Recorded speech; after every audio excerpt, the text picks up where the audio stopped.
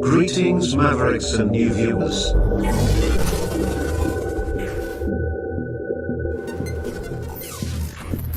Tonight, direct and live from the Maverick News Network World Studios. This is Maverick News with Rick Walker.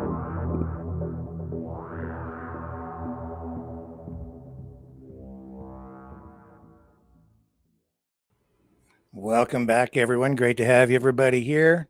Oops, what's going on? Hang on.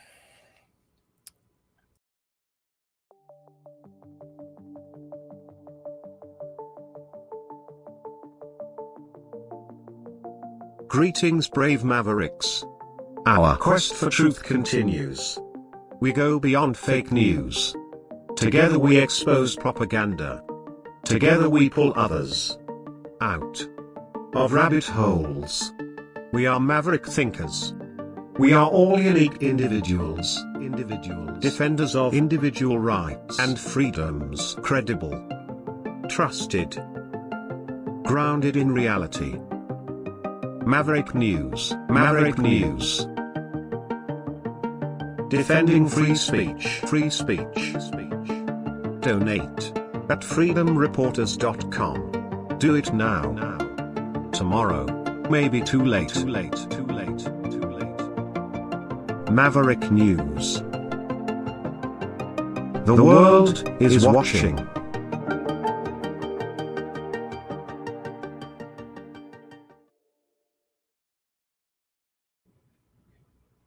Wow.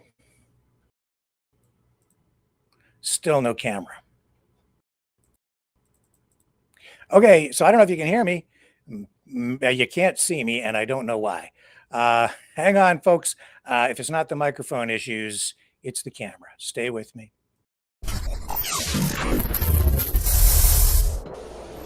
The sharing of biased and false news has become all too common on social media. More alarmingly, some media simply aren't true without checking facts first. Unfortunately, some members of the media use their platforms to push their own personal bias and agenda to control exactly what people think, and this is extremely dangerous to our democracy. In an ocean of lies a century deep, the truth awaits. Choose not the red pill. Choose not the blue pill. For both are an illusion. Discover the power of M. The power of individuality. We are mavericks. We are the way to the light. Fear not the storm. Join our quest for truth. Truth will set you free. Maverick News. The world is watching. We have a camera. Okay. I'll just blame it on the CIA. They're always responsible. Let's just cut to the chase and bring our guest in tonight. It's a big show. Big program. I hate that word show because we try to do serious things here. We have Katey Pasitney from Universal Ostrich Farms joining us. Hello, Katie. Welcome. Hi, how are you? I'm okay. We're finally doing this. Yeah. So thank you for coming on tonight. Just to in case anybody has their head in the sand and they don't know what the heck is going on out in Edgewood, BC. Katie is a spokesperson for Universal Ostrich Farms, where the Canadian Food Inspection Agency has ordered a cull. They've ordered all 398 ostriches still out there to be killed because of an apparent bird flu outbreak, where you did have some birds pass on. Yep. And it's controversial. There are also questions about the research that you've been doing out there, and a lot of emotions swirling around this as well. So I'm so grateful for you joining us here tonight to answer a lot of these questions directly. So with all that being said, the first thing I want to do is just give you a voice and let you just pick it up from there and tell us the story in Reader's Digest version, so we can get into the details and explore. Sure, sounds good. Yeah, we're here based off the stamping out policy. That is why we're sitting here today and what we're fighting for. That stamping out policies created by the Canadian Food Inspection Agency. And this all started in December of 2024. We had some symptomatic animals and we had deaths on the farm, but the symptoms that we had resembled symptoms that we had prior in 2020. And in 2020, the symptoms were the red eyes, a little bit of a cough. We had fatality in 2020. We had 10 ostriches die. We got a hold of our vet. Our vet did a gold standard sample, which was a tissue sample, came back positive for Pseudomonas bacteria, and everybody recovered. They recovered, they got better, we moved on. 2024, we see the symptoms resembled the same symptoms as in 2020, and started doing our own quarantine procedures, taking care of the animals, cleaning their dishes, doing everything that a good farm owner does with your animals. We then called the vet, but because it was in 2024, late 2024 December, there was the holidays, waited for our vet to get back a hold of us, explained the symptoms, and that we thought it was Pseudomonas bacteria again. But before our vet could get a hold of us, we had an anonymous tip go in to the Canadian Food Inspection Agency, is what they say. An anonymous tip led to Canadian Food Inspection Agency calling us and said they were sure that we had avian influenza. Talked to them about our symptoms, talked to them about our recovery, talked to them about how we had deaths, but we had animals that were recovering and getting better, that had been symptomatic. Talked to them about more than 3/4 of our farm had no symptoms and no mortality. They at that time agreed that this does not sound like avian influenza. If it was avian influenza, there'd be a large mass of animals dead very quickly. They definitely wouldn't be symptomatic and getting better. And so they asked if they could come out and do a couple tests on the animals. And they're as per the request, they requested 2 deceased ostriches, and that's what they wanted to run the tests on. So we had 2 deceased animals, let them know that we had the deceased ready for them to test. Those deceased animals sat there for about 16 to 18 hours. And then Canadian Food Inspection Agency decided to drive up our road and run 2 PCR tests off each animal. So 2 PCR tests, but 1 off each animal. They did an oral and a rectal swab. And at the same time, we asked them, we said, can you please test some of the healthy animals, all the 3/4 of the farm that has not been symptomatic? They said, nope, sorry, that's not possible. Then we asked if they would test some of the ones that had recovered. They said, nope, sorry, that's not possible. And then they left with their results, and they went to the Abbotsford lab and called us the next day and said that we tested positive for avian influenza, H5N1. There we were put under quarantine immediately by the Canadian Food Inspection Agency, and they it snowballed from there. So we went into panic mode. We're wondering what was going to happen. They said that they wanted to try to help us and work with us because they knew that we were working on natural solutions for just times like this. So on January 2nd, they did a 5.5-hour interrogative conversation with us by Zoom. And they had top officials on that call and asking us about everything we were doing and the ostriches and the business model and what we were working on. Mm-hmm. At about the 5-hour mark, my mom, Karen, said, are you just just trying to pick apart and gather all of our information from us and our intellect property? Have you decided that you're going to cull all of our animals? And they said, no, we're very interested in your research. We're interested in what you're doing. And this might actually, if this could work, this could be beneficial to humanity and all animals. So at this point, they had never previously been aware of the research you were doing. Nope, absolutely not. However, we did reach out to the government, right? Because we were looking to them for funding. We tried to say, hey, we have an amazing project here, and we were trying to get awareness. which was we had no bites on, no And interest. so how did that go? You were looking for grants, I guess? We were looking for grants. Yeah, we thought we were pitching it to the Canadian government saying this is an amazing economic opportunity. This could be amazing for animal and human welfare and health. We really want to take this further. This puts all the need for harsher things that other farmers have to use, and humans, like different vaccinations. This kind of cuts that away. This is a natural, sustainable way. It's antibodies that we all have. We pitched everything to the government, never heard anything back, but strange enough, right? Just after they were receiving our information, then they had an anonymous tip, which led them to say that we have avian influenza and they want to kill absolutely everything on our farm. Going down the legal channels and the legal battle, we find out that during that 5.5 hour interrogative conversation, when they said that they were interested in working with us, they had already signed our cull order. They already signed our slaughter order to slaughter every animal on this property. So there was a lot of misleading misinformation going through the channels. They swamp an average farmer with nothing and inundated with emails. You're inundated with protocol. You're inundated with paperwork. Another option was that we could possibly fill out this Unit 1 exemption package, which we started to fill out this exemption package.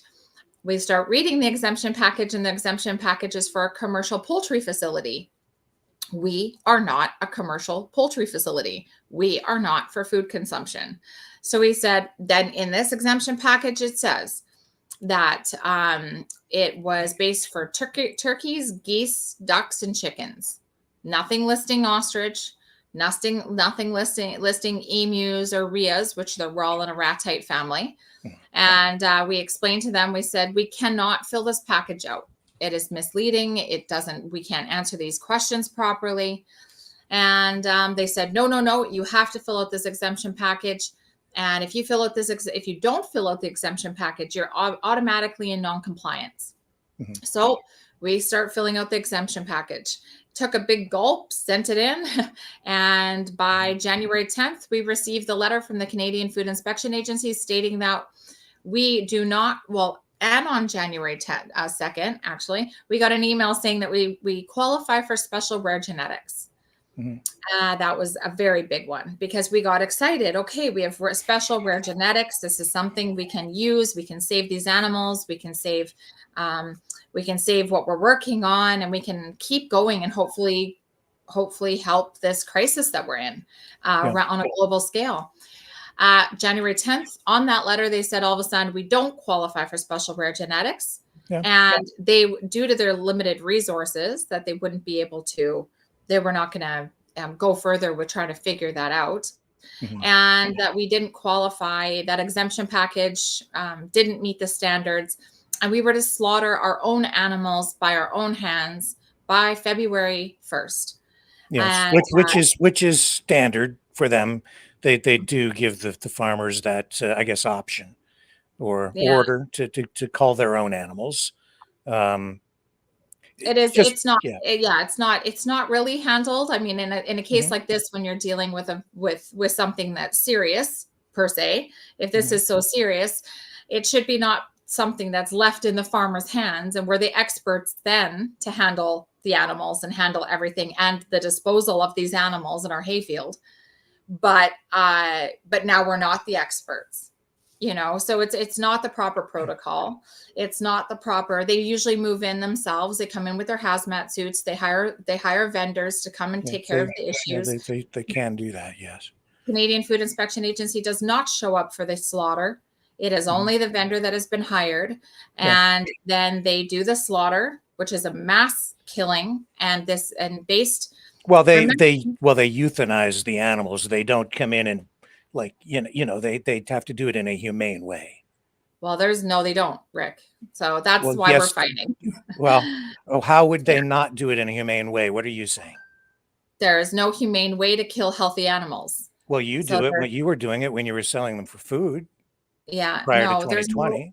There's no humane way to take 20,000 or 30,000 chickens and cover them with foam and suffocate them or inundate their building with CO2, suffering, making them suffer, and making their lungs burn and them suffer and panic. Did you sell your birds for food prior to 2020? Oh, absolutely. Absolutely. It was something that we did.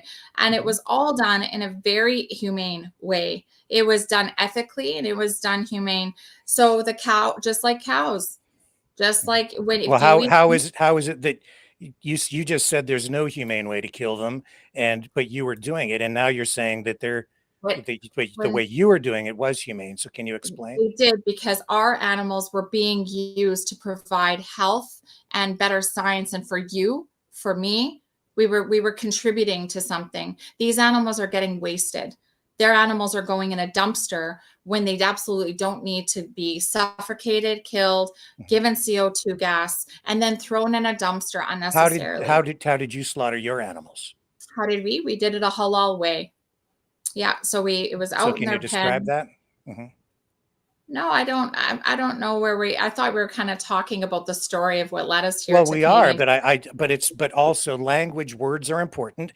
And what I'm seeing from the social media influencers out there is, they're not really being fully transparent. I just watched another video, for instance, where they leave out a lot of information, and I'm trying to be accurate, and they euthanize the animals, and killing is killing is killing. When I go to Kentucky Fried Chicken, somebody had to kill the chicken. It's not something that it's an uncomfortable subject, Katie, but it's the truth. It is. But there's no humane way to go in and kill a whole bunch of animals unnecessarily and throw them all in a dumpster and not use them. Okay, so these animals and farmers dedicate their lives. And there is part of the debate is whether they need to be killed or not. And frankly, I kind of see at this point, and I think you would agree with me because you've sort of said this, it's not just about the ostriches. It isn't just about the Cull Order. It's really largely about rights and politics at this point, right? This is very much about, where common ground is stronger than scientific division.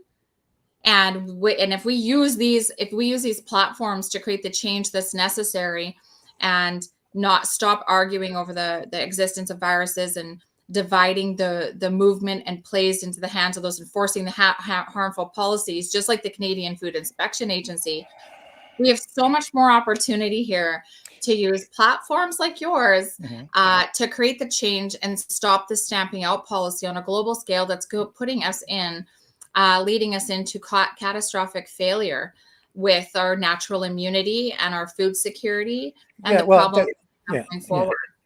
What happened to the 69 birds that died? They got properly disposed of by protocol from Canadian Food Inspection Agency, and we have a disposal pile. To their standards. Where are they? They're on the farm. And what was the protocol? How did that happen? People are asking. So this is one of the questions. The protocol is that we have their hole is 6 feet deep, and 9 feet deep with 6 meters of topsoil on top. And we even go on top of that, and then we've even put stuff on top like rock and things that are heavy because we didn't think that was even good enough. We don't want things digging them up. We didn't want anything getting to them. So we've followed proper protocol in that. We have, and again, we're not addressing the issue as long as migratory birds exist. There will be avian influenza. So killing every animal on the planet is not a sustainable solution. We're seeing farmers are losing their animals. They're losing their livelihoods. They've dedicated their whole life to giving us sustainable, nutritious food in all these farmers. This is generational practices that they've dedicated their lives to you, to me, to my children, to making sure that we have nutritious food. And we're seeing these poor farmers. This has become a bigger issue. Yeah. So you'd mentioned the ducks, and you're saying is that how your ostriches became infected?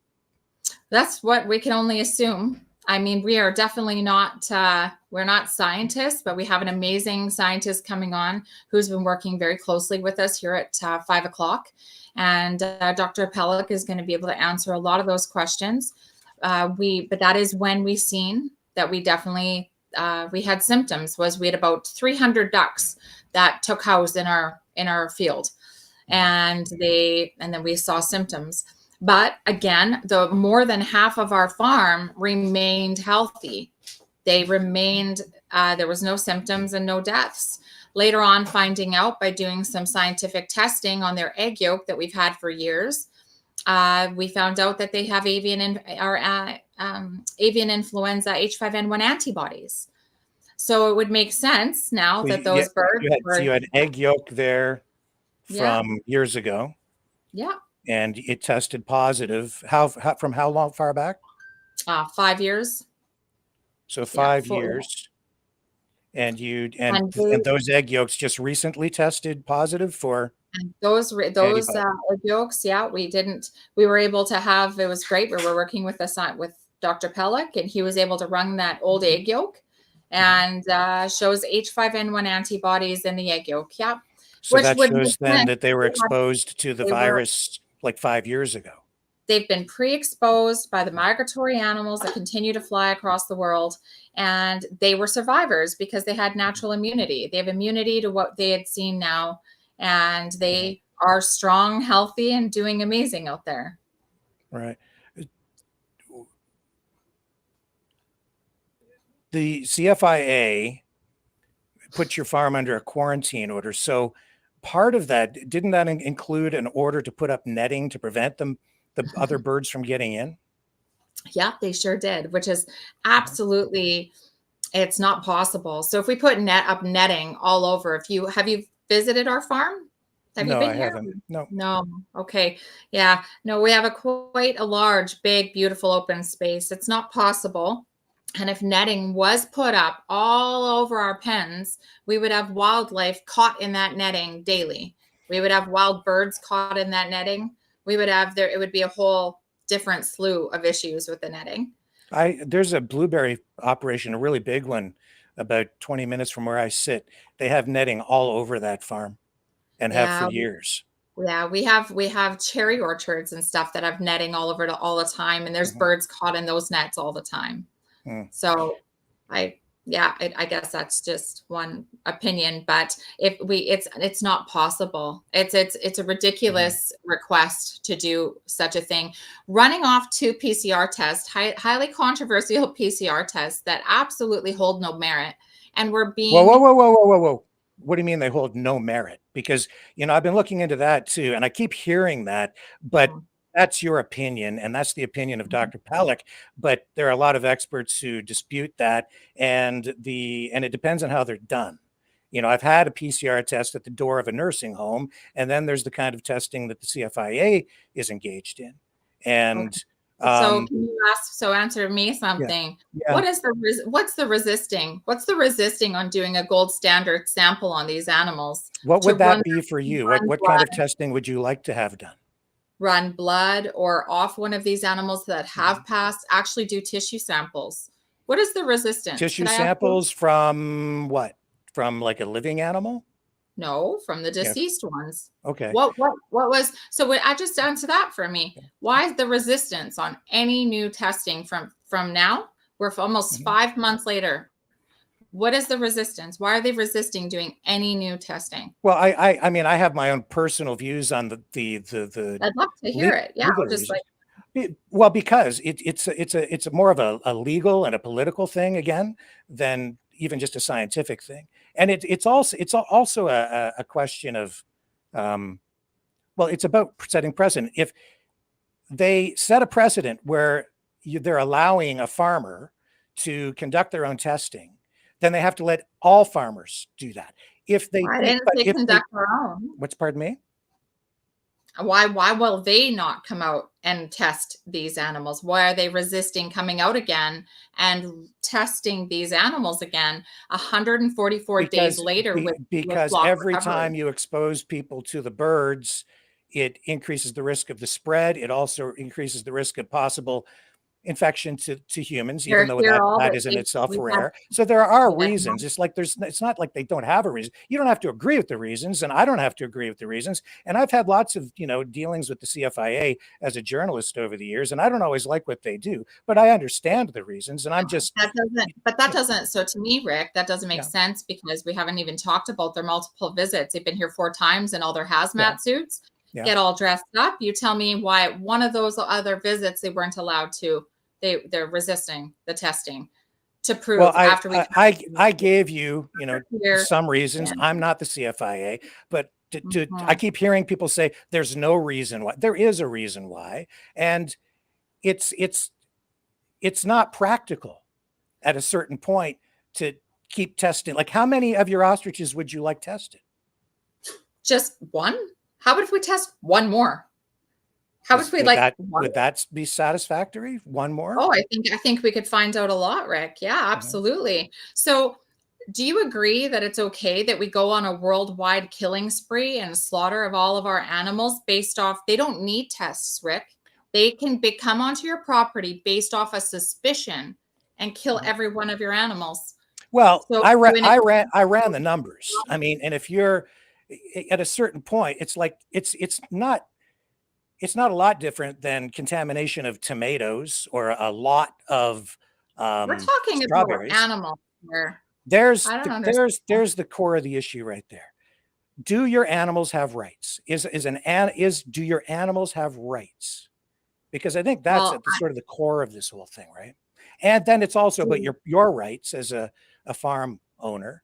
And that to me is really what's at play here. The science to me is important, but at this stage in the game, after the legal challenges and everything else, it's coming down to this challenge to the government and what is and the rights. So let me ask you, because it's like this. You're supported by quite a number of groups, right? And one of the groups is BC Rising. So I just watched one of their meetings where they were talking about you, also talking about, just to focus on that for a moment. And my friend Randy Murray, who's been on this program, said those ostriches have a right to life. Do they? Do they? Maybe we should that's a question. So maybe we should all go and instead of we should use our energy and our time, and maybe we should ask Canadian Food Inspection Agency. It's a great question. I'm asking you because it's a perspective, it's a point of view, and it's important because that's at the crux of this whole thing. Do these birds have rights? He says they do. I hear that from people. Yeah. This isn't about, these animals and it's about our farmers have rights. It's about you have rights. Right. I have rights. You have rights. It reflects the government overreach and the lack of transparency of what's been going on. This is overreach on our properties. Is it overreach? See, that's also at the core of the issue, right? So do the birds have rights? And I'm not trying to give you a hard time. This is like a serious question, right? This is what needs to be discussed. This is great. I'm happy to discuss this. Yeah. But I also want you to understand in your audience that every minute we battle these discussions about what we're doing right now. Yeah. There are minutes that we are not using with this momentum to create the best change possible. Well, I think that you've got time on your side at this point because you've successfully delayed the call. In a way, you've got the time. On the other side, if you believe in what the CFIA position is, then they're working against time because they want to cull the animals as quickly as possible to mitigate or minimize the risk of spread. So it depends on your perspective, right? And then with all of that, we've got this question about balancing the need for, in the view of the CFIA and some people, an urgent need to cull the animals versus your rights. And so that's where, things come together like this. That's what your lawyer did. He got the stay. And now we've been through a court battle where you ended up losing the challenge. We didn't lose. It was just, it was dismissed. Dismissed? Yeah. You lost that day. And now you've got another challenge that you've filed, right? Is that We still we ongoing? do. We have an appeal, and we're going for Okay. an emergency stay order. Right. And again, there's the Canadian Food Inspection Agency that is heavily guided by the World Animal Health Organization, which is the World Health Organization, and the United Nations. We have Sorry, go I ahead. want to ask you a question. Sure. You're a farmer. You've dedicated your whole life to the animals. It could be cows. Don't take ostriches out of it. Cows, pigs, sheep. You have bloodlines. You have genetic diversity that you've spent years. This is going to be what you're going to generationally hand down to your children. Right. This is something that you have dedicated your whole life, and your hands that touch these animals. It doesn't matter if these ones have been raised for meat, if those ones have been raised for their wool, but these animals you dedicate your heart and soul as a farmer into these animals. Now, Canadian Food Inspection Agency comes and knocks at your door one day. This is everything you've got. You're 64 years old, 65. And they knock at your door and they say, based off suspicion, we're killing every one of your animals and your dog and your cat. Well, hang on a minute. What do you do? It's not just suspicion. There's probable cause. You've got 69 dead birds. You're not answering my question. How would this impact you? Of course, you're not going to like it. I'm not going to like it. Rick, how would it impact you? How would that impact you? You've dedicated 40 years, 30 years into this. This is all you have. You're 64, 65 years old. I do understand. How would this impact you?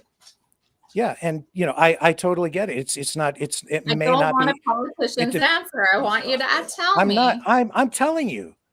If they came here and if I had an avian flu outbreak in my backyard I used to have pigeons, right? When I was a kid.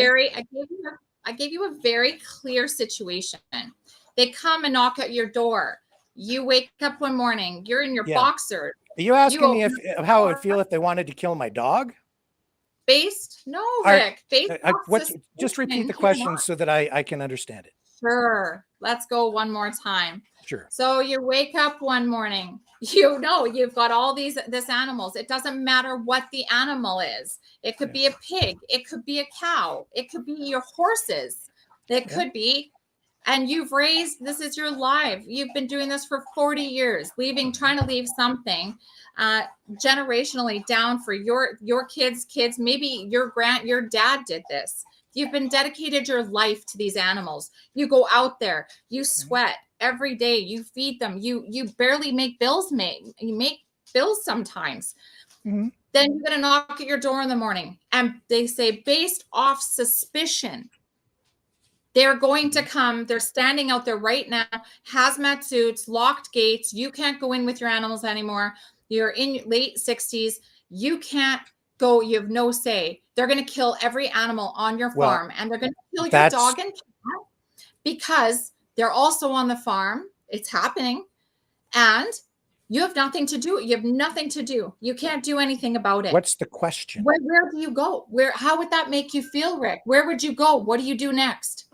First of all, they don't just kill the animals out of suspicion. They do test, and they do test. They tested your birds, and there's evidence there. And you need to educate yourself on the Canadian Food Inspection Agency policy. Katie, I told you I've had past dealings with them. They went through here and cut down every ash tree years ago. Every single ash tree from Lake St. Clair to Lake Erie. Well, and it wasn't. I understand how much power they have. Understand the policy, otherwise I wouldn't be fighting so hard for the transparency and the rights of the farmers and the people. So are you? Deserve the rights. So they say you haven't complied with their quarantine order. Why? We've done everything we can to comply, Rick. They're a flightless animal. We are 135 kilometers away from a major city. They're bulls. Everything is quarantined. They don't go anywhere. No one's in their pens with them. Yeah. Besides the people that are allowed in the pens, they're absolutely fine.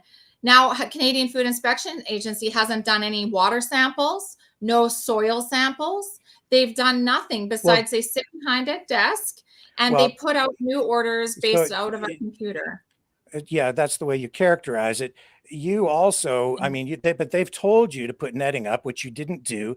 You say that your birds are infected by these ducks, which seems plausible and probable, because the ducks themselves are a reservoir for H5N1 and other strains of bird flu. They, like the ostriches, also are not as likely to die from the illness as chickens, which is, ostriches do not, everything I've read about this and researched over the past month, and you're well aware, and your ostriches are proof of this, their immune systems, their genetics, their size, they're a more robust breed, I guess, or a type of bird, they're less likely to die. Their death rate is lower than chickens. So, but they also can become carriers of the disease, just like the ducks. Ducks are not likely to die, so they fly around and they spread the disease. On your farm, CFIA says that you are encouraging the ducks to come to your farm. Could you address that for us? So I have a question. Yeah. What do we do? So you just addressed it. You made some major, really, really good points. Yeah. The ducks carrying around the disease, flying around to farm to farm to farm. Right. Our cattle out in the fields, everything. What are we supposed to do with the migratory ducks? What do you think? What do you think we should do with the migratory ducks in the world and all of our migratory birds that are carrying avian influenza? Study them. You can track them. You can do a lot of things to learn from the ducks. Also, I would say you need to keep the ducks away from your ostriches and your other livestock. And the ducks generally don't come into contact with humans unless you go hunting them, or if you actively pursue them. On a beach.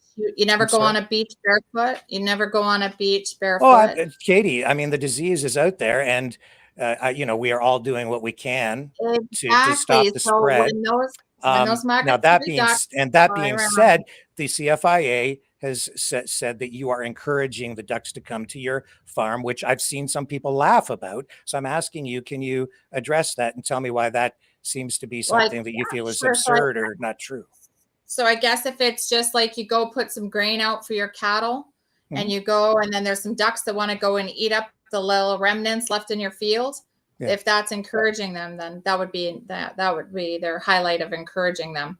We don't sit out there with a duck call and hope that all the ducks come into our property. But again, going back to this, as long as there's migratory ducks in the world and there's migratory birds, and they land in the cattle pasture and they land in all the pastures of the farms with open animals, where every outdoor animal is now at risk because they're exposed to migratory birds. So what should we do?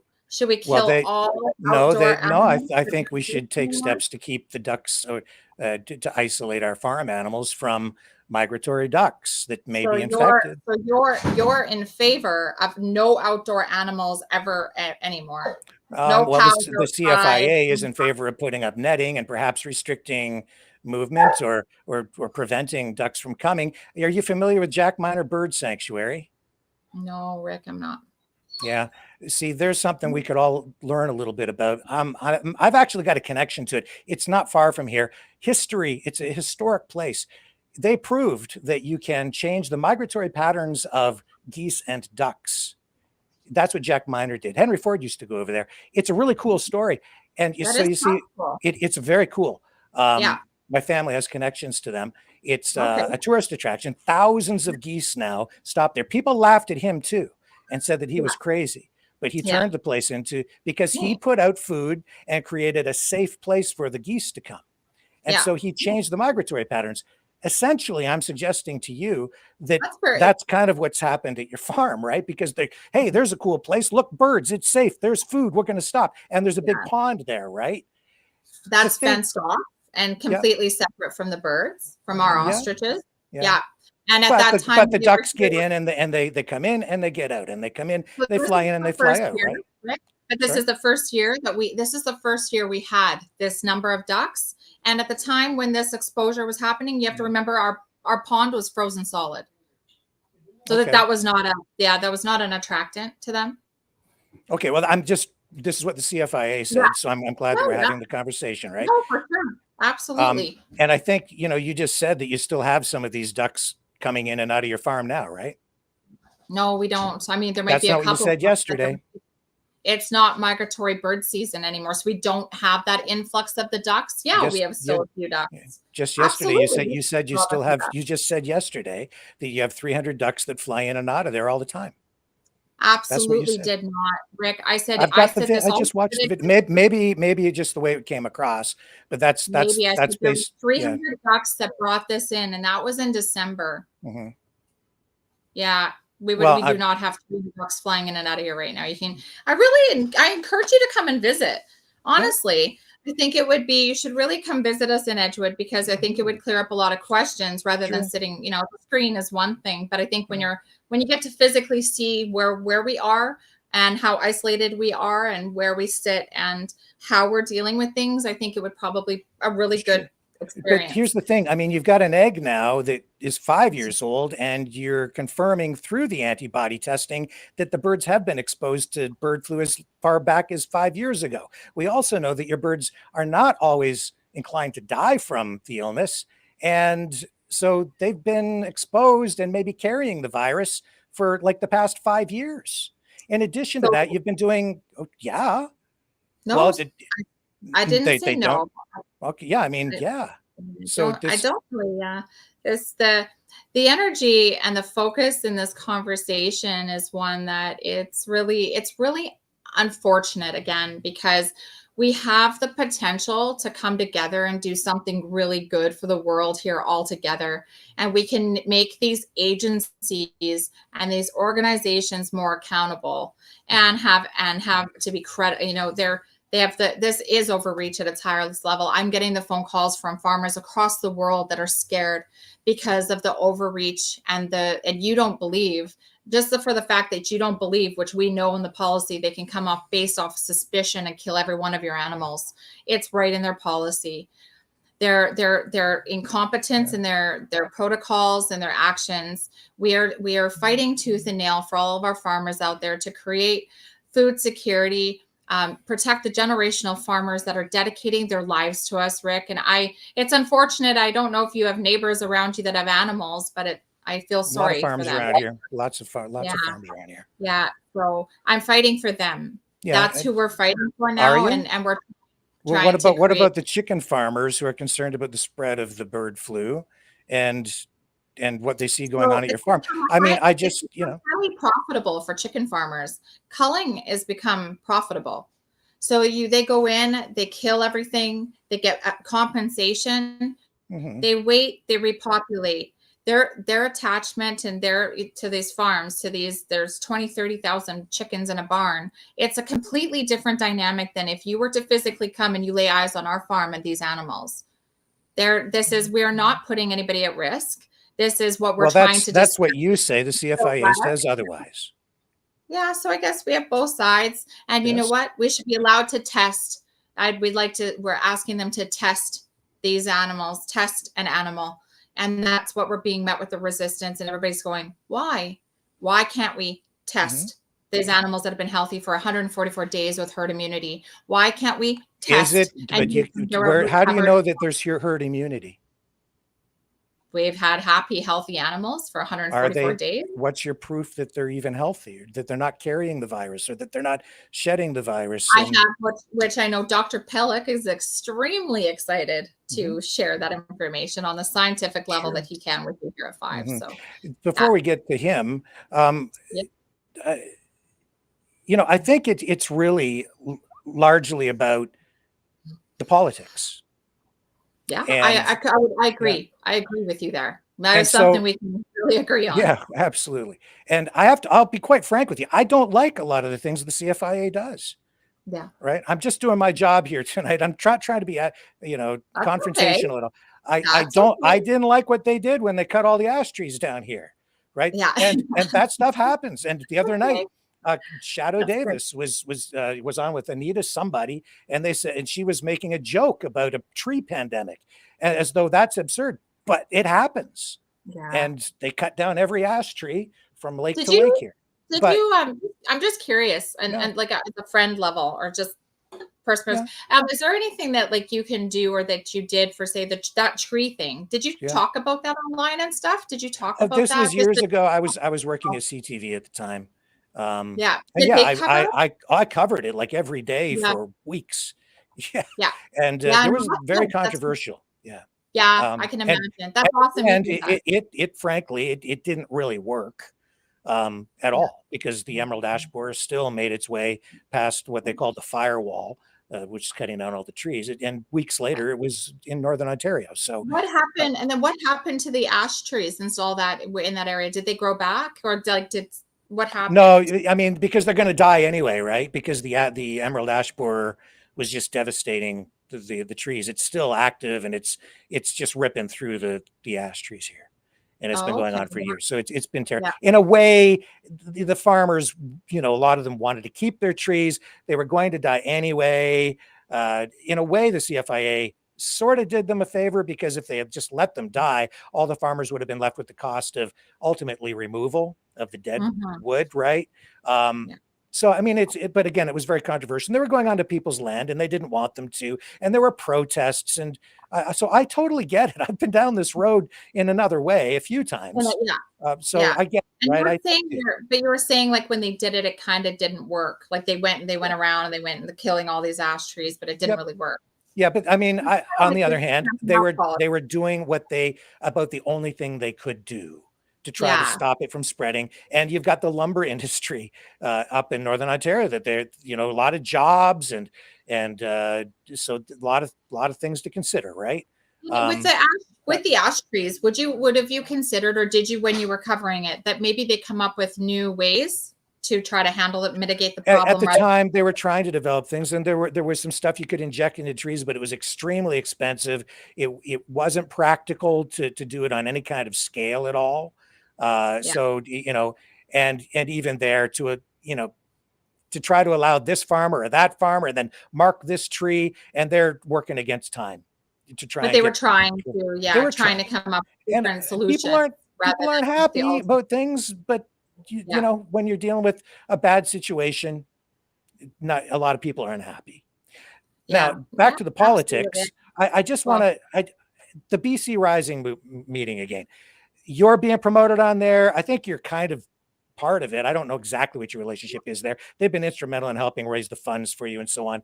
But there was something that came up in that one meeting that I thought was very interesting. It highlights the whole issue of the politics here. And I just want to run this little clip here if I sure. can. So this is a new thing that they're setting up called Food, FUD. Not directly related to you. I don't know if you're even No, part of this network, but I don't know this. but Yeah, it's this is just the attitude or the perspective, I guess, on government regulation. yeah. So that what they're doing is they've set up food. It's like an online network connecting farmers so that they can basically sell food under the table without government regulation, without government oversight. Things like raw milk, right? Where the government, honestly, they kind of look the other way when, say, the Amish are selling raw milk to people, right? Right. Person to person. But it's just, I'll just play it and then we can just overlay it onto what you're dealing with. We had some other people that said, well, I really don't know. I don't really want to put my farm profile up because I'm scared that the government's going to come and, pretend that they're going to be buying raw milk or whatever. And so we said, well, we can screen them. So now we're going to have it where people can look at just having some safety. So when people are making purchases, they know that they're not going to be in a situation of entrapment. And then as I've been talking to all these different people with all kinds of farmstead supplies, we came across a lady who makes PMAs. So a PMA is a private membership association, private members association. And they're having huge success with the Amish who are selling milk. So we've kind of come with like a whole bunch of really great people who are making profiles to show all these different farmers different ways that they can support themselves and have safety and be able to sell things in a club. And I didn't know this, but the Hells Angels are a PMA. The Bar Association is a PMA. The RCMP, that's why they're called members, because they're a PMA. So when you're in a PMA, you can do things that are outside of the public domain. So it's just really exciting. There's just so many wonderful things going on. And so we're really excited to be able to launch food. Yeah. And then what's really funny was when we were talking to our people in India, we said, by the way, for a local thing, they had a company in India this is the irony in this. A company in India is actually doing the website. Want to have like a line going across the U to make it sound like food so people would know it's long. And she's like, no, Diana, that's not how it works. It's got to be 2 dots. So I go online and I ask it to AI to figure it out. And it said, well, FUD also stands for fear, uncertainty, and doubt. We're thinking, really, how perfect is this? So it's just weird. Another weird thing and a weird story. Fear, uncertainty, and doubt. That's all about propaganda, psyops, and stuff. And food, in this case, stands for Farmers Underground Directory. The point being, yesterday I noticed somebody sent me a link to a video you were on, and you were talking about setting up a network where you basically also would be like not us working separately. That's what you said. That's what you said. We need to set up our own network and have our own protocols, our own, and I'm paraphrasing here, but our own response to these kinds of outbreaks, right? No, I was said that we should come out with different outbreak responses where there should be not wildlife and Canadian Food Inspection Agency. There needs to be something in the middle that bridges the communication between both of these sides, because we're not dealing with the migratory bird issue, but we're eradicating all of our farms. I've never talked about becoming our own entity, or I don't know what you're talking about. Like, I don't know. I'll play the clip. Here, hang on. And I'm not trying to burn. It's a perspective or a concept, right? We're not. So I haven't. But and I can explain my thought process through what I was meaning, just like what I said. Yeah. So absolutely. We've got bombarded with people about private members association, about contractual law. We've got bombarded with all of this information. And every day we're just trying to, we're going about this legally with our lawyers and just trying to make the best changes possible out of using this challenging time to make the best opportunity for all of those that are directly being impacted by the stamping out. I lost I clicked on the wrong thing on the freaking video, and I've got it here.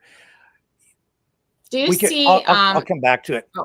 But this is the thing, though, right? It's like people in a lot of these groups want to set up sort of like a parallel system. Yeah. And right. And yeah. And that's really kind of what it comes down to. And you kind of want to fly under the radar. And I just read a Substack from a friend of mine who's a Freedom Convoy guy. And he's saying, we don't want to engage in any licensing with anybody. So for instance, did you get a license to do the COVID research? We're not those people. We do not want to fly under the radar. We've been trying to work with the government. We invited the CFIA to come and do the testing. If we wanted to fly under the radar, I don't think we would have invited them to do the testing. If we wanted to fly under the radar, we wouldn't have been in the legislature. If we wanted to fly under the radar, we wouldn't be sitting here putting ourselves out there like we have. We want to create change in the policy that is going to better farmers. It's going to better all of us. And that's all we're trying to do here is a stamping out policy that's been in effect for 24 years. Policies are meant to be changed. They're meant to be revisited, re-looked at, and look to see how we can better the system. And that's all we're trying to promote here. Okay. Did you get a license to conduct the COVID research where you were injecting the COVID antigens into the birds? When we had Pelic will talk all about that here in a couple minutes. I just sent him the link. He said he never received it. Okay, which I is didn't great. have an email for him, so I was. Yeah, no, that's okay. Yeah. And did you have Um, Jeff said you were letting him on too tonight, and I sent the email to him as well. Yeah, I did. yeah, I said Yeah, he's so waiting. we'll bring them on, but I wanted to make sure that the first hour was just for you. Yeah, no, I Yeah, appreciate it. was the It's first been, hour. like I said, I didn't really get to. You didn't really give me, I guess, a chance to finish just how, what led us here and kind of what happened. But it's been very good. I appreciate coming on, and I appreciate being able to talk about this. Yeah. We're busy trying to. So I come back to my question: did you get a license to conduct the COVID research? We were working with the president of the Kyoto University, who has the But patent. did you get a license from the Canadian government of any kind, any kind of permit? There wasn't one. No, but they knew of our research. How did they know about your research? Because we told them about it. You just verbally told them? I know you said you applied for some grants. Oh, we've sent it to everybody. We sent it to try and get funding. We tried because we knew that we had something that was going to be super good for animal and human health. So it was not, again, flying under no radar. It was very well open and very aware. Everybody knew about it. But did you put in an application for a license? Oh. Any reason why? Because everybody was already open. We talked about it. We were talking to our MPs, knew about our research, or ML, everybody knew about the research. We were trying to get. Did they know you were injecting the birds with COVID antigens? Yes, absolutely. That's interesting. Yeah. So you had politicians, MLAs who knew what you were doing out there. Did they know you didn't have a license? This is did they know? Yes, everything was transparent. What are you talking about? Absolutely. Well, because it just seems odd to me that kind of thing would be going on without a scientific research. And I did hear Dr. Pelic say that they were involved in research with you, and that's why I'm kind of wondering. We use chicken antibodies all the time. We use antibodies are nothing new. This is something. We have the opportunity to do something so good, and it's really sad. How would you use these antibodies? Yeah, in nutraceutical products. So something just like a nasal spray or a lozenge, and you're just getting antibodies in your body, upping your antibodies, which you're surviving with right now. But anyways, we'll let Pelic talk more about that. If there's any more questions. One other thing. There was a young lady who came up with. Sorry, what's that? Nothing. Yeah, I'll bring them on, and right after this question, I'll bring these other guests in because it is the top of the hour now. There was a young lady protester out there who released information about a big U.S. Sorry, I'm trying to get Steve Pelic. This is not a big U.S. donor. And I know that you've been working with you were in touch with Mr. Castamatidis, billionaire, donor to Donald Trump, owner of WABC Radio. You were on his radio program. He seems to have, connected to RFK Jr. and Dr. Oz and Dr. Bhattacharya possibly to this whole thing. So I'm curious. Are we funded by some billionaire? Well, that's what she said. She said that you have a generous U.S. donor who is helping to, cover the costs of a lot of this stuff that's going on with the protest. Sure. There was one generous, nice donor from the U.S. and absolutely. And he donated about $10,000 towards food. Yep. Food for people that wanted to come and support us here. And that was a lot. He said, this is for food. And so thank you to him because it was absolutely amazing. Are we funded by John Catsimatidis? No, he's become like a generous, kind grandfather of advice. I've learned so much from this man. He is so kind. Yeah, so who gave the 10,000? I'm not releasing that gentleman's name. I don't know if he'd be okay with that. Yeah. Right. No. Well, could you ask him if it would be okay? Because with everything going on with politics, and this being very political, and because we have the intervention of RFK Jr. into this, I'm not going to highly political. I'm not going to cross people's personal for the privacy of that person. Right. I'm not hiding that little bit of that money that went to food for supporters, but I wouldn't. $10,000 is nothing to sneeze at. That's a pretty substantial sum of money. Yeah. If you said to me, without me contacting that person and asking that person if it's okay that his name is released, then I'm not going to release that. That's me being, that's respect. This is well, but when we're talking about if you something told that's me, highly political and we're talking about possibly even foreign intervention, or some say even interference into a political matter where it really kind of undermines the authority of a major federal Canadian agency, I don't organization, think then you're asking for accountability and transparency from the government and these agencies, and I don't think it's unreasonable to at least see if there might be some level of transparency on your side as well. What's your granddaughter's name and where does she live? My granddaughter? I don't have a granddaughter. Do you have a daughter? Where do you live? Where's your address, Rick? What's your home address? I'm not asking for his address. No, I'm asking if you can name, or if you can even ask the person who donated if they would be okay with the release of that information for transparency. And I will ask that gentleman, no problem. But I'm not going to show disrespect to somebody who's without asking somebody. I'm not being disrespectful, and I don't think that it's disrespectful to ask. Okay. I'm just asking for transparency because I said absolutely, but I'm not giving it to you right now because I have not had the chance to ask that person. There's no hiding it, but I'm not going to go and give out a name without asking that person. It's okay that I've given out his name. Sure. And that's fine. I'll leave it with you. Yeah. No problem. Let's bring these other gentlemen in. Are you ready for our other guests to join? Yeah, sure. Because I have 20 minutes. I got to be on with a lawyer here right away. So okay, let's see who we have here. We have Mr. Jeff. Hello, sir. How are you tonight? Well, thank you for finally letting me up, Rick. There was many moments that you were kind of backing Katie into the corner there that I would have loved to have been able to well, you're here now, sir, and I made it very clear before any of this took place tonight that the first hour at least would be devoted to just her and I, and that is exactly what we've done. It is now exactly 5 after, and that's not even quite an hour of discussion. So I've lived up to my one quick question for you, Rick. On the last question to Katie, isolating the fact of this particular donor, your concern from your show when you were with David the other day was that this donor could potentially be John, potentially could be RFK, one of these high-profile people you speak of.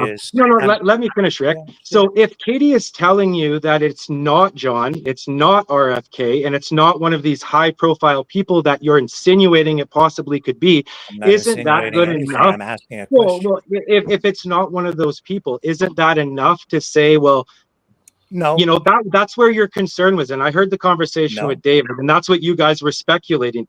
Particularly David was speculating. I would like to know who it is, period. I'm not, if just because it isn't one of those people is kind of irrelevant. We know that it's matter if someone is donating for food. And we've got a lot of concern about a lot of things. My question is, I've left it with what Katie. does that do for you, knowing this individual's name if they're not a high-profile person? They just happen to be a rich person who donated money. I'm not getting. Well, then that would tell us if it's political or why not. that would be important. And if it's not political, then that's fine too. Okay. Just a second there, Jeff. You made a comment to say I was pushing for that. No, I said in your guys' conversation, you were speculating who this donor might be. You said I couldn't care less. Yeah, you were definitely in the conversation with Rick. We can watch the show over because Katie cleared it up and said that Mr. Castamatidis is not the donor. So that's cool with me. I couldn't care less who that donor was. I didn't even know about that video till Rick brought it up. That's not my well, you and Rick were talking about the donor because you were on the show with Rick. He played the clip of Jeff, the protester who was at the farm. No. You said See, I was Katie, asking. this is why I wanted the first hour to be with you, because it just turns into this when you I put don't more know. people in it. It's okay. You know what? I don't know. I think this is all. It's been fun conversation. I'm Yeah. open. We're open to the talks. We want people to visit here. We want people to see how we live. We want to know. We want people to see what we're fighting for. The platforms. We have so much power all together to create positive change, and this breaks my heart. Honestly, I wake up. I've dedicated 6 months of my life.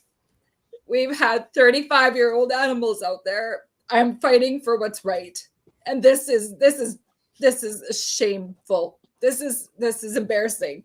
Not for me. This isn't what we have so much more. Well, Katie, you know, you've got, let me tell you what I see. I see you bringing a lot of social media influencers out there who are spinning up a particular narrative where they're leaving out a lot of information. They're only telling part of the story, and that's not truth, and that's not transparency. And I could run a video that was just put up recently, again, spinning a narrative where a lot of this information is simply not being included. And that's not being truthful to people, and people have concerns as a result. I'm asking real questions. I told you I would, and I'm being respectful. I'm not just sitting here repeating a narrative. I'm asking the questions that other people weren't asking, and David's been asking some as well. Can I just ask Katie a couple of questions? You've put up in the last 3 days, you've put up some specific items calling out the CFA. And to be perfectly honest with you, if you'd followed me for the last 5.5 years, you'd realize I've been fighting against the government on an awful lot of stuff. While you were actually working on producing stuff that would have actually, I would have been fighting against you, frankly, particularly in the COVID stuff. But let me just ask you a few questions on what you've posted recently. You've put it up. You're the social media person. You put up that the email from Dr. Sakamoto to Karen and David. That's specific. It's only a snippet from it. I've tried to explain to people why that would be. I understand why that would be. But it says in there that students and faculty members from the Japanese university came to your farm and injected the birds. Now, your mum has said that she injected the birds. She made that statement in 2021 and then also on Rick's show. So I'd like to just clarify who injected the birds, with what, and when. It's not a technical question. It's not a Dr. Pelic question. That again, for me, I don't know the years. I don't remember what the years were that it was done.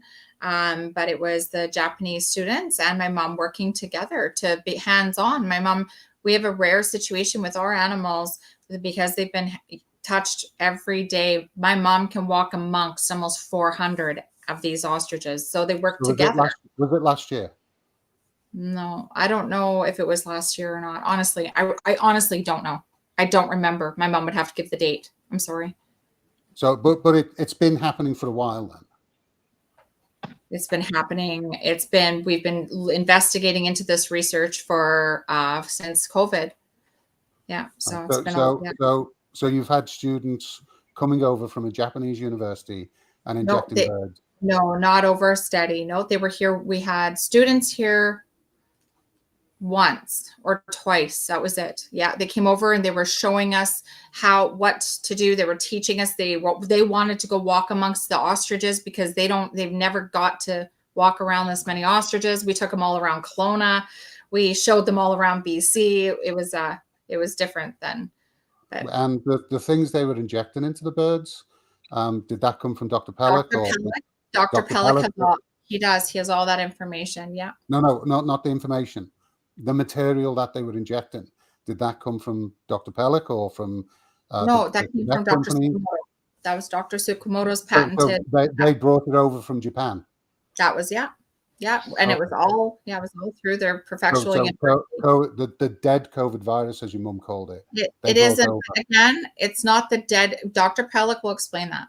Because it came from Japan. Out of my wheelhouse. Okay, but it came from Japan. Yeah. And in yesterday's update, you stated that you sent material back for them to do the scientific testing in Japan. Did the students take it back with them, or was it couriered? No. How did it get to Japan? I don't know how. I honestly, again, that's a question for my mom. That's a question for my mom on how that got. I mean, if you're making statements, you were getting this from. No, I don't know. You're sabotaging you. Yeah. I thought we were going to have a really, honestly, I thought we were kind of having a chat, Rick. We had a talk on the phone, and you made it sound a lot different than this. And this is, if anybody wants to reach out to me personally out of your audience and you want to have a really good discussion, I welcome that. But Can I ask one question on today's update? Can we ask one question on today's update? No. So you don't want to be transparent. Katie, I did not sabotage with all you. due respect, guys, you keep bringing up the scientific stuff that Katie was very clear that she didn't want to discuss without Mr. Pelic can join us. He's not in. Hi there. Hi, my name's Jim. How are you? I'm glad that I'm here. Would it be too much to ask that we just keep the scientific question until Pelic is on? We didn't arrange for Jim to come on tonight. So today, the update was about the CFIA quarantine. It's not a scientific question, it's the quarantine. And I honestly haven't seen the update of today, so I can't speak on that. I was working today, so I can't speak on today's update myself. No, today's update is I haven't seen that myself. I was working all day. Take a quick look. It'll take seconds. Just take a quick look. It takes seconds. It talks about. I mean, if it was out of Katie's mouth in her update, it would be inappropriate for me to respond on you asking what she was. She doesn't want to answer the question, and now you don't want to answer the question either. Well, I don't even know. I don't know the answer to the question. With all due respect, David, because it's something you said that she gave in her daily update. Correct. So what was the purpose of you coming on the show then? Oh, I mean, to answer questions. So, I think, Rick, you kind of talked about a lot of things along the way, and I think they were very great points. You made a lot of good points. But, you never really got a chance to discuss the points. You brought them up to Katie, kind of tossed them around, and then you kind of flowed into the next subject. But, you brought up some good points. You said, do these animals have rights? Right. Very simple question. I'd like to have a quick discussion. They do have rights, actually. If we look at the Animal Safety Act of 2002, absolutely they have rights falling under the Animal Safety Act of 2002. Every animal in our country has those same rights in Canada. So yes, they do have rights. I would dispute as far that. as just simply answering that question, right? They don't have rights. Well, they do have rights. Have you read the Animal Safety Act of 2002? No, but if you want to forward it to me, I'll certainly take a look. Well, I mean, it's public information, it's public record, right? So please, explain. David, have you read the Animal Safety Act of 2002? I have, and I actually work with the SPCA, and the rights are actually the owners, right? And the rights are for the animals not to be abused, which actually covers the owners themselves, not just other people. It's not owners right. And not just other people, but it can include other people also. No. So it can include other entities. Again, the animals are not the ones with the rights. The owners and animals in Canada. Well, the owners have the right to advocate on behalf of the animals who cannot advocate for themselves. That's a different thing. That's a very different thing legally. In England, this is not England. I know. So here in England, animals are treated as animals. In Canada, legally, they're property. You would actually get charged with the destruction of property when if somebody destroyed an animal. It's actually property. And Jeff, there are. I addressed this earlier. Yeah, and if you abuse an animal, you can be charged for doing that. And if you kill an animal unjustly, you can also be charged with that. But it's not because the animal has rights. It's because our rights are limited because we as a society want to make sure that we're not Would you agree, David, that if you killed an animal unjustly, that would be considered a crime? According to what you just said. One of the things I don't agree with is halal slaughter. Now, Katey says that's actually the mechanism of slaughter that she's been using for all the time before they turned it into a research lab. All their now, can I elaborate on what you said there, though? Let him finish, and then you can go, Jeff. Do you understand what the requirements No, are? I totally, David. You know me. Like you've been in my groups for years. Your wife and you have been sharing your data with me, getting me to share it in my networks for 5 straight years. You know this. You know who I am. We've actually had words recently, actually, David. So yeah. When I asked you not to contact me anymore through Messenger. So I know a lot more about your research than you probably think. You and your wife, your wife particularly, used to send me your research nonstop, ask me to share it in my networks. Karen used to send me that information all the time. I know who my wife is. This isn't about her. No, but I'm just saying, like, I'm very aware of what you're saying and your knowledge and what you're talking about, because I have followed you. I actually respect a lot of your research that you do, actually. Now, when you talk about how Katie and her family have used methods over the years in order to call a bird, this is important, David. Please. Having rights. You talk about animals having rights. That was your whole point in starting this. And I said, hello, I have an issue with that. Katey says that's how that she slaughters. Because again, don't forget. So now let me elaborate on your point. So you said slaughter. Now I have a Jeff. He's finished. He made his point. He made his rebuttal. He didn't finish. He wants to talk about the halal slaughter method. No, but I want to address his point. I don't want to get into the next subject. I just want to quickly address that one point. Tell you how it works. Well, I want you to explain to me how you compare killing an animal ethically for food, how you make that same comparison when it comes to killing an animal out of speculation of illness. See, when we kill animals for food, they're serving human beings a purpose. They're nourishing our body. They're providing us with substances. We are not wastefully disposing of life. Now, how can you make that same correlation when we're talking about potentially killing birds that might not be sick? How is that the same as when we kill animals to sustain ourselves? Well, let's get into what you didn't want to do. You said we couldn't do, talking into the technical side of you saying. No, I want to know what your opinion is, David. What your opinion is on that, because you made the statement. Do you see that comparison as being the same? I'm happy to answer that in a moment, but let David say what he wants to say, and then we can get into that. So this isn't about my opinion. This is about what the CFIA rules. Well, you made a statement, though.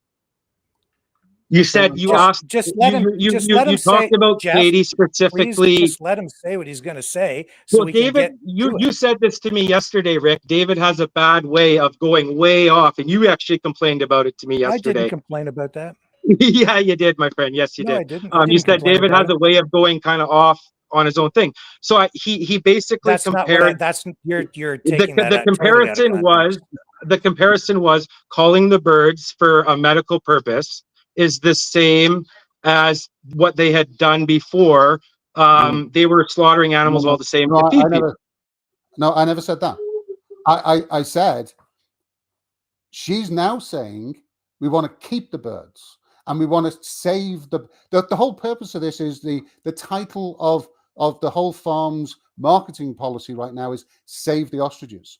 You do understand that during the last 5 years, while they've been operating a research lab without any licenses, which Katey has confirmed today, operating with a foreign national government through the Kyoto University, injecting these animals with foreign pathogens, that seems to be okay with you. That you're fine with I'm not even talking about that. I mean, now we're getting into the next level. I was really just bringing up the point of the comparison of slaughtering animals for food and slaughtering. You said you didn't have a problem slaughtering the animals before, correct? But when it was for food purposes. Did you actually? I don't have an opinion, and it's irrelevant what my opinion is as to whether I support slaughter. I certainly don't support the mechanism of slaughter that she described. I don't subscribe to that at all. But I do subscribe to when it is necessary for animals to be put out of their misery, whatever words you want to. I've had to hold my dogs in my hands while they were put down.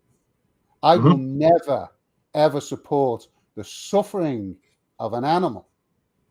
And I will never support the abuse of an animal. I don't experiment on my animals. And I don't support that by anyone, any government. Well, with all due respect, David, I mean, human beings since 100 years at least have been, we have very limited ways to study viruses, to accurately do these things. And one of those things that we do as human beings is we use animal specimens and animal research to develop the better good of and that animal was destroyed at the end of the experiments. That is standard practice. That is the not in every situation.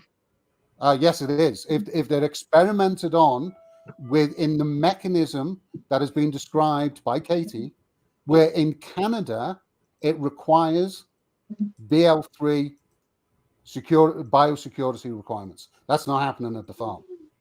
That is the standard. And it's but that is not the reason for the Cull Order.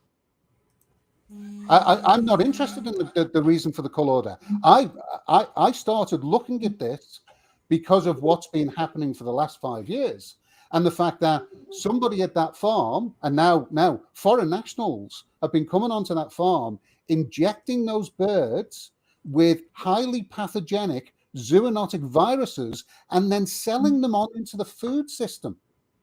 These are all. That's actually inaccurate. What do you mean selling them to the food system? See, the other day, let's talk about. Now I don't have go to Katie's Facebook. For her, you specifically said in your guys' talk yesterday, or not yesterday, sorry, I think it was 2 days ago.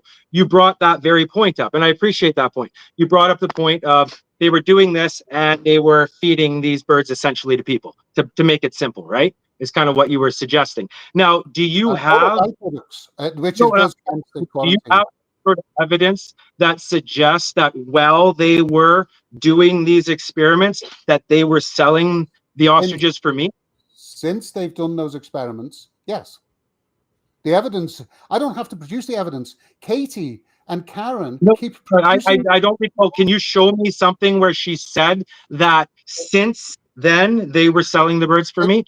So she said tonight the experiments have started in 2020, correct? That's what the operation has been. Specify the last date meat was sold by the. If they're injecting them as lab animals, with foreign antibodies, with foreign antigens, not antibodies, with highly pathogenic zoonotic viruses. From that point on, those animals and the animals in direct contact with them can never enter the food chain. Well, I ask you, you have some concrete evidence that those animals were sold for food at that point. Okay, you agree? You actually are agreeing with that? Sure. I'm asking you a very simple question, David. Do you have evidence that these animals were sold for food after that point? Yes. Yeah, Katie, we do. What is on Facebook? You say you have evidence, but what is that evidence? People talking online, or what is the actual evidence? Facebook page. Katie's Facebook page. Where on the page does it say after we injected these animals? Because Katie just specifically said she's not sure of dates. Both of you heard that. So you're saying they didn't start injecting them till after April 2024? I'm not saying any dates myself. I'm just asking you specifically if you have concrete proof. Jeff, if I may, we showed a post where they were promoting an Easter event at the farm, where they were encouraging families to come out so that they could purchase eggs so the kids could decorate them and then take them home to make omelets. And you could purchase them, I think it was for $25, if memory serves correctly. And this was from last year. If my memory serves correctly. Well, I won't argue with any actual fact. My question is, we're making statements like these birds were given antigens and then butchered up and sold. They stated, Karen, in her first interview with me, said that all the hens have been injected. Not only that, I've got another. I'll show you something else. I'll show you something else. Birds as meat birds after the fact.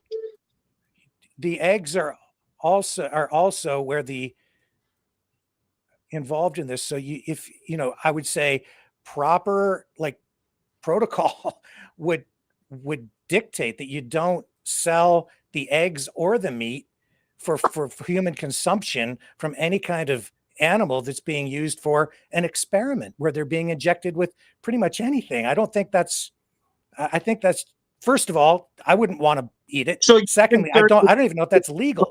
But maybe Dr. Pelic can answer the question.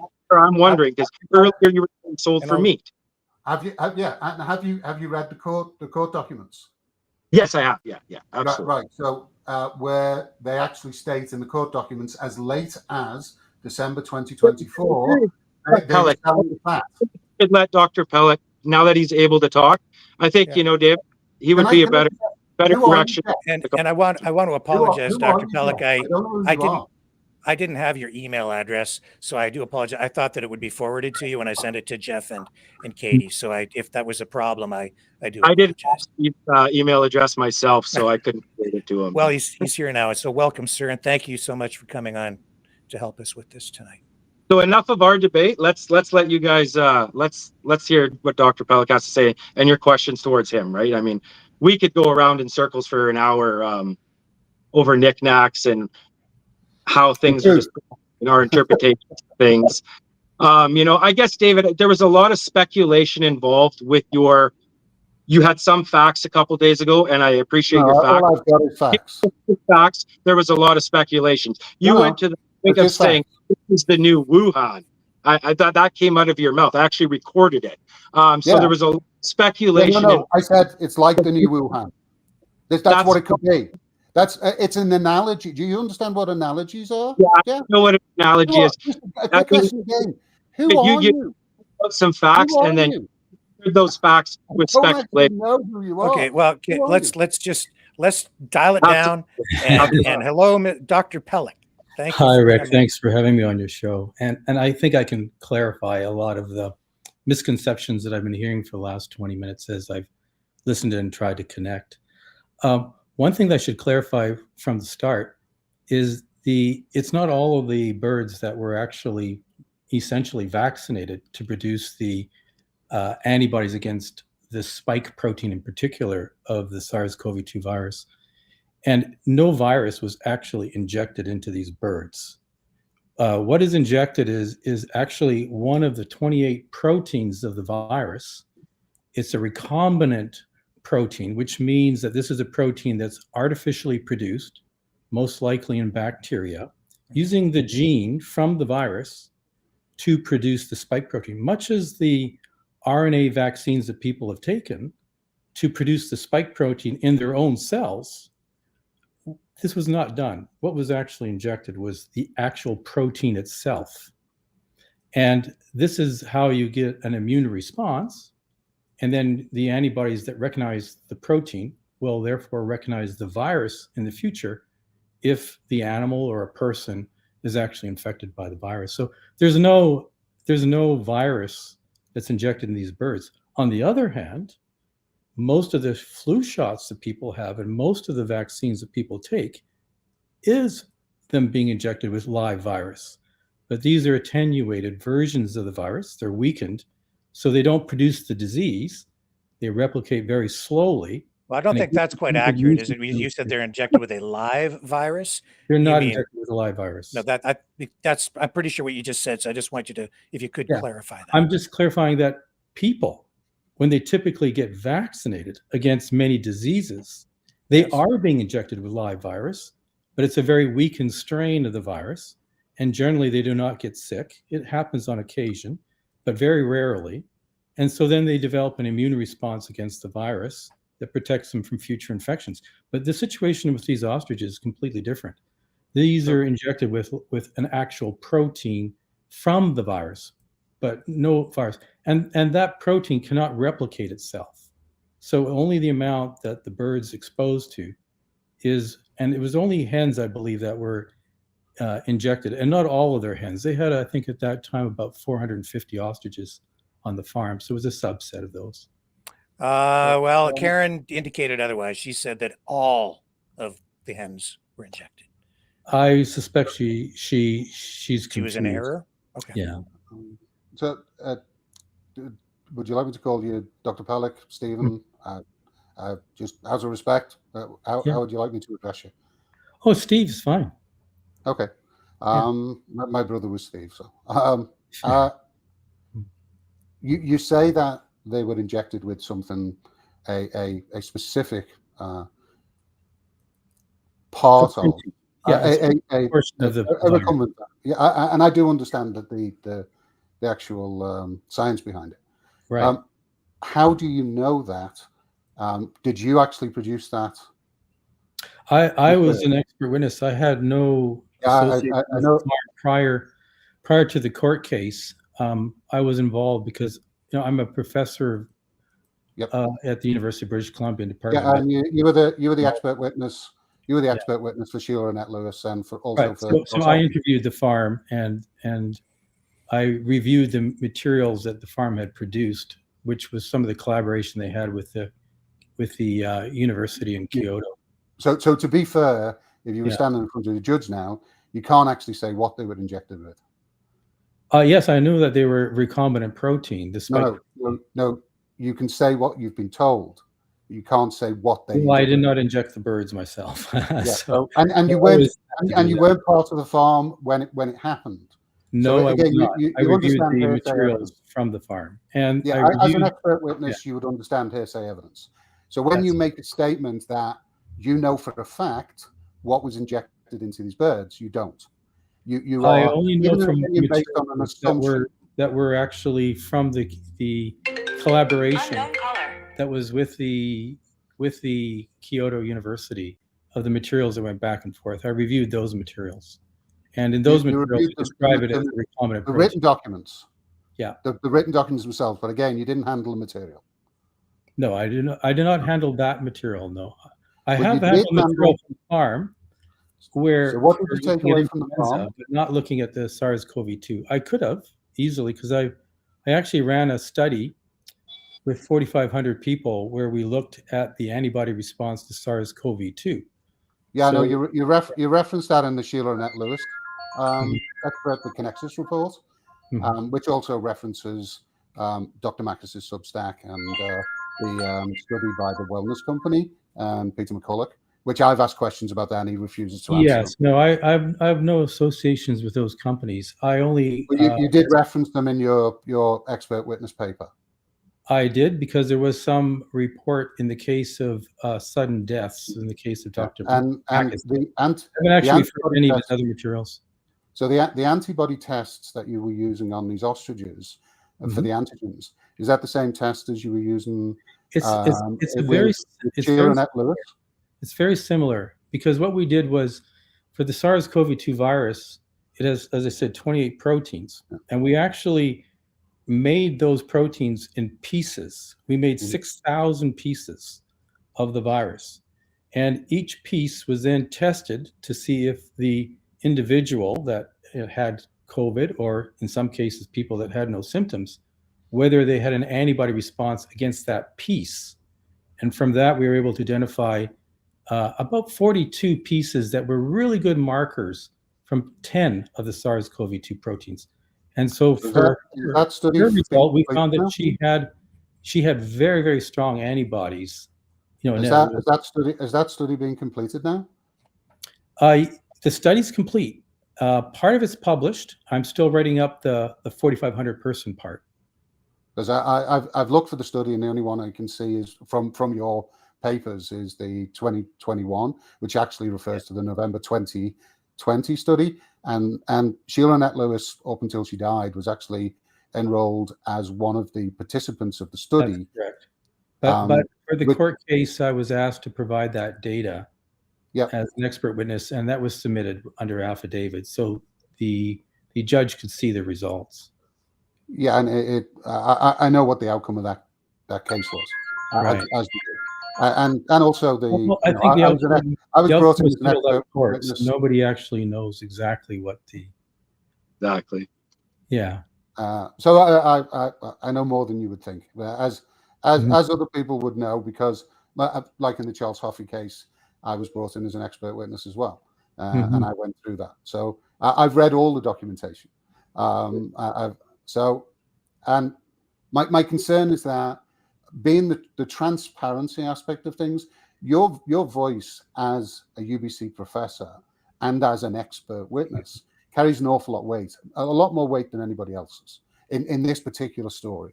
Right. And when you make statements that you know for a fact what was injected in them, and you actually, there's lots of gaps in that knowledge base. Well, there would be there's really no reason to inject virus.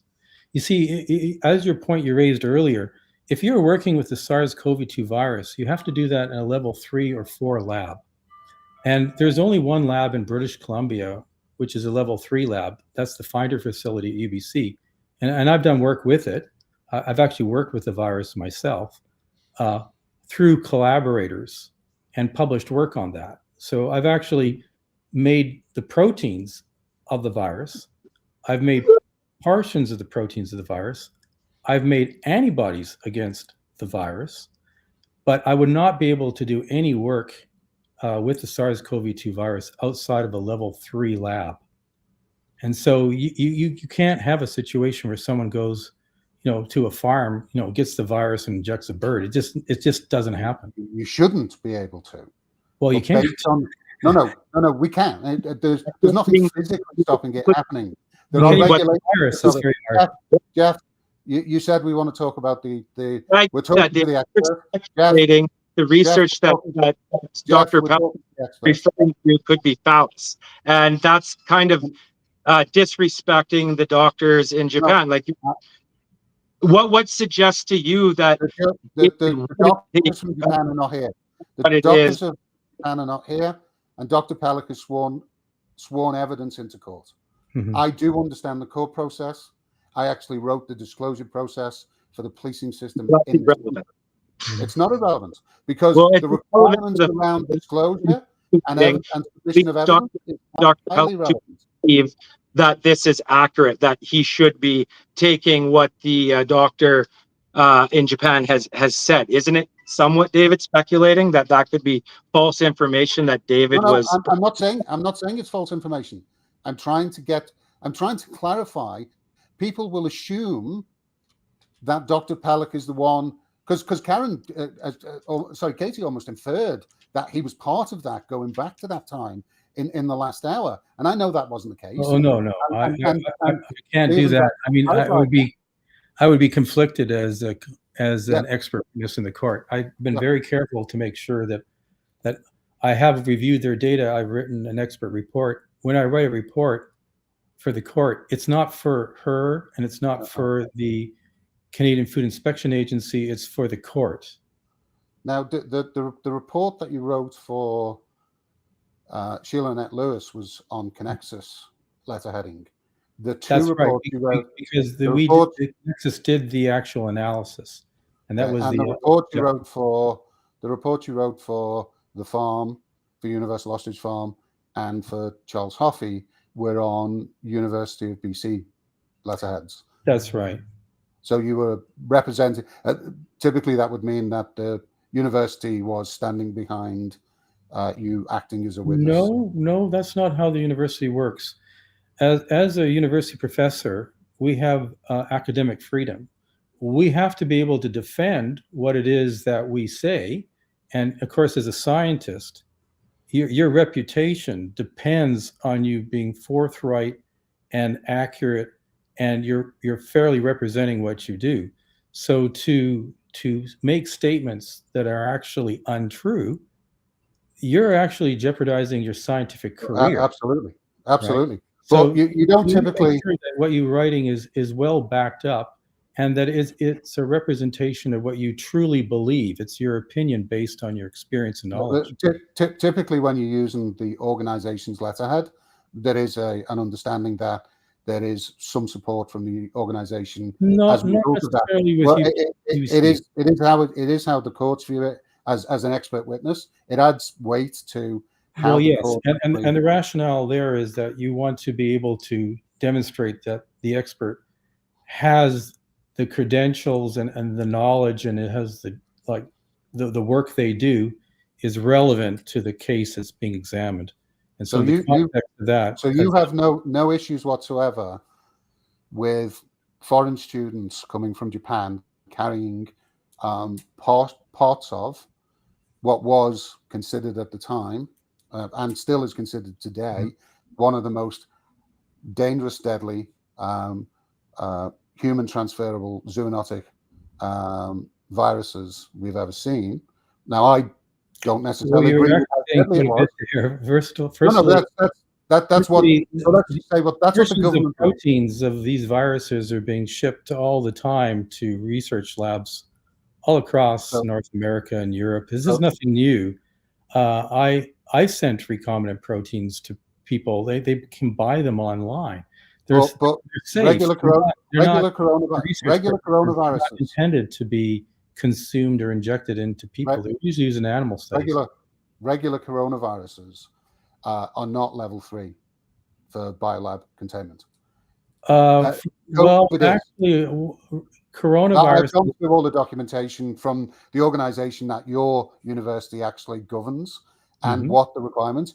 And as of 2020, they reclassified COVID specifically as a coronavirus, not all coronaviruses, to be level 3. Well, the reality is that if you look at the common cold, about OC43, all common colds caused by coronaviruses.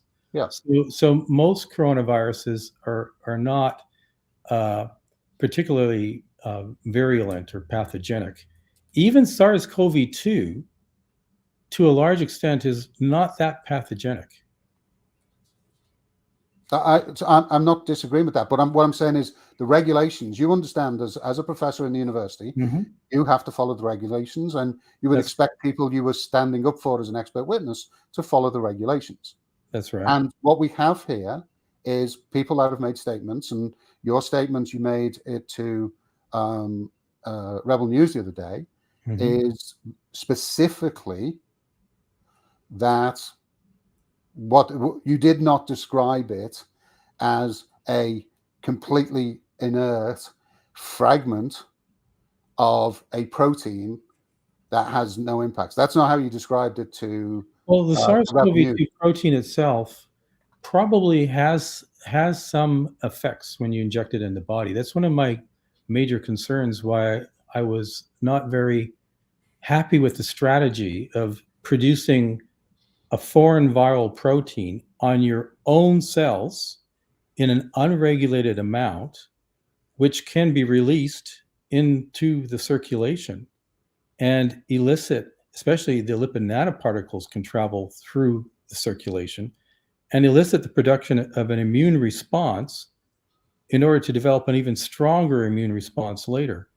I think that strategy is a flawed strategy. And we are seeing, the highest rates of vaccine adverse effects with SARS-CoV-2 vaccines. And if you take, for example, all the other vaccines put together, and there's about 80 that were tracked in the VAERS system, the vaccine adverse event reporting system. The system's not accurate. The UK system is in 30 years, you had more of them from just these vaccines. But there's mechanisms of how these things work, and knowing how they work, you can certainly anticipate that you would have autoimmune diseases that result as a consequence. And if I may, I think we're getting off into other issues. Well, and because we're trying to talk about what's going on with the farm. Okay, so in your interview with Rebel News that was published June, a week or so ago now, your exact words were, they've been injecting these birds with the SARS-CoV-2 virus spike protein. Right. That's correct. That's not a concern of yours. That's not a concern of mine because essentially we've been doing it to billions of people on the planet for the last few years. But this isn't something. Yeah, and there's a lot of things that we do once they've finished in the lab that we do in a controlled environment. They're mixed with other things. But as far as doing this work, I mean, effectively trying to create a vaccine of antibodies and masks and nasal sprays. We have a farm, open air, no restrictions whatsoever, injecting hens, and then selling the meat and selling the eggs and all the byproducts and the waste from the animals, selling them on a regular basis for most of the last 5 years. I don't. You also said. I don't know about that. I can't. Well, I know, because you also said immediately after that. Yeah. They're not selling them for consumption. That's my understanding. That would be these are used for research purpose. I mean, if you like, I think I may have mentioned perhaps in that interview. I mean, I was asked as an expert witness to value what is an egg worth. Yep, and right, and that was based on the idea, because in my own company, we produced about 1,600 antibodies, injecting rabbits, not chickens or ostriches, but rabbits, and I can calculate what the yield of antibody is after we affinity purify it. So we have a very pure antibody that will be very specific for the target we intend, which is usually cancer proteins. And from that, the market value of those antibodies is typically around $400 for 100 micrograms. And you can calculate how much you can affinity purify from one ostrich egg. And then if you extrapolate that, then you get that $48,000 an egg. Now, that of course is based on the idea that you have a valuable protein that is going to be used, ideally, initially for research purposes. That's where my price point was. But in fact, if it was being used for vaccines, if it was being used for therapeutics, then the value actually goes up much higher than that. And what if it was used for omelets or for painting Garista? Well, see, if you're using it as food, as you were saying earlier, they sell them for $25 an egg. But hang on a minute. You just said that you didn't know that we were. They were no, I just commented. You were saying earlier that there was something about some event that was happening. That's fine. They were selling them. But yeah. So now let's move it into the reality of today. Right. You're not 100% certain. You can make some assumptions on what foreign nationals were coming and injecting these birds with over the last 5 years. You actually are aware. You haven't tested them. I don't know if you even need to have foreign nationals come in, because normally what would happen is you just have to inject them under the skin, with a syringe, the protein. So but still injecting the birds. I'm not sure why they would have. In fact, I find it hard to believe that a foreign national would be able to come into the farm to inject the bird, because these birds, you have to work with them for several years before they'll even let you close to them. So I can't imagine that graduate students would come up to some of these birds and try to stick them with a needle. Yeah, which would also make it difficult to test all 400 of them, as some people have suggested should be done. Well, actually, what you can do if they're the females and they have eggs, that's you can check to see whether there's virus there. But the reality is, this is one of the things that I find quite, in some respects, humorous. I mean, one of the cases that was made by the Canadian Food Inspection Agency is that they're there to protect Canadians from viral threats. They have had this stamping out policy, and one of the reasons that they demand that there's this remediation of the land at a site that's been infected. And the concern, of course, is that these birds are out in the open, like many livestock has been in the past for bigger animals, and that therefore they're exposed to other wild animals that are in the environment. And so if the birds get infected, they'll shed the virus, and the virus is going to be in the soil. And then the idea is that other animals that come by are now going to be infected by the virus that's in that excrement. But you have to understand that the case that they used to justify this idea, and the judge, Justice Zinn, actually made this pointed this out in his judgment, is that the virus can exist and remain essentially functional. It can infect another individual, animal, or person, and then reproduce and produce more virus. Well, this is based on a study done with inoculated water that's kept at close to freezing, that has been kept in the dark, and it has been pre-filtered.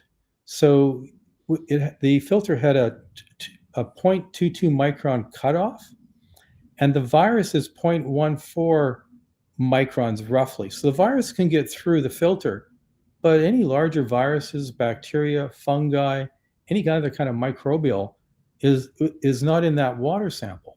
So, but this is very different from when you have a field where you've got microbes that can consume the virus, and also ultraviolet radiation from the sun causes mutation of that genetic material. So it's very rapidly inactivated. So these viruses are RNA viruses as opposed to DNA viruses. DNA is much more stable. We can sequence it, even. Okay, this is getting pretty technical. What's your point? Well, my point is that actually, let me turn it around. How many people that are listening go out walking in nature to where there is schools or there's parks, and there's thousands and thousands of migratory geese that are landing and eating and pooping everywhere? And do you ever hear that there's a threat that people are going to be getting influenza from that excrement that's out there? The point is that this virus is not very stable. It's not known to be on surfaces as a fomite. It's a respiratory virus that has to be breathed in, pretty much. And if it was in drinking water, it's highly diluted, and it goes down the GI tract. This is not a virus that causes gastrointestinal, disease. So I think you're conflating your information, frankly, and trying to confuse things a little bit here with a lot of technical jargon. I think so, because you're glossing over what the evidence is at the farm and the situation there, where just yesterday there's no birds that have been sick for where's your evidence Nobody of else that other than visual observation? On the farm haven't gotten sick. I've tested them. You tested them and found that they had been exposed to the bird flu, though. Correct me if I'm wrong, but there was documentation saying that they tested positive for what kind of antibodies? For influenza, H5N1 antibody, which is a bird flu, right? Or am I wrong? That's right. And they have antibodies, but they're not sick. So where did it shows that the virus must have been present there, or was likely present. Well, yes. And in fact, the situation is that you have on your body about 350 trillion viruses at any given time. You've got about 50 trillion bacteria on your body. Okay. I understand that, Dr. Pelic, but what we're looking at here with the antibodies in those humans is just another piece of evidence. And there's other evidence that we're looking at. We have 69 dead birds that weren't. So you don't know what they died from. That's not. First of all, you have to understand how the stamping policy works. I do understand how the stamping policy works. But I should explain. The stamping policy at this time, you have to test, and you actually don't have to test. You can just suspect, but they test for H5 and H7 antigen on the virus. They don't test for N1. There are many different influenza strains out there that affect birds that are low pathogenicity strains that are H5 strains. So when they issued the Cull Order about 42 minutes or so after they got a positive test, using a test, by the way, that at the and you're going to say that it's cycle, 90% likely to give a false positive, which other experts have refuted and say that that's not correct. And when I've done the research, which experts you've been referring to, but that's just not true. That's Rick, very well established. I can look them up. You're the doctor, and you think you have PCR tests in my lab. Anymore? Dr. Scott Weiss. Had pneumonia in November. University of Guelph. I want to use an Fiona Brinkman, professor of genomics and bioinformatics, Simon Fraser University. And I asked, how about we take the Winnipeg? That's not me. That's them. These are other experts.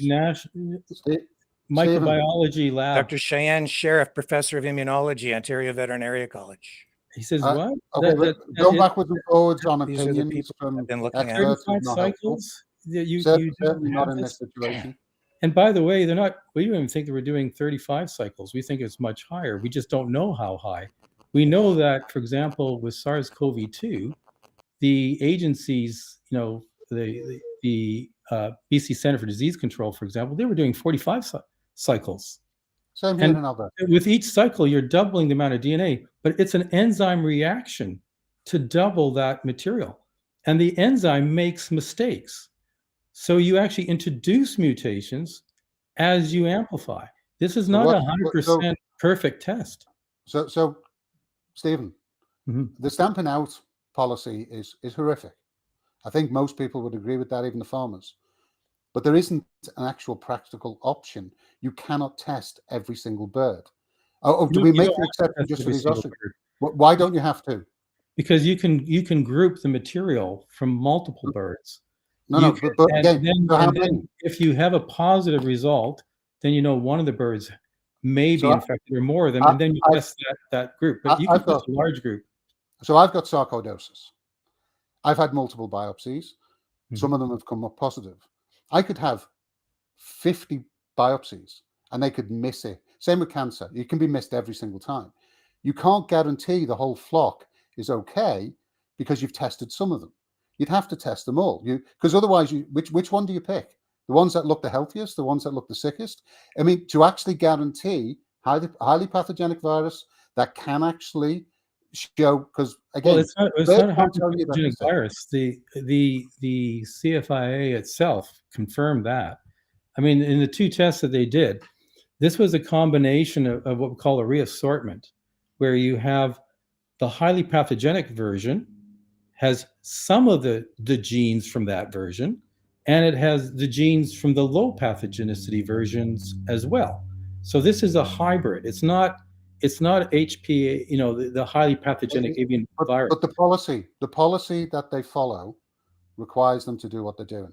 They don't have the policy is they will kill and destroy all the birds in a flock. It could be 20,000 birds on the basis of just H5 detection. Yes. It doesn't mean that it's as in fact we have no data because of the policy being applied until we had these ostriches.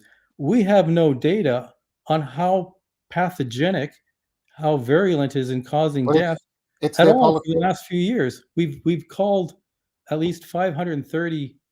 But it's their policy. It's their policy. They're not treating this. They're not treating this farm uniquely. They're not treating this farm uniquely.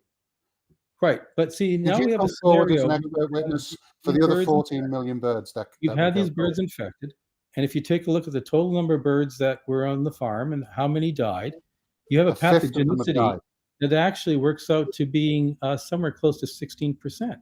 Now, to be a highly pathogenic influenza virus, you have to have 75% lethality rate or higher. These birds are not highly pathogenic. They're not infected with highly pathogenic virus. That's not the policy, and you can't make that assumption. The policy says, I don't agree with it. I don't agree with it, Greg. Sorry, Stephen. I don't agree with the policy, but it is what it is. To be honest with you, again, I'm more concerned about what else has been injected into these birds. You've agreed. In your expert testimony, you've said these are research animals, lab animals, effectively. That's my understanding. Yeah. So you would agree they should never be allowed to mix with other people, to be put into the food chain. They have to continue to be treated as lab animals. They don't suddenly transition out of that. That's a reasonably good policy. That's a good policy. But that's not happening. Unfortunately, that's not the way things are often done in other countries. But that's no, we're not in other countries, as was pointed out to me. We're not in Japan. Yeah. We're here in Canada. What is the policy here in Canada? Do we routinely take lab animals that have been injected with pathogens and then put them into the food system? Well, first of all, we haven't injected with a pathogen. We have not injected with a virus. There's no your virus words were it's a protein. SARS-CoV-2 spike protein. Is that a pathogen or not? It's not a pathogen. A pathogen is an infectious particle that actually will introduce. It can replicate itself. It causes infectious disease. A portion of a protein is not a pathogen. So what about if this helps? This is from Bioscience, an article back in this is March 31st, 2020. And this is apparently a quote or a paraphrased statement from Dr. Tsukamoto himself, where it says that has injected a genetically engineered pseudovirus into ostriches and antibodies are purified from the eggs. Does that assist? Sorry, can you put that back again? Yeah. A genetically engineered pseudovirus into ostriches. This is what he did at the farm, or is this what he did in his own lab? This is what he does. This is what he's doing, and this is the same, apparently the same antigen that he's been providing or was providing to the farm. And I'm still not sure how immune biosolutions fits into all. First of all, the pseudovirus is if you're doing this kind of research, it's used quite commonly as a way to introduce a protein to be produced inside cells. So it's just like, for example, with SARS-CoV-2, we had the RNA viruses and we had the adenoviruses. So adenoviruses and the pseudoviruses are very similar. It's a way of taking a gene and allowing it to infect a cell to then produce the protein. But the pseudovirus itself is actually not it's a replication incompetent virus. So it's not a pathogen. It's like a synthetic thing it's a delivery system that is incapable of reproducing itself. It's not something I could pick up at the local store. No. And the larger point is you're conducting an experiment, so you don't really know what you're going to get on the other side because you have a hypothesis and you need to conduct the experiment to get to the conclusion, right? If you use a pseudovirus in this case, pseudoviruses have been used for 20 years. These are very well characterized. Nevertheless, but it's an experiment. But Dr. Pelic, it's an experiment. Of course, it's an experiment because you're trying and you're stimulating the immune system of an animal through the experiment. So you don't really know what's going to happen. And as you've indicated, that even you've indicated that you believe that even repeatedly vaccinating people with these kinds of vaccines weakens people's immune systems over time. Yeah, unfortunately, that seems to be what the data is showing us. And we can understand why, because the switch in the immune response, if you get a high doses, I mean, most people don't realize this, but when you get an RNA vaccine into your arm, you're getting about tens of trillions of lipid nanoparticles per injection. Yeah, and I don't want to, and this is the human thing. I want to focus on the farm, but the point is, but you can develop an immune response as part of the experiment. We don't know. Is it not fair to say we don't know what the result is ultimately going to be, how it will ultimately affect the immune systems of the birds? And even now, we still don't really know, because we haven't had a full study of the birds, what these injections have done to the birds and their immune systems. Well, actually, I have tested the birds. Not for COVID. I tested the birds not since they've been infected with the virus in the last out, but I did test the eggs from these birds in the summer of 2024. They had samples that they had frozen, and they sent them to me. And I could see that they had antibodies already against H5 and N1 in those egg yolks. So it looks like these ostriches have been exposed previously to a virus that has basically maybe 2020. Yeah, it's probably been infected before. Right. because it's an open air facility and you have, right? And so it's kind of an uncontrolled environment. So they're coming into contact with ducks, wildlife. Right, but that's true for people. That's true for all these animals. I mean, but that's not the point. The point is you're conducting an experiment. If you're conducting an experiment, it should be in a controlled environment. That's why the CFIA has indicated that this isn't really a proper research facility. And so you've got all these other factors involved. When I produce antibodies against these cancer proteins, I'm sending my antigens, fragments of these proteins to a facility in San Diego, which is an open facility that's been operating for 35 years, where they take these samples and they inject them under the skin of the rabbits, and the rabbits, after every 2 weeks of injections, 4 months later, we get the blood from these animals and we purify out the antibodies. I don't understand. I don't understand the connection. My point is that I'm doing experiments. I don't know that I'm going to get a good antibody response to a particular antigen that I'm injecting these rabbits until I actually do the work. Right, which is why you need a controlled environment to make sure that there aren't other factors that you're not aware of that are affecting the result. Well, the nature of antibody, maybe where some of the confusion is coming in, because the farm is putting out a lot of different kind of information, including these videos. I'll run you this like 15-second clip here, and I'll explain why this I think is important, and maybe you can clear up this confusion as well. At first glance, they're just birds, but hidden beneath the feathers of these ostriches may be one of the most powerful antibody sources in the world. At Universal Ostrich Farms in Edgewood, BC, researchers have quietly studied the immune response of ostriches. Their goal is to test the antibody potential of these birds against a wide range of pathogens. The ostriches have been safely inoculated with antigens from SARS and MRSA, even COVID-19. The result? Antibodies that are both broadly reactive and exceptionally stable. So they've been injected with more than just the COVID antigen? I didn't produce this video. It's the first time I've seen it, but it's incorrect. You can't inject a disease. You can inject SARS-CoV-2, which is the virus that causes a disease, but you can't inject a disease. So if I was reviewing that before it came out, I'd point that out. COVID's just the general rename for SARS-CoV-2. It's no. It's very different. No, the World Health Organization just changed the common nomenclature. You can't. In fact, I stipulate you even have to call it COVID-19 when you're talking about this, because for example, we had SARS-CoV-1 so you said, 20 years ago. So if I may, is that so you're saying that video is inaccurate? It's inaccurate. Yeah. Okay. So the farm is putting out information that isn't accurate. It's actually inaccurate. You can't inject. One very simple question that the people that are watching will understand. No scientists, no nothing. Just a very simple question. Knowing what you know now, that they've been injected and they are research birds, would you eat the meat or make an omelet from the eggs of these birds? You personally? Well, first of all, they would be safe, but I don't do it because I'm a vegetarian.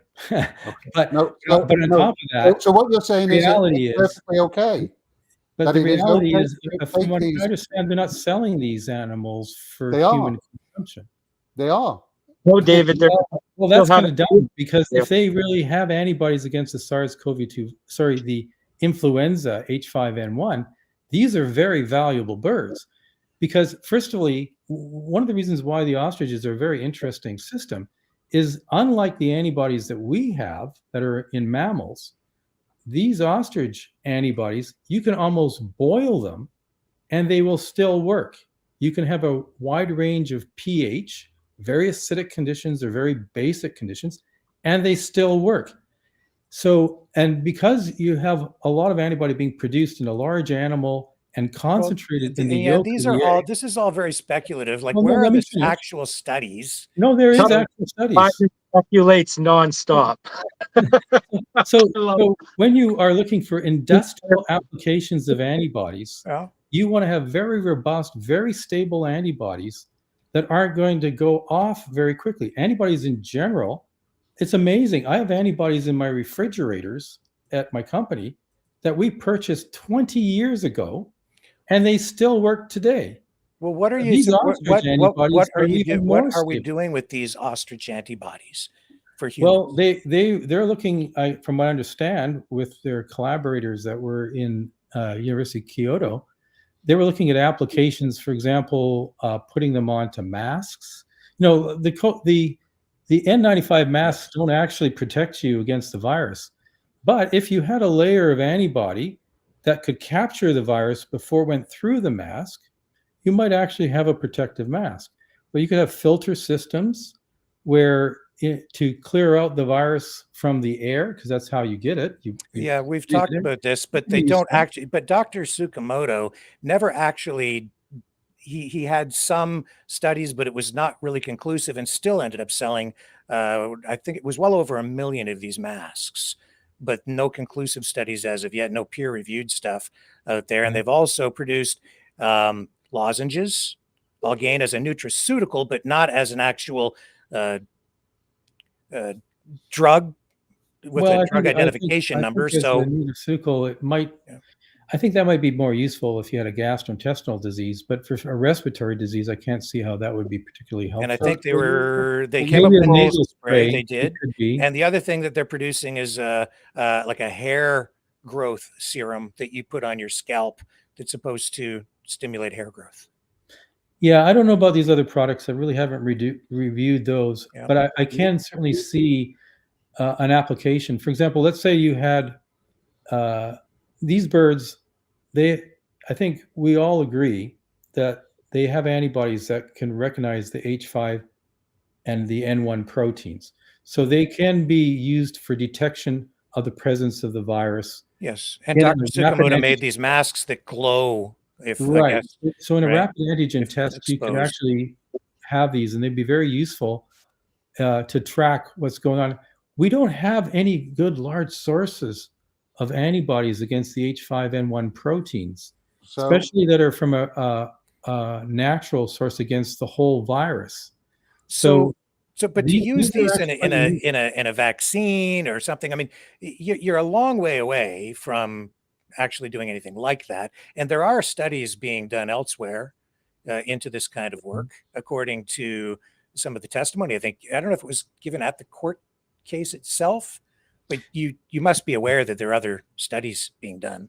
Well, Dr. Tsukamoto is doing it at his ostrich farm in Japan.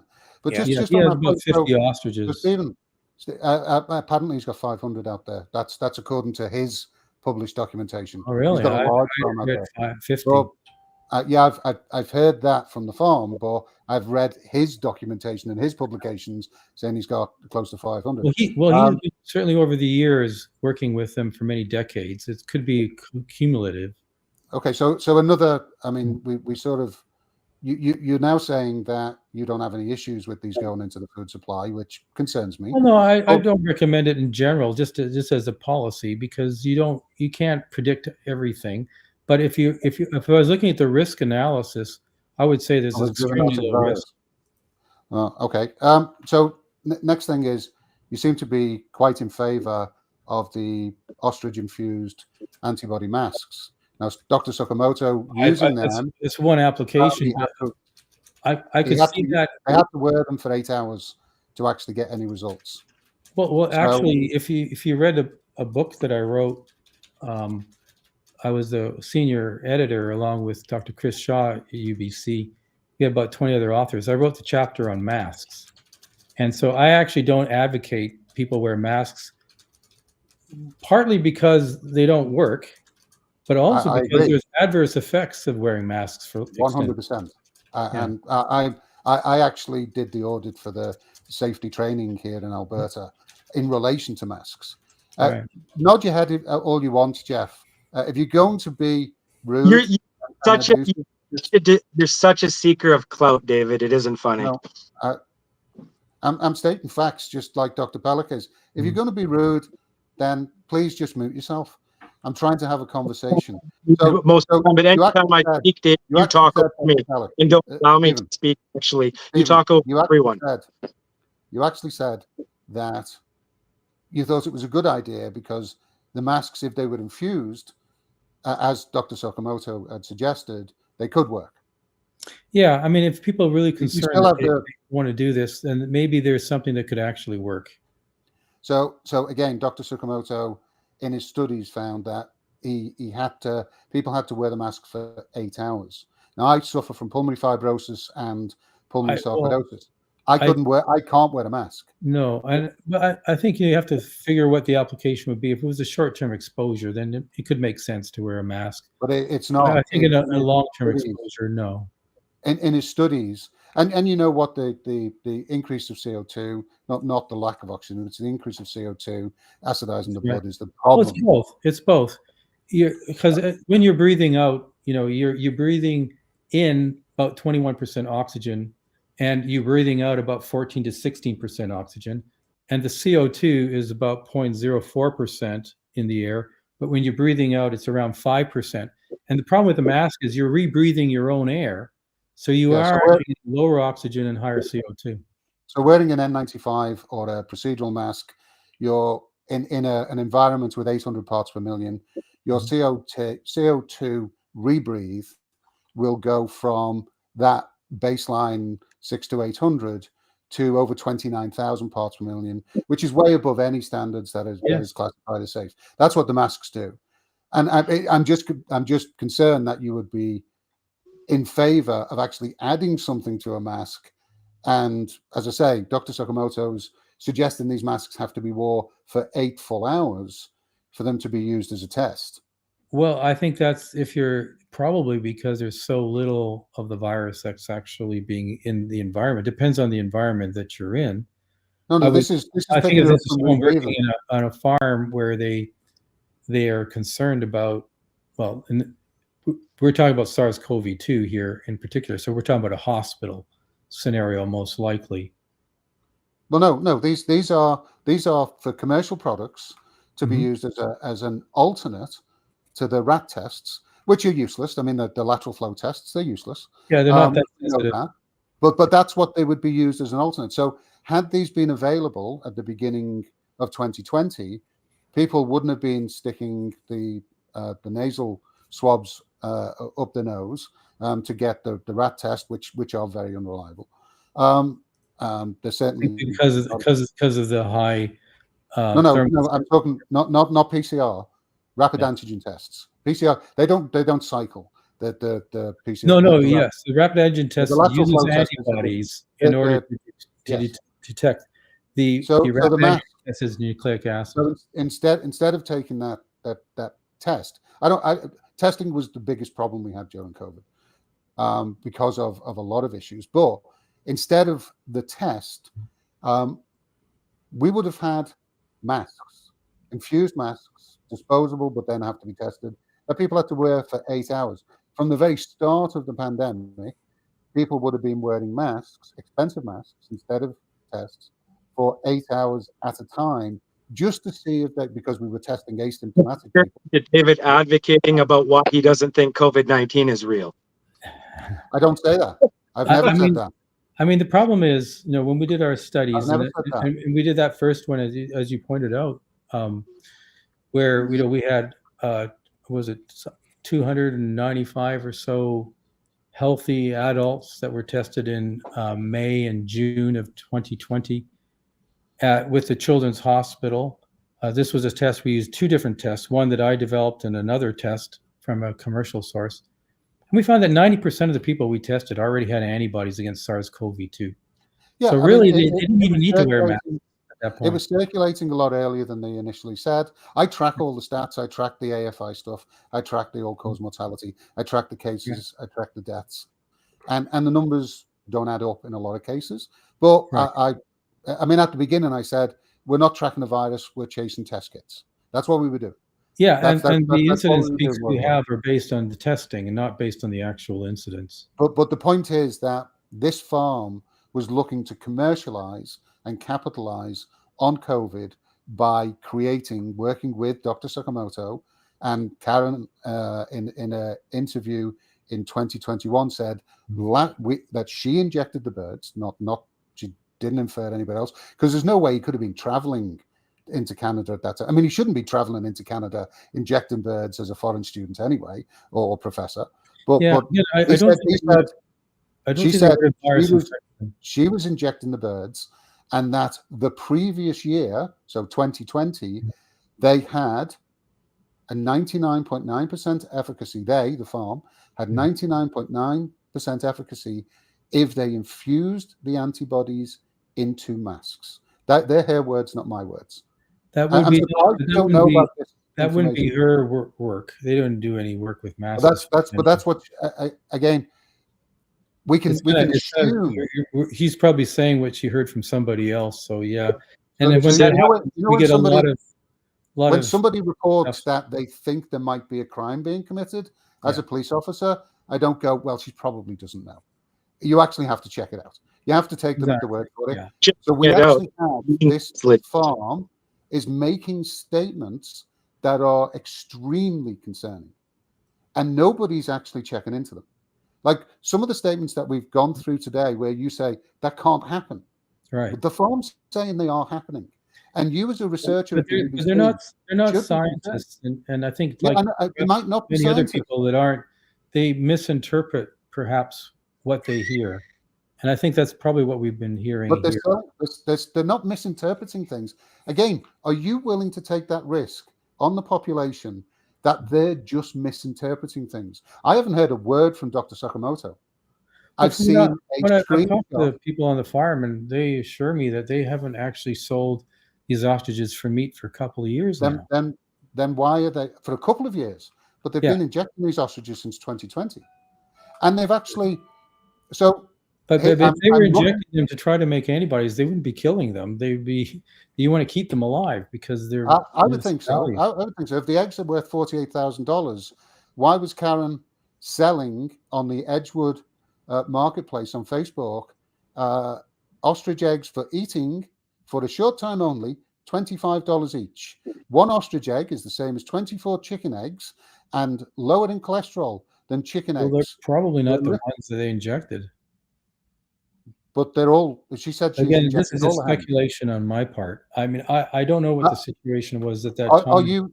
Can I ask you? Are you concerned that if I some heard of this is true, that what's going you on? heard say, David, what Karen said was, we've injected our hens. She didn't say every single one of her hens in that statement. She said, we've injected our hens. Like, why don't you they're pull all that up? kept together. They're all kept together. I can tell you that Karen indicated in the interview with me that she said they injected all the hens, and I checked it the other day.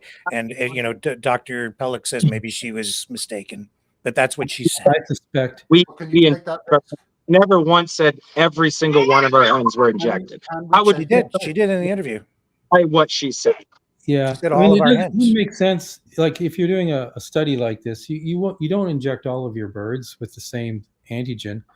You're going to do a subpopulation for a while, see what kind of results you get, because these are not cheap, the antigens themselves, and there's a lot of work that's involved. It makes much more sense to do a few birds and see what you get.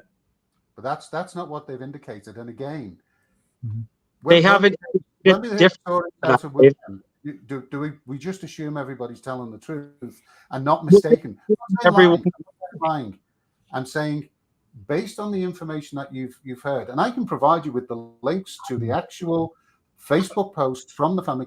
I can point you at people in the farm. In the I think right now where she says specific.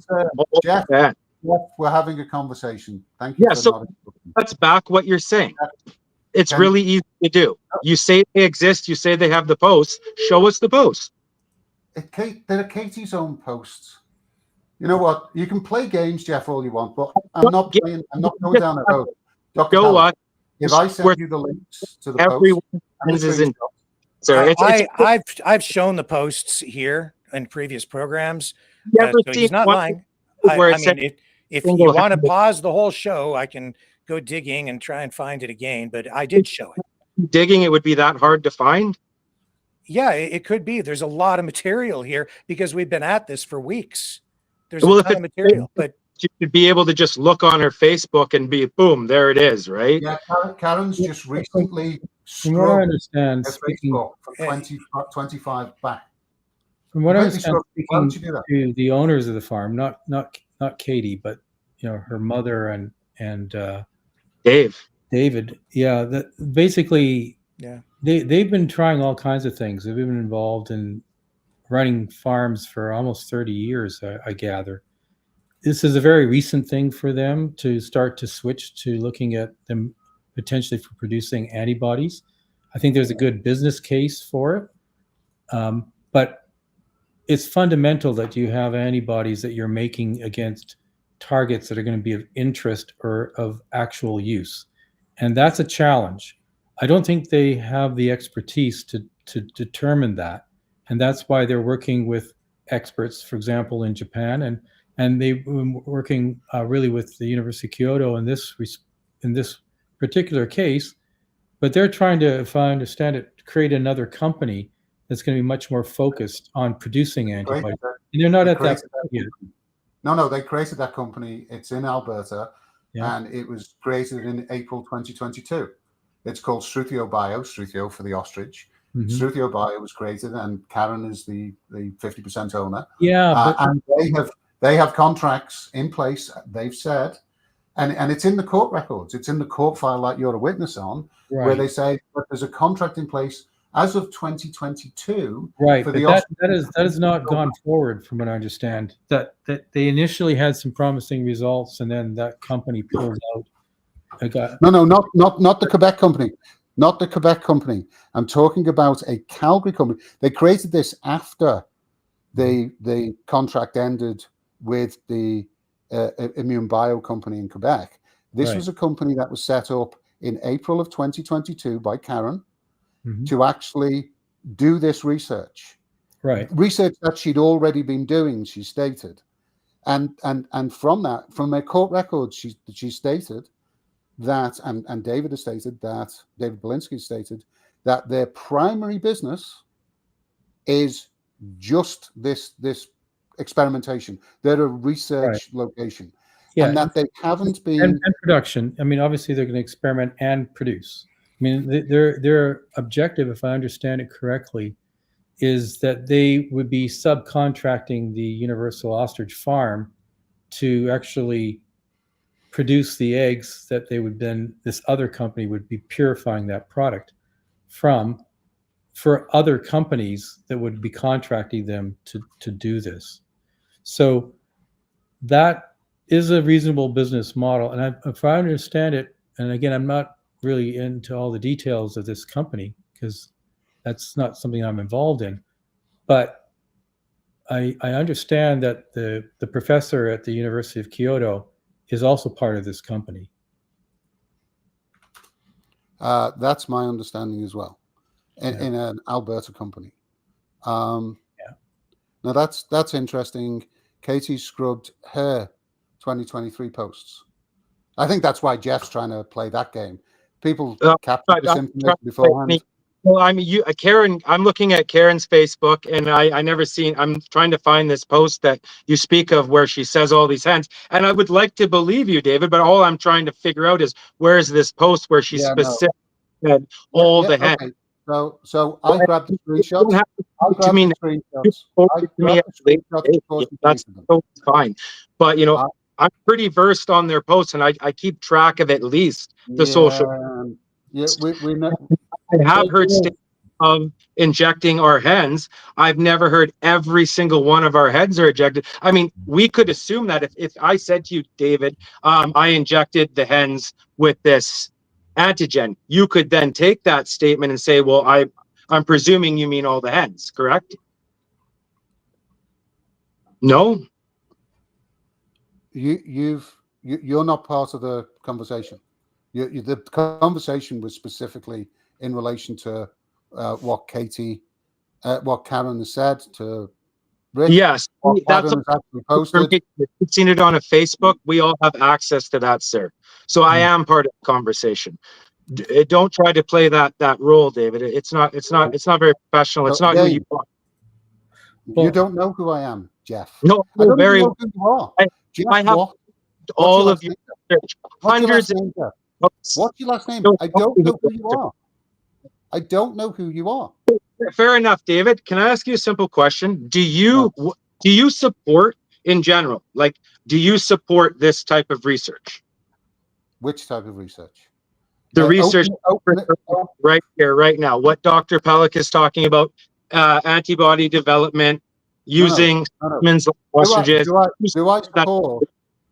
Do I support injecting animals in an uncontrolled environment and then selling their parts, including the ostriches themselves? Question. My question is, no, I don't agree with that. Well, you have to remember that people have animals that they cultivate, on farms, open farms, and they sell them. They have people consume them. That's been the way it is for hundreds of years. Yeah, but they've been doing that for 40 years, and they had no problem in killing the animals themselves for their profit. But they seem to have a problem with somebody else killing them for what is safety. If I understand it correctly, these birds can live up to 75 years. They can produce eggs for up to 55 years. Not if they've been sold for meat. The average age of the ostriches on that farm is about 25 years. So this is not the kind of operation where you would typically be, consuming for meat. Like that's been their whole business for 40 years. That's their documented business for 40 years. Well, originally, from Columbia to Rocky Mountain to Omega to now Universal. I think they were breeding. They may have had them for consumption. The whole ostrich industry, if I understand it, in Canada has been in decline. The value of these birds has declined, so that. But at one time, it would cost like up to $20,000 plus to buy an ostrich. And that's not the case really anymore. That's not a relevant fact. The larger issue here, Dr. Pelic, is simply this. Are you okay with them experimenting on birds and still selling them for food consumption? You don't seem concerned at all. Well, I don't think it's a good idea. I don't think they are doing that. But I'm not concerned from an actual standpoint of safety to an individual. I mean, this is one of the concerns, for example, about but it shouldn't GMOs. be. It's not proper. Even selling the eggs is not proper, right? That would be a violation.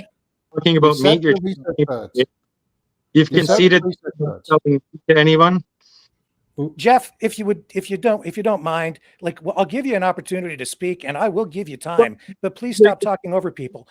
Dr. Pelic, the question to you, because you're the expert here, it would be improper to sell any of these products for consumption once you become a research facility, correct? Or research. Well, you can be a production facility, and it's not uncommon, for example, in animal production, where you would have a particular product produced for one purpose, and where you're producing it, and that's where your primary revenue source is. But if you have actual other things that you can do with the other animal products, that's not uncommon. I don't think it's personally a good idea to inject things into animals and then give them to people to eat. Right. We do that all the time, of course, with antibiotics and many other things. Yeah, but that's not an experiment. That's an approved procedure.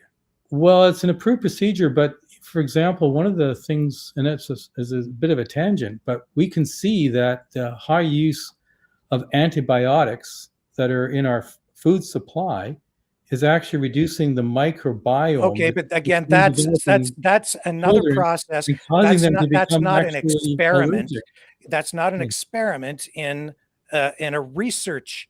I mean, they've indicated that this has become a research farm, and that they pivoted entirely to research in 2020. So, if you're conducting research, is it common practice, or can you tell me of any other licensed facility like this that is conducting research and still selling the animals into the food chain? I'm not aware of it. Where that's going on. I'm not aware of it, but I do know that there is research happening in places to develop food to go into the food chain.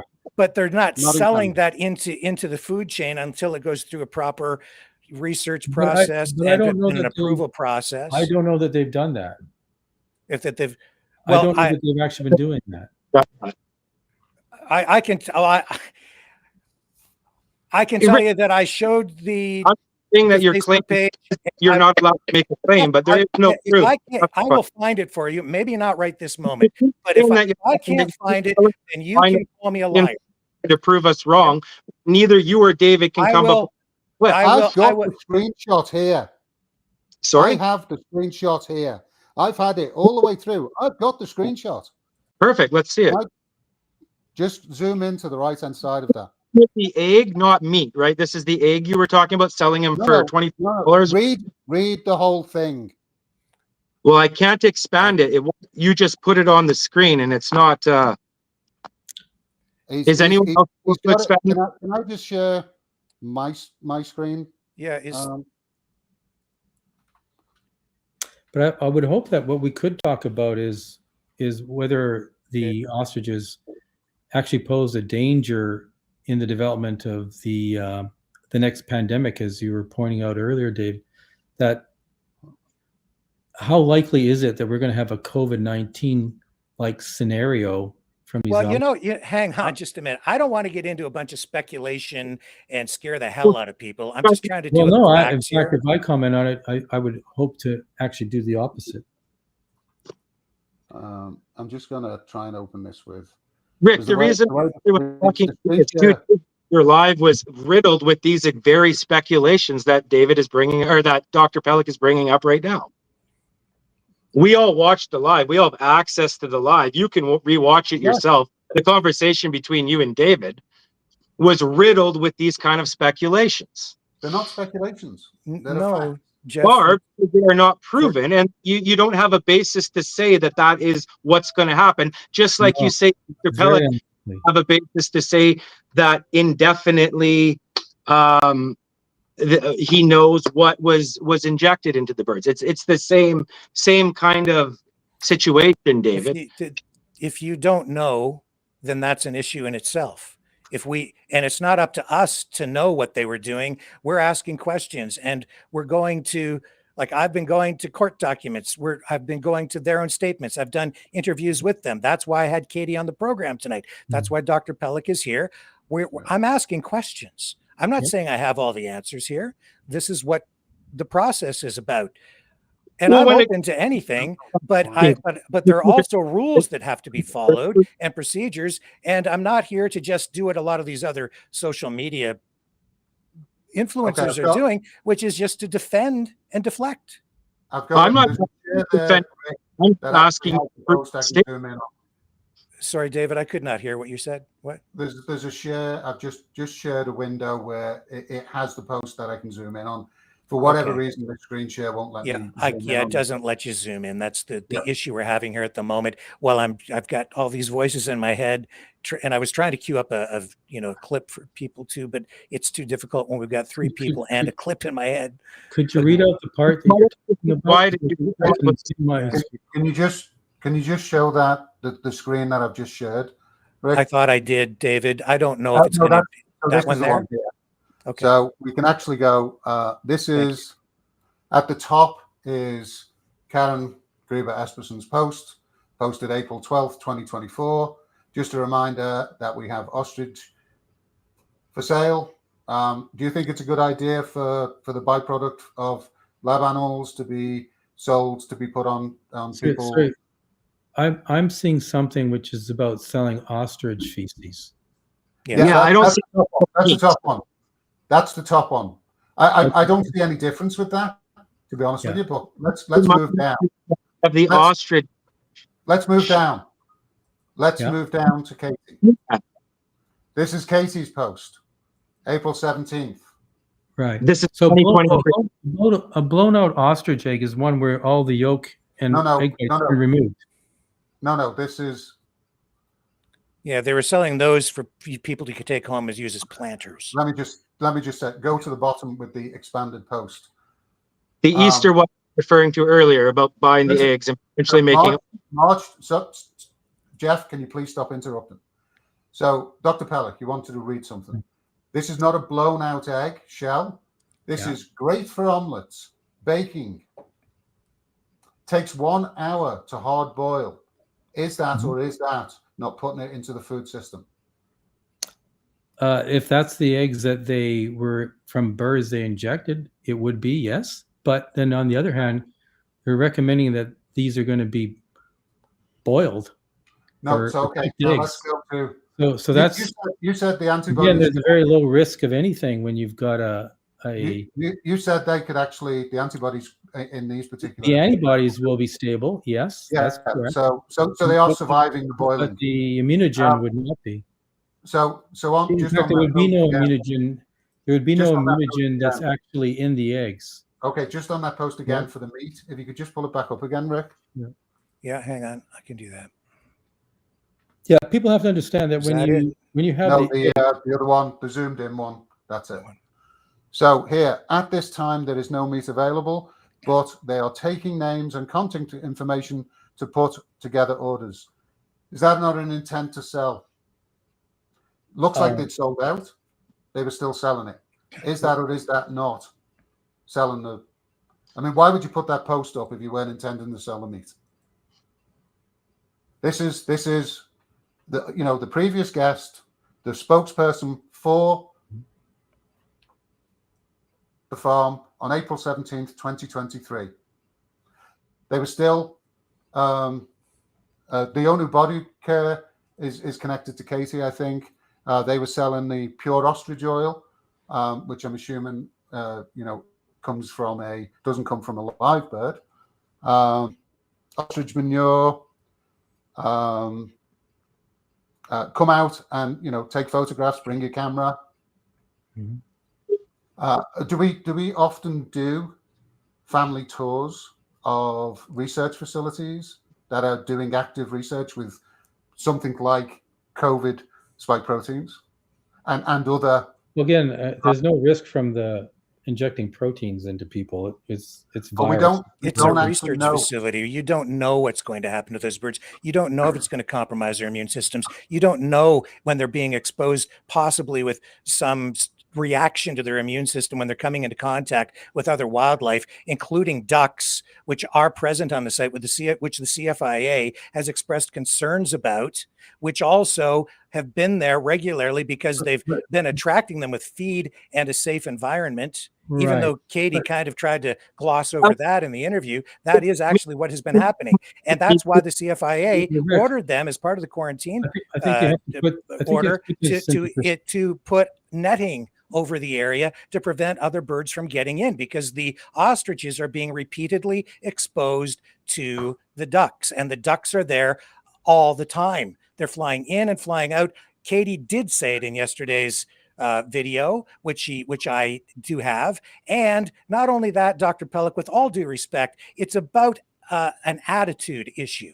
It's about a philosophy and ideology, frankly, where it seems like some people don't want to follow rules. Because again, I showed at the beginning of the program this group called FUD, Food, Fear, Uncertainty, Doubt, only they're calling it Farmers Underground Directory. And I get it. People want to go to the farmer's market, buy their raw milk, engage in things that are sort of like a little under the radar because they don't necessarily, because they don't want to buy pasteurized milk or other products, but they just don't think that the rules apply. And so here's Katie yesterday, and hopefully I can get this on without messing this up again. I think this is the clip if I'm clicking on the right thing. What Katie was referring to here, and you don't let me speak. You could please just for a moment. No, Rick, you don't let me finish any statement.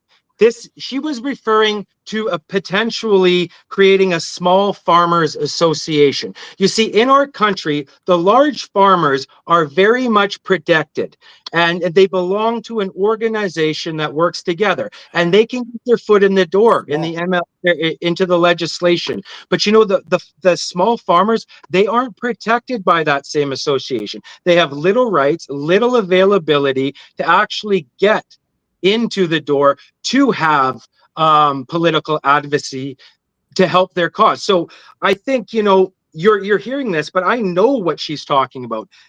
Do you have an objection to small farmers across the country banding together, creating a small farmers association? No. No, wait, let me finish and then I'll shut right up. then that, so when situations may occur, that these farmers could band together, put their resources together, and potentially fight for a cause together. What is the wrong with that? What is the conspiracy around something like that? It's not that I have any objection to farmers on any scale forming an association or working together or finding a way to sell their products into the market in a more efficient way, or to sell organic foods. What I do sort of have an issue with, and I don't really want to editorialize here too much, but what I do have an issue with is food safety and skirting rules, and setting up an organization that, frankly, Jeff, is not supposed to be small, because if you listen to the entire presentation on the BC Rising Zoom meeting, which they posted publicly, they're talking about cross-border trade. They're talking about North American-wide trade, involving the sale of products, where they're making it very clear that what they're doing is not within the scope of the law. And if they get caught, they're going to get into trouble. And here's Katie just yesterday talking about setting up a network, because why? Well, listen to herself. We need to come together as farmers. So we need to create our own network, our own coalition, and come up with our own best practices, our own ways that we want to handle our animals that are going to be, our own outbreak response. Right, Joel? Like if you had your own outbreak response, and we have our own outbreak response, and we have an outbreak response plan. We know our animals. We are the professionals with our animals. We have to stand together and get very boisterous, and we need to create a new network, and it needs to be global, and it has to connect all farmers from all around the world, I think. And that's why we've given. I don't think that necessarily ties her to the hip to the food organization. Katie, no, but these groups are all that they're fundraising for her. They're promoting BC Rising, and the food group are both raising money for what's going on at the farm. She's also saying that the biggest mistake she made was letting CFIA onto her property, and they're advising people not to do that, but I'll tell you this, while they're telling people that they shouldn't be doing that, the CFIA has the authority to come in and do it. Sure they do, Rick, and they haven't yet for a reason. And excuse me, what was that? They haven't yet for a reason. Yeah, because you've got a bunch of people who have come to the farm to surround it as a political action. You've got a protest that is, you've got a protest that's become internationally political, supercharged that way. It's very volatile, and that's why I started talking about the politics. Frankly, all this talk about the science at this point, given what I'm seeing and have been dealing with for, years now, the science is part of the issue, but it's almost a red herring, because what is really going on out there is it's an affront to the government. It's a challenge to governmental authority.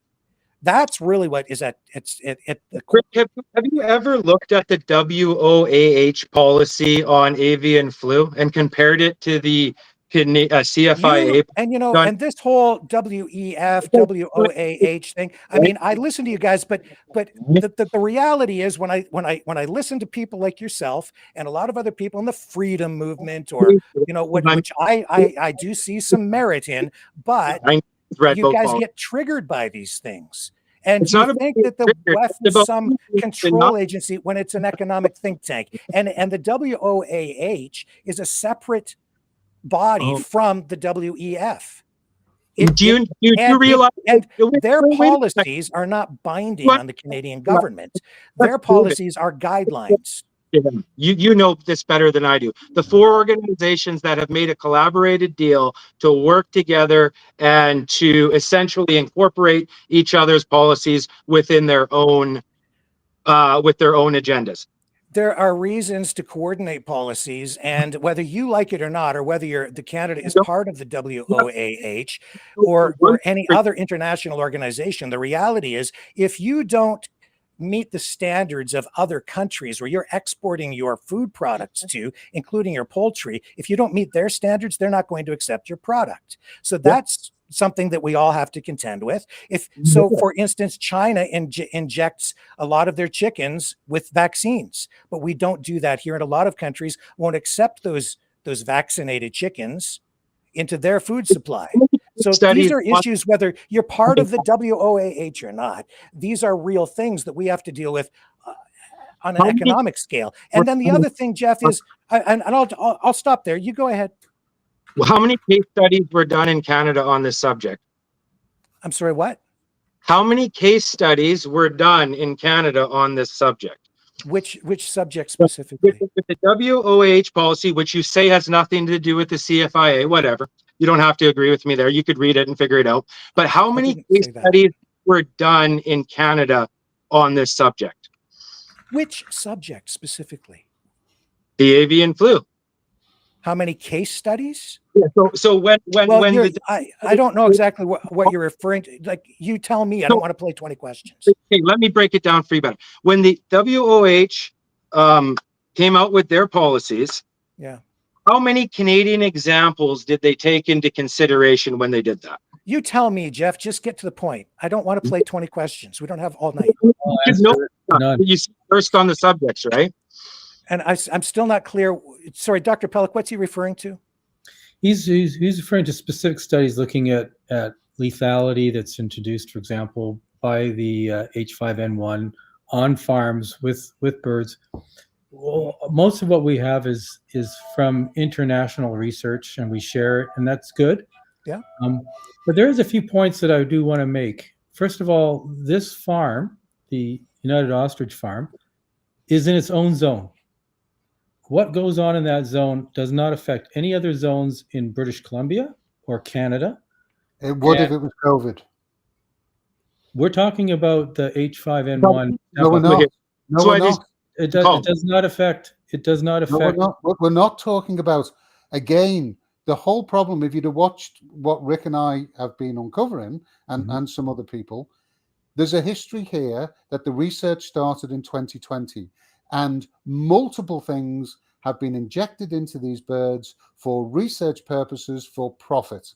And those birds have continued to go into the food system. That is, you know what, the H5N1 zone thing is irrelevant to that conversation, because we are talking about a much bigger issue. Right. But what I'm trying to say is the reason that the CFI has put forward is why it's important to have the stamping out policy is so they can maintain this international trade. And that is not true. The other thing too is the World Organization for Animal Health does not recommend that you stamp out the birds.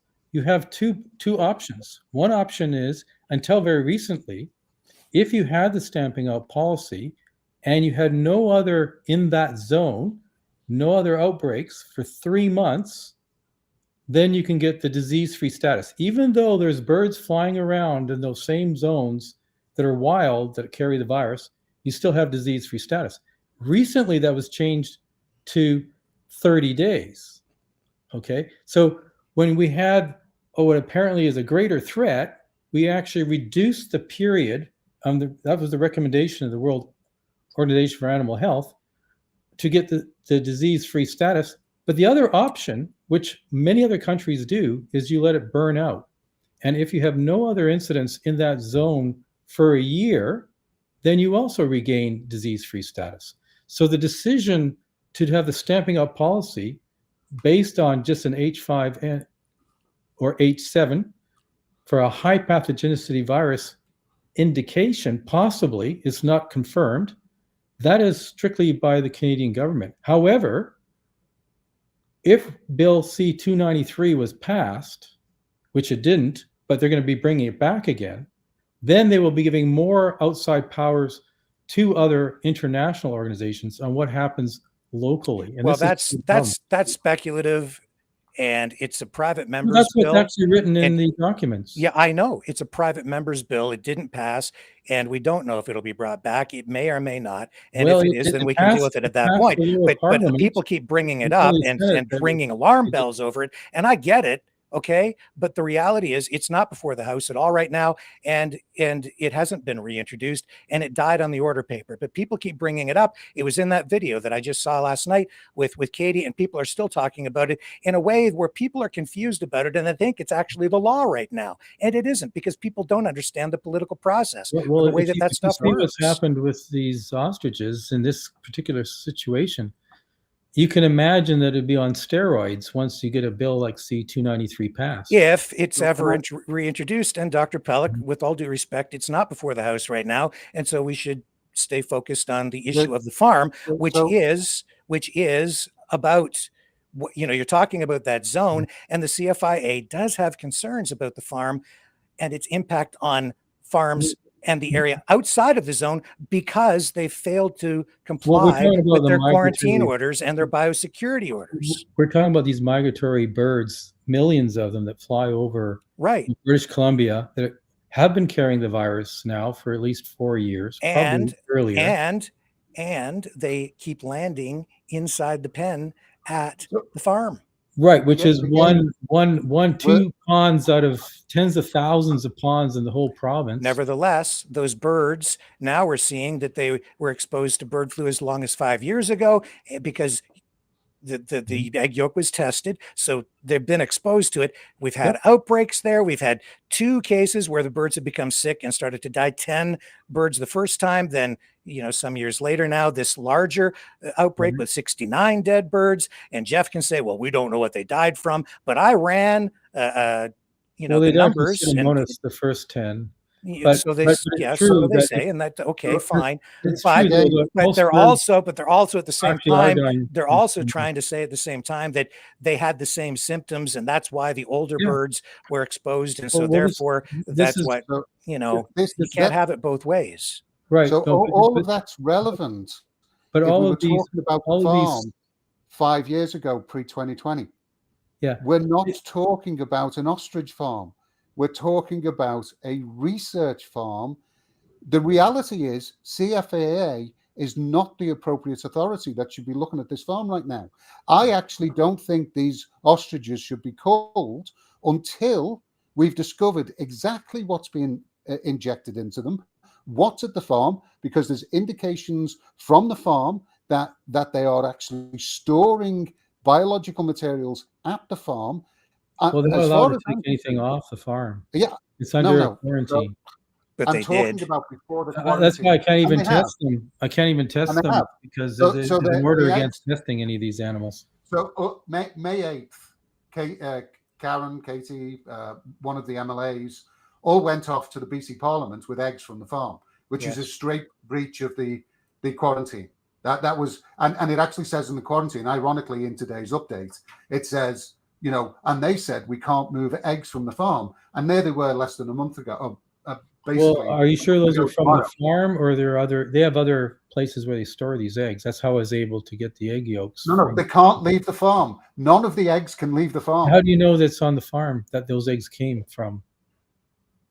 Well, then again, so you can introduce doubt in a situation where we have to take the inspection. Well, all I know is that can you say they weren't? I have not been able to get any of these eggs because they have an order, and I think it would be in their best interest to have me test the eggs after they've been infected. So again, you're only looking at testing. Your focus keeps going back to as if this was a farming operation that it was 6 years ago. It isn't. In 2020, this became a bio research facility, injecting the hens, at the very least, all the hens, with foreign bodies that have been described as. I think you're over exaggerating what we're talking about here. No, we're not talking about pathogens. We're talking about individual proteins. You don't know. You've stated already at the beginning. Well, I know what they showed me, in their business plan. as part of my due diligence. You haven't looked at the material. Do you know? Well, I have tested some of the eggs. Not for COVID and not for any other antibodies, only for H5N1. You've said that yourself. That's true. I have not tested them. And you haven't been involved in this farm till later on in 2024. You have no idea what was actually going on this farm. So what we can only do is look at what's been filed into court, public statements that have been made, indications that. But aren't you kind of fixated on something which is not really the central issue here? No, it is. The central issue is do these birds pose a threat?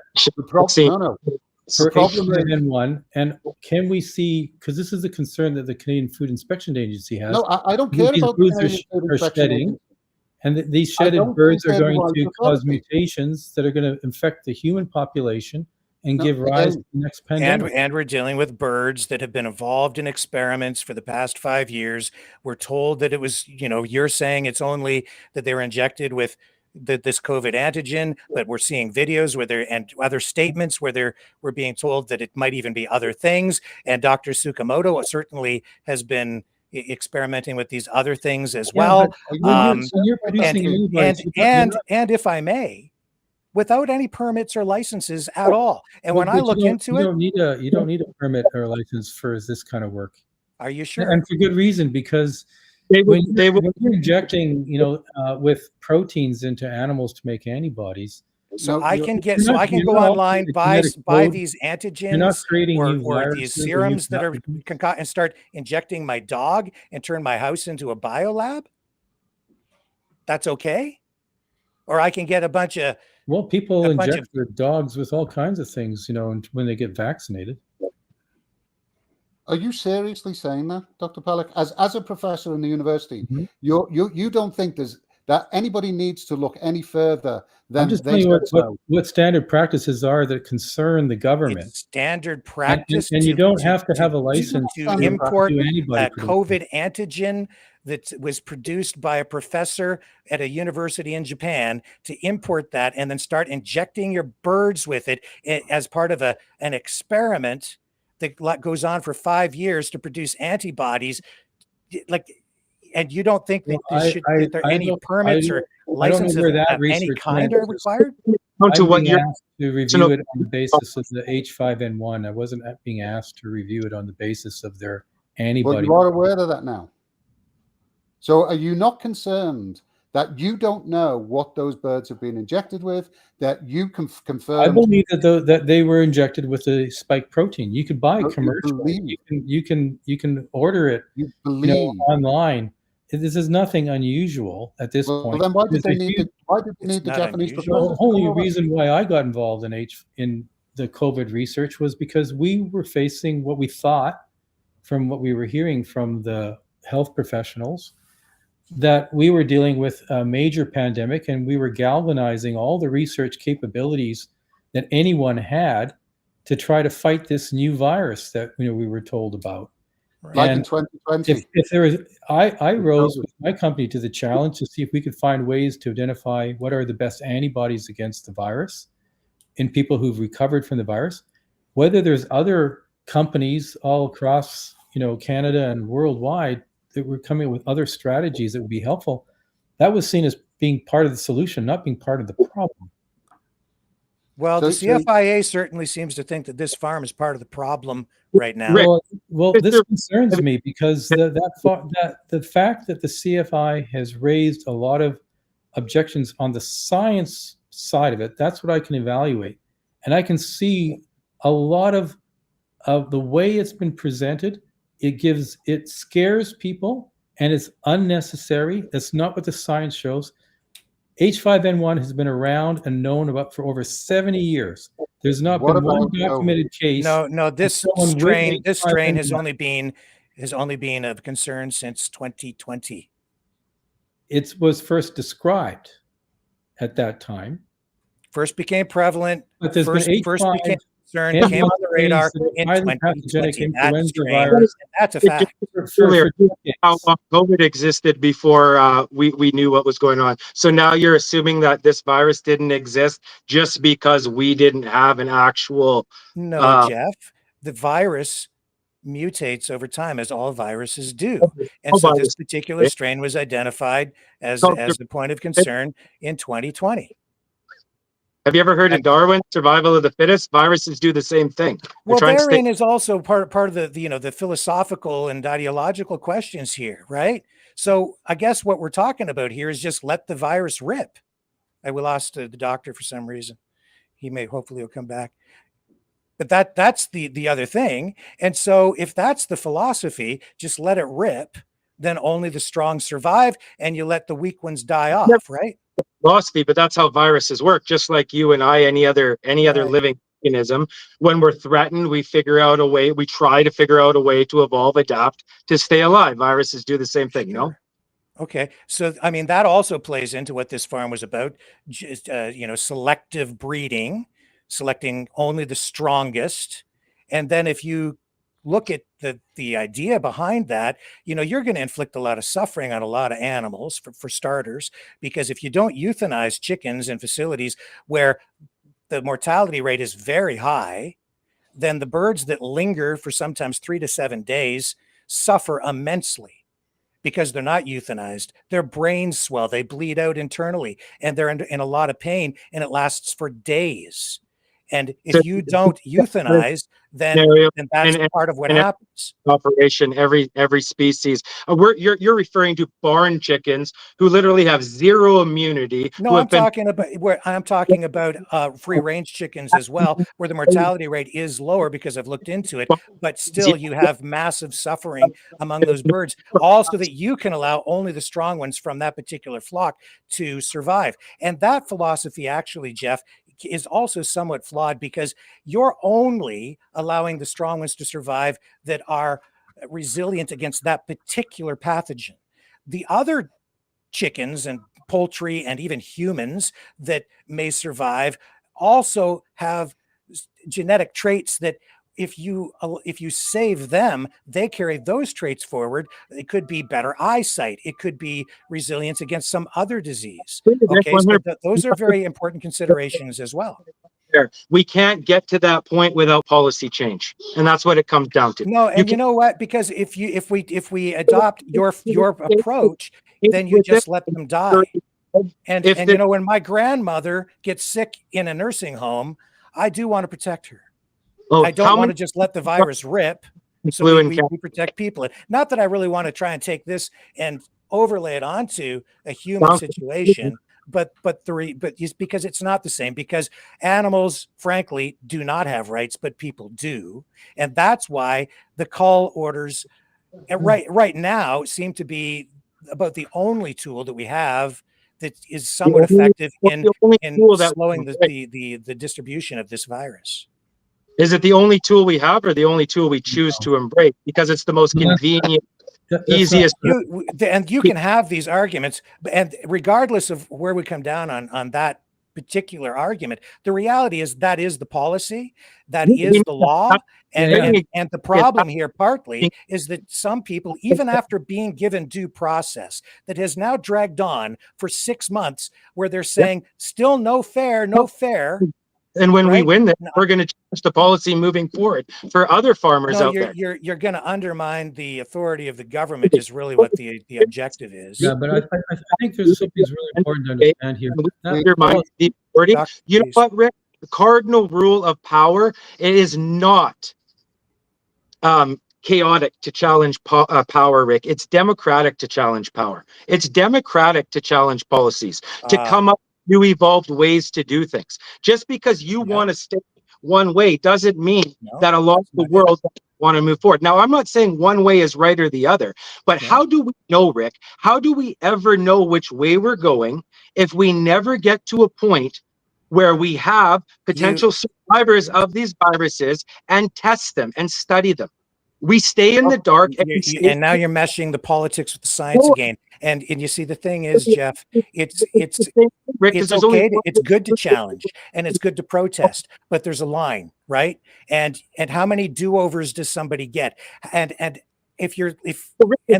I've illustrated here tonight, it's not just about being given due process. People, if you lose, you lose in the end. And then you have to try to affect change through the political process. Policy should be based on solid science, right? I mean, we would hope that we're making intelligent decisions in how we proceed with threats. And we have this policy that's been applied for the last 4 years. And the reality is that we still have the same number of incidents in seasonally, just like the flu season occurs for people, occurs for these birds. And if you look at the amplitude of the peaks and the spacing, it hasn't changed in 3 years. But again, Dr. Pelic, with all due respect, your science is a red herring with regard to the political side of this issue. Well, I can't just a quick question on the except that what we want to do is we want to come up with a strategy that's actually going to, and that's fine. And you know what? And we've discussed that, and I agree with you. Okay, but you can't let the whole system be torn down in order to affect change in that way. They are out of the farm. That's really kind of what's going on out there. And the due process you referred to did not examine at all the policy. It did not examine the science at all. Because again, you're not representing the legal process in a proper way. Because that's not the way the system works. No, that's not what was that was not the question before the court. Yes, and their lawyer. Why did they grant an injunction with a different judge? So that typically happens. That typically happens in the first instance. That's not unusual injunction. But just a point, there's a policy and an order is given. Yeah, the stay policy. You don't have to have an injunction. You're talking about getting the stay order initially. The stay order, yeah, the first 30 days. Because in order to provide due process, even in the face of what they view as an emergency, they recognize the property rights. And they are saying, yes, you do have rights as the farm owner. So we will grant this stay in order to provide enough time for you to go through the process to challenge this in court. And then their lawyer examined that in the courts. When the subsequent court, they did during the stay order, but then they have to deal with the subsequent question. And the question that was presented to the court by the farm's lawyer, who has to assess the case and decide how he's going to challenge this, he chose to challenge it in a particular way based on what he thought would be the best likelihood of success in the case. And the question was, and I haven't read all of it, but it's basically, did the CFIA have the authority to move forward with the cull at that time? Did they have the authority to do it? And he challenged their authority to do that. That was the question. So did the CFIA have the authority to move ahead? It wasn't up to the judge to assess the science of it. It was up to the judge to assess the legality of it, whether the government and the government agency had the authority to do what it was doing. The question of science has to be left to others. That's a decision that the judge took, right? I mean, no, that's the decision the judge had to take, because it's not a free-for-all in court, and you can't just start throwing out other questions. It was a question of process that their lawyer was challenging as part of in court. It wasn't the case wasn't about deciding whether the stamping out policy is good or bad, or whether it follows good science or bad science. It wasn't about that. That's what the judge decided he would actually look at. He made the decision of what the scope would be exactly, and he decided that it was irrelevant. Whatever happened after the issue of that stamping out order, and whether they had enough, because of their policy, stated policy, that says if you have an H5 or an H7 PCR positive result, then you go forward with the call. Doesn't matter what happens afterwards. Doesn't matter what the safety is. Doesn't matter what the science is. Doesn't matter what the policy has merits. The judge was very narrow, and he did not look at any of those other factors into this. Right. So you can say then, okay, well, if you're going to have things like this, at the end of the day, where if there's the policy in the country is to have, let's say, as a real extreme, you have racist policies, because that's what the policy is in the country. You can't challenge that in the courts. No, you can, but when you go into court, their lawyer has to challenge it from a particular perspective. What? But the judge turns around and says, "Well, this is the policy." So no, it's not. That's not accurate at all.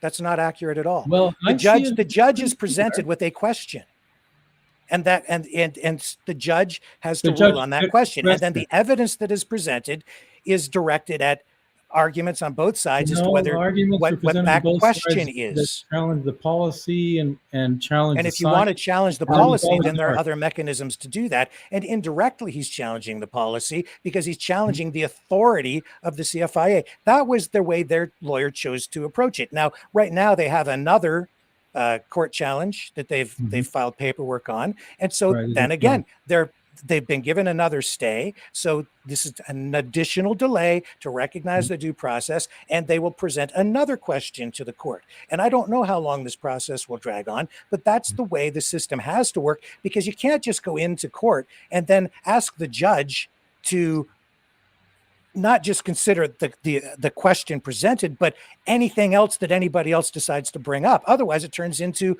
what we have on the program tonight, which is a free-for-all, right? Well, I've seen it a lot. There's a lot of parallels. The stamp out policy in the court case. They were suggesting in the court case, with your evidence as part of that they had to have an exemption because they were a research facility with research birds. The precedent, had they have won, would not apply to any other farm that wasn't working in the same way. So the chicken farmer down the road, if this argument here was about stamping out policy, we'd be talking about the chicken farm down the road, not this particular research facility. Of all the locations to try and make that argument relating to the stamping out policy, this was not the place to do that, because the precedent that will be set is there's nothing in it. Their argument is the birds were valuable, the antigens are valuable. That's not the case with other animals. It's more than just that, David, though. It's the species of the ostriches, too. Some of those ostriches could very well be endangered species. If they are endangered species, they are not to be called under the Animal Safety Act of 2002. Is that true, Dr. Pelic? They're not in it. Okay, these particular ostriches have been sold to farms across. I'm not talking about that. You're talking about the exemption. There's more to the exemption than potentially genetic. It's also to do with species. You said you listened yesterday. You know exactly what the exemption is, and I know what the exemption is. They couldn't apply for the exemption by injecting birds. That's not what the exemption is about. But that's what they tried. That's what they tried. Well, I think the reality is the bar is very, very high for the exemption. It requires basic evidence of genetic testing, and you have to remember that this farm has been in existence for 30 years. We did not do routine genetic testing of birds until just recently. And so only large research facilities. This farm hasn't been in existence for 30 years. Just to be clear. The birds have been around. So you need to be clear about that. The birds have, the farm hasn't. This like the farm as it's knowing now, maybe, but Dave was in the business before. Yeah. So over just 20 or 30 years ago. We need to be careful with words. The farm in there. Yeah, there's two separate farms that came together here. And those birds have been shipped all over the country to multiple facilities. That was part of their business model going back to the 90s with Dr. Bob Church and Dave Belinsky and Columbia and Rocky Mountain Ostrich. So but they are not unique. They came from farms in South Africa originally. Yeah, I know, but they're not unique to this farm. And the other thing, Dave, you have to remember is how many ostriches do you think there actually are in the country at this point? I don't even know how many there are actually on the farm. Well, I know there seems to be some inventory questions. 290 on the Well, farm. Rick, I explained to you that I counted them personally, and I came up with roughly 385, give or take a couple, because it's hard to count every single one that's hopping around. But if you went there, you could see you can openly walk around. You can't get into the pens, but if you can stay outside the tape, and you could walk around every pen and literally do a count in each individual pen. I mean, give or take a couple ostriches, you're going to get a pretty close number. How many ostriches do you think there are in Canada? Honestly, What Dr. does it Beck, matter? I don't know, but What- I do what know does it that they matter say to the that argument? about 20% of all the ostriches on farms came from that facility, and that Well, is, if not the there's largest now, probably was the that's largest ostrich farm in probably Canada. represents it probably at this point represents about something in the order of 20% of all the ostriches in the entire country. Yeah. So we're not talking about calling, you know, a chicken with, you know, even 20,000 chicks in that, when you've got basically tens of thousands of farms that are cultivating chickens with each of them with these numbers. We're talking about How many of these birds do you want to keep alive for research? All of them? How many do you need? Well, you know, it depends on. Well, let's ask a better question, Rick. How many do you want to see called? What will make you happy? I'm just asking a question. How many do you need? I think the farm will not survive because the way the situation is set up with the policy, the maximum they can offer per bird is $3,000 per bird. Right. It doesn't matter if it's an ostrich or a chicken, that's a special chicken. And so you cannot recreate a farm like this. It takes many years, and they don't have the resources to rebuild. So we're talking about basically when you call these animals, you're killing in the entire 2020. business. In 2020, according to the court filings, they had 250 birds. In Yes. 2023, they had 500. I'm thinking that they can actually rebuild them pretty fast based on those numbers. Not if you kill all the birds. Well, no, And they bring, you have to remember $1.2 million, they can bring a few more birds back in. Well, the problem is that you're going to have the same Plus the idea. What do you mean $14 million? $3,000 times 485 or 380 birds? I didn't say 14 million. I said 1.2 million. Oh, 1.2. Sorry, I misheard you. My bad. No, you didn't mishear me. You're just trying to interrupt. No, I thought you said 14 million. That's what I thought I heard. 14 million is the amount of birds total that have been culled up to April of 2025. That's how many birds have been culled across. But nobody jumped off until the research 14.6 million have been executed, birds in Canada. No, culled. But 160 million in the United States. That's why they're re-examining the whole. Why do you use the word executed? Well, they're killed. Okay, well, but does it make you feel uncomfortable? They're not euthanized. They're killing, called, executed. Like they put them up against a wall and a firing squad shot them. Well, when you kill an inmate with lethal injection, do you not call it execution? Well, why? Well, they're your inmates because you're keeping them in a pen. So now you're bothered by a terminology. Did you fully inform them and get consent before you started injecting them? Jeff, well, have you spent the last 40 years executing your family? No, sir. Because they have. If you want to use that example, they spent 40 years executing. But that goes back to my original point, David, where you're see me. I don't know. I see it differently. As a meat eater, as an ethical human, I see the difference in.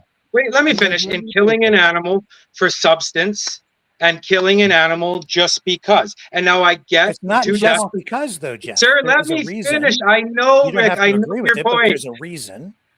Because 2 test results in 2 dead specimens, correct? And 69 dead Nobody's birds. denying that, right? Yes, 69 dead birds. But the reason for the call is because they found 2 positive samples in 2 carcasses. No, that is the reason. They took multiple samples from 2 carcasses, and there was an on-site test, and then they took the samples to a lab.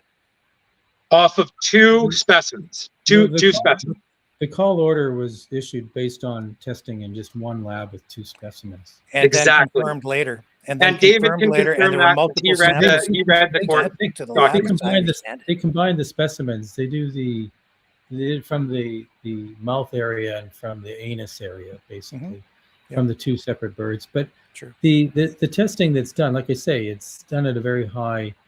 PCR. We've heard this before, and I mean, I know you want to discredit the test as though it's not valid. Are you saying that bird flu wasn't present there? Are you saying that these birds? Nobody's saying that, Rick. I'm not saying that. Now you're just speculating out the yin yang here. Nobody's saying that. No, the problem is that when the call order was given, that's the information we had. Subsequently, only after I did my first expert report, and I got statements from what was their expert at the time, Dr. French, later we found, because we couldn't test the birds, and they told us only the PCR result. Later we found out about this reassortment. That's all they said in the statement was reassortment in what they filed in the court. Me understanding what reassortment means that the only way that you would know that is if you completely sequence the genome. So as it turns out, they did sequence the genome. We had asked them for this information right after they got the Cull Order. They never provided that information. Only after in court, where we had a freedom of information request, did we actually find out that they sequenced it. And that's when they announced, when we were in the final stages in the court, that it was a reassortment of high pathogenicity virus with low pathogenicity virus. And then the claim was that this was unique. However, we have since learned, and from their own expert witnesses under cross-exam, they have over 100 cases. Now, the maximum number of cases would be 531, roughly. Maybe it's 537 now, but that's a 20% almost reassortment rate. What for reassortment, you have to have the same animal infected by two different viruses in the same cells to get a repackaging to create the new virus. This is a very, very rare event.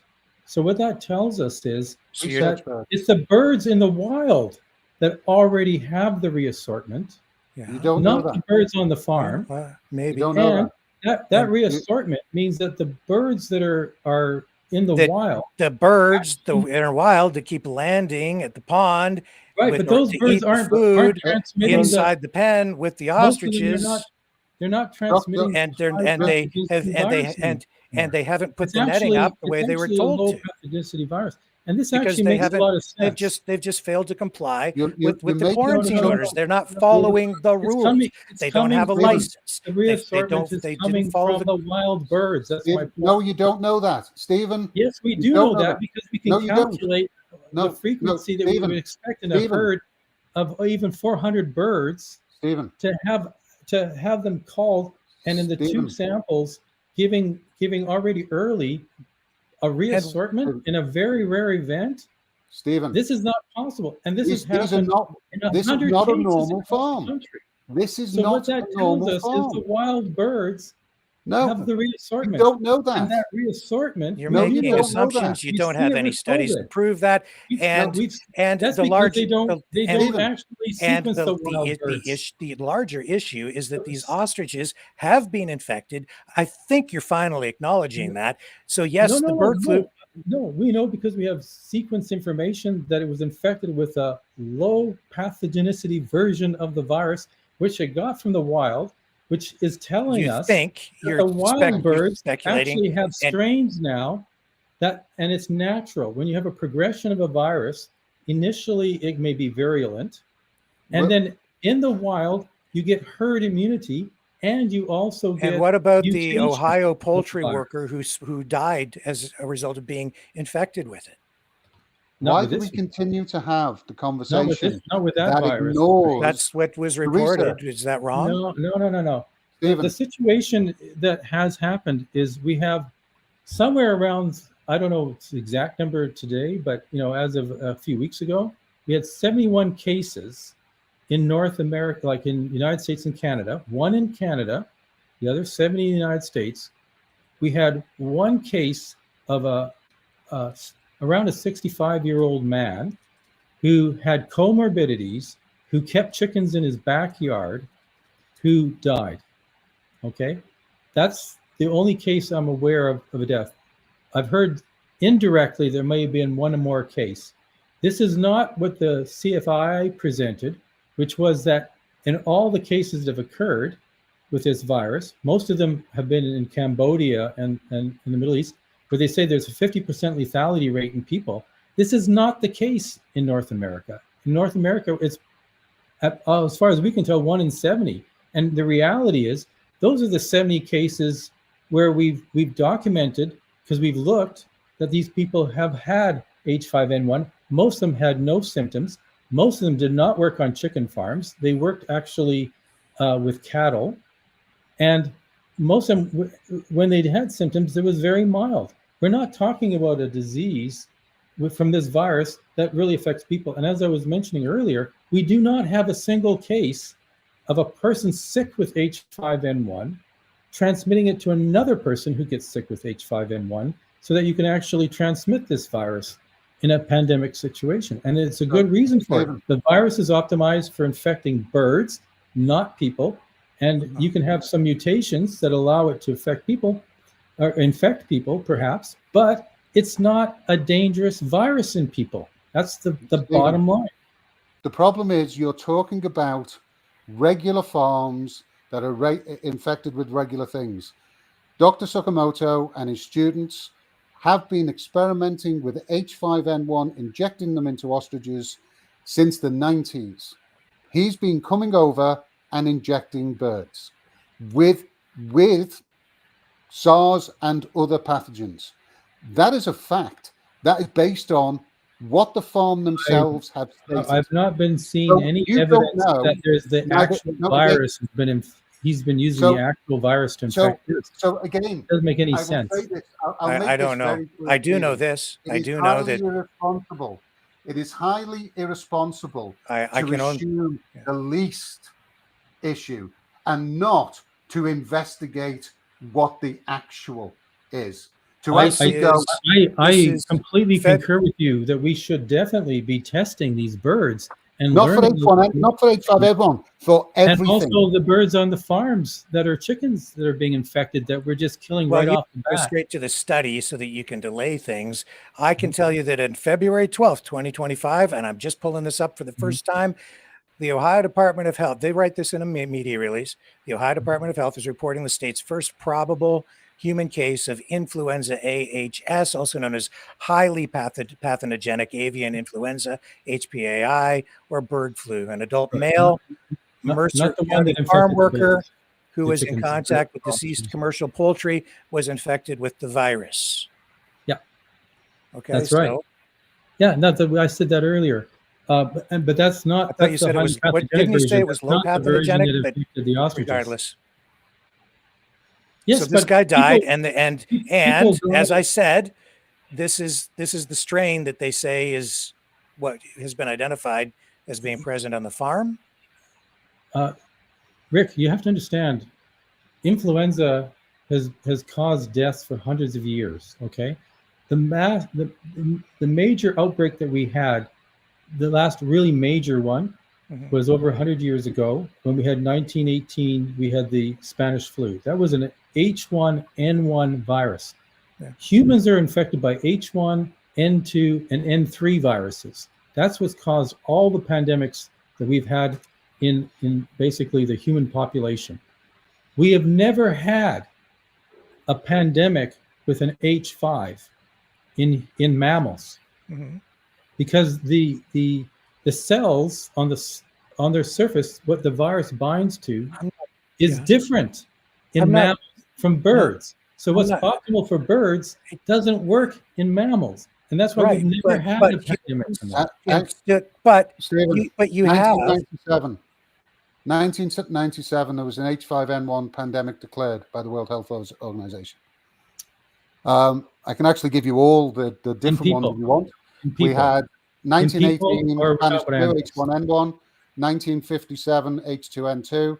1968 H3N2, we've had swine, 1997 H5N1, 2003 SARS, 2009 H1N1, 2015 MERS, 2019 COVID-19. But these have all been H1. And you don't care. You're not worried about H3. You're not worried that it's jumping to humans. No, because these are very different. H5N1 was 1997. H5N1 was a pandemic. They declared that as a pandemic? That can't be right. Declared as a pandemic in 1997. A pandemic in people? Or are we talking about swine? It's not a we don't currently have a pandemic of H5N1 in people. No, there's never been a pandemic in people of H5N1. There hadn't been a pandemic. We had the same situation declared as a pandemic with H5N1 in 1997. And no, that's not right. Mind you, no, it is right. With the World Health Organization, they declared Mpox as a pandemic, and that was based on basically the Director General bypassing a scientific committee and on his own just decided, yeah, Mpox is a pandemic. I don't disagree that they overstate these things, but you said there hadn't been one, and there was in 1997. There was one declared for H5N1. I'm gonna look that up because I'm quite shocked because I've never seen any data about this H5N1 being a pandemic in people. It doesn't even actually make any scientific sense. No, I didn't say it was a pandemic in people. I said it was declared as a pandemic. Well, it could be in animals. We have pandemics in animals, but we're talking about people. We're talking about the threat that's going to have to the human population. We don't have a pandemic of H5N1 in people right now. No, there's never been one. Policy. We do have a policy. The risk is to the animals and the food chain. Right. That's what the stamping out is not to protect people. But the stamping out policy, the reason why they want to kill these ostriches is because they feel that somehow these ostriches are going to transform the virus with special mutations that now from this small population of ostriches, where they're all healthy, and clearly have antibodies. You don't know they're healthy. You can assume, but we've had ostriches. Well, healthy is whether they have signs. We don't know symptoms. We can't actually say they have symptoms because symptoms is something that is expressed by the person. Yes. Who basically has the disease. But they have no signs. You can't say they're healthy. They have no signs of infection. But you can't say they're healthy by the very argument you just made. They're producing eggs at this point. So you don't usually, when you're sick, you don't usually, produce eggs. So they're running around. These are very hardy animals. And they're not shedding. You don't know whether how do you know they're not shedding? The virus is gone. How do you know? How do I know they're not shedding? Because if they're how do you know they are? Once you're how do you know they're not? Your immune system is kicked in. You could play the speculative back and forth all day long. No, you don't shed virus. We had 69 dead birds. We've got positive tests. You know that the virus is present. But what does that evidence suggest that they are still sick? Like, yes, you're right. In the past, there was 69 deaths. In the past, 2 specimens tested positive for the avian flu. But other than that evidence, what would suggest that now that they are sick? At this point, the onus is Jeff. The onus at this Dr. point, Pelic, what is the incubation period on H5N1? About 2 weeks. If you recover 2 weeks later, you're considered basically your immune system is kicked in. You've killed any of the virus that's there or any cells producing the virus, and you're not shedding.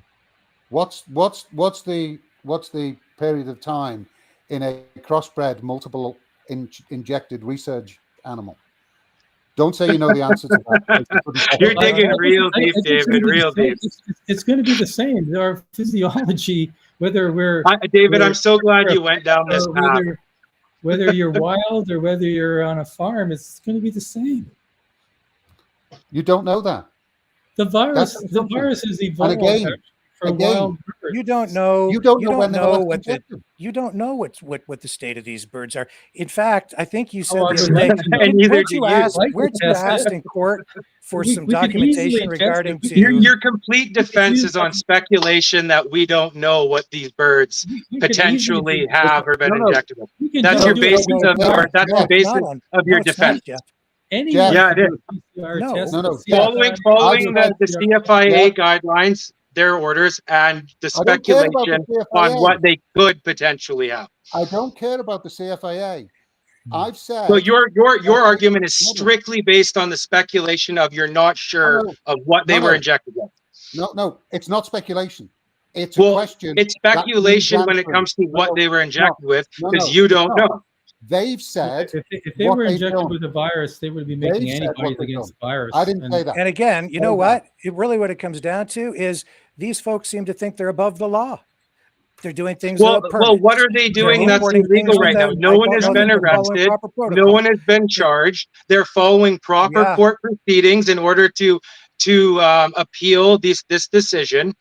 The liaison officers come in every day or two in t-shirts, in jeans, standing right next to the pens, just like everybody else, letting their dogs run around all the same.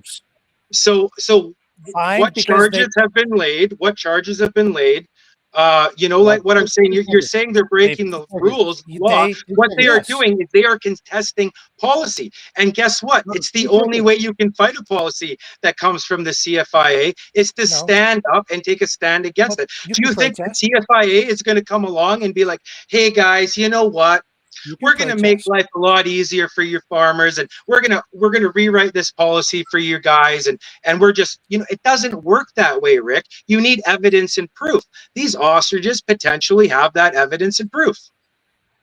No, and Jeff, they could have the evidence and proof that David is looking for. They could have the evidence and proof that the farm is looking for. No, Jeff, they didn't inform the government of what they were doing. They didn't get permits. Rick, it doesn't change the fact of what I'm saying. The evidence that those birds have could very well prove David right. They could very well prove Stephen right. But the fact of the matter is, we don't know this if the birds don't stay alive and get tested, do we? They're not asking for that. They're only asking to stay within the CFIA guidelines. They don't want them coming in and looking at what the rest of that research has been. They have tried to avoid discussing that. They have covered that up. They do not want anybody going in. It's only because that's been exposed through shows like this that they started talking about it and are now trying to cover that up. And we've got politicians. We've got politicians who apparently you don't need them to tell you, David. The testing would tell you. And Jeff, they have broken the rules. That's why they've been fined twice for failing to report and for failing to comply with. Well, actually, they're contesting. Sure, that. a lot of people get fined when they're fighting politics. But they've been fined. But I gather that that's being actually challenged because and they're welcome to do report. Because they're entitled to due process, and they can drag that out as long as they want. But there are let's that, and that's fine. Let's find out whether or not that was justified, because there's no doubt the CFI has applied whatever pressure they can anyway. And she has stated on the program that they didn't install the netting because it's just not possible. And yet, they wanted them to build a new fence in frozen ground in short order at their expense. Well, you have to have reason. And we're talking. What does the pens represent? Like something like 20 acres of land, just the pens, or something like that. It's a huge area, Rick. It's not a small area. Well, Jeff, they could make other arrangements, and they could corral them into a smaller area where they could. They did. They were all isolated in different pens and separated. Actually, you can't use the excuse that they don't need to follow the rules when they. I never said anything about. I'm not challenging the rules. What I'm saying is they're challenging the policy, and to challenge the policy, you have to be defined to a certain extent. That's the truth. Well, how else would they challenge the policy in this situation?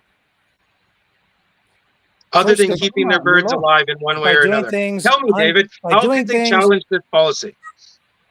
They haven't been following the rules from the beginning. We get they might your have had more perspective, success. Rick. They're lawbreakers. I get your point. They're bad guys in your eyes. They might have had more success in being designated as having something genetically unique or unique birds if they'd actually received proper permitting or licensing to conduct research on the farm.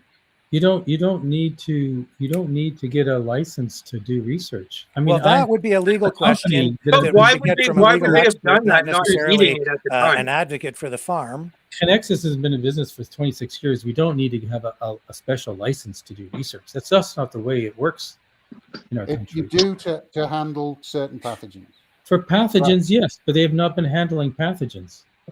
That's your speculation, David. You're speculating they handle pathogens. It's their words, and until there is no.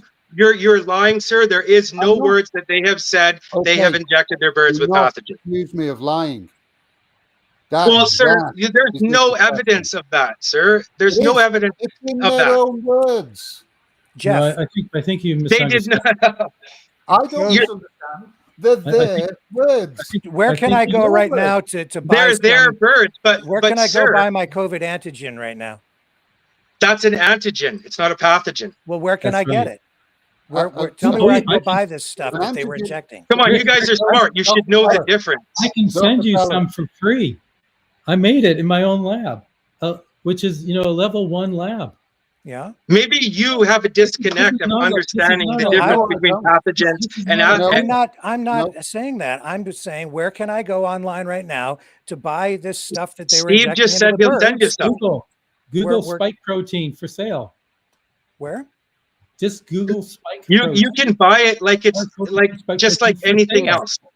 Well, I'll certainly. I'm asking the question. I'll find out what the answer is. If you're saying that it's okay, if it's okay for me to just start buying this stuff and start injecting animals at my house. For example, Rick, if you can go to a company, it was called Signal Chem in Richmond, BC. Yeah. They were selling recombinant proteins for sale. That was SARS-CoV-2 proteins. To whom? I made them in my own lab. So and I was using them. I don't sell them, but why does the Canadian Consortium of Academic Biosafety Level 3 categorize all COVID spike proteins as the virus, not the proteins from the virus? No. This is any version of it, and the again, virus. You don't know what they were actually injecting. They weren't injecting the virus because you can't get it. So talk about speculation. They've used those words, and you're saying they didn't. In your opinion, when you don't know. Well, I do know, because I know you can't do it. You don't. You can't order up SARS-CoV-2 virus. I mean, here's the irony of the situation. We were telling people that you could wear a mask and you would be protected against this virus. But if I wanted to work with that virus, I'd have to be in a level 3 facility with a full body suit, with an oxygen tank, in a negative pressure room, with a laminar biosafety cabinet. I mean, absolutely. You can't get this virus just mail order. You can get the proteins though. Dr. Sakamoto created his own from the genetic sequence that was published by the Chinese. That's what he says online. And again, you're making assumptions. He did it the way he did not make the virus. He took one gene of 28 genes of the virus. And if he did use in his own studies, these lentiviruses, it was just the one gene. And in a genetically crippled virus that can't reproduce itself. You should know this, Stephen. The full sequence of the virus is actually a CL2, not a CL3. The spike protein is a CL3. The full sequence is a CL2. Canadian Safety Biohazard Handbook, 2nd edition. It's all clear. Can you say that again? What you were saying, the full sequence? The sequence is just the sequence. You're talking about getting the RNA gene. The full virus that you're talking about is a CL2, not a CL3. That's according to the current and at the time throughout the last 5 years. You're talking about coronavirus, or you're talking about SARS-CoV-2? The published information about COVID to the virus. You're talking about COVID the virus. I'm correcting you on what it is according to the Canadian government's published documentation.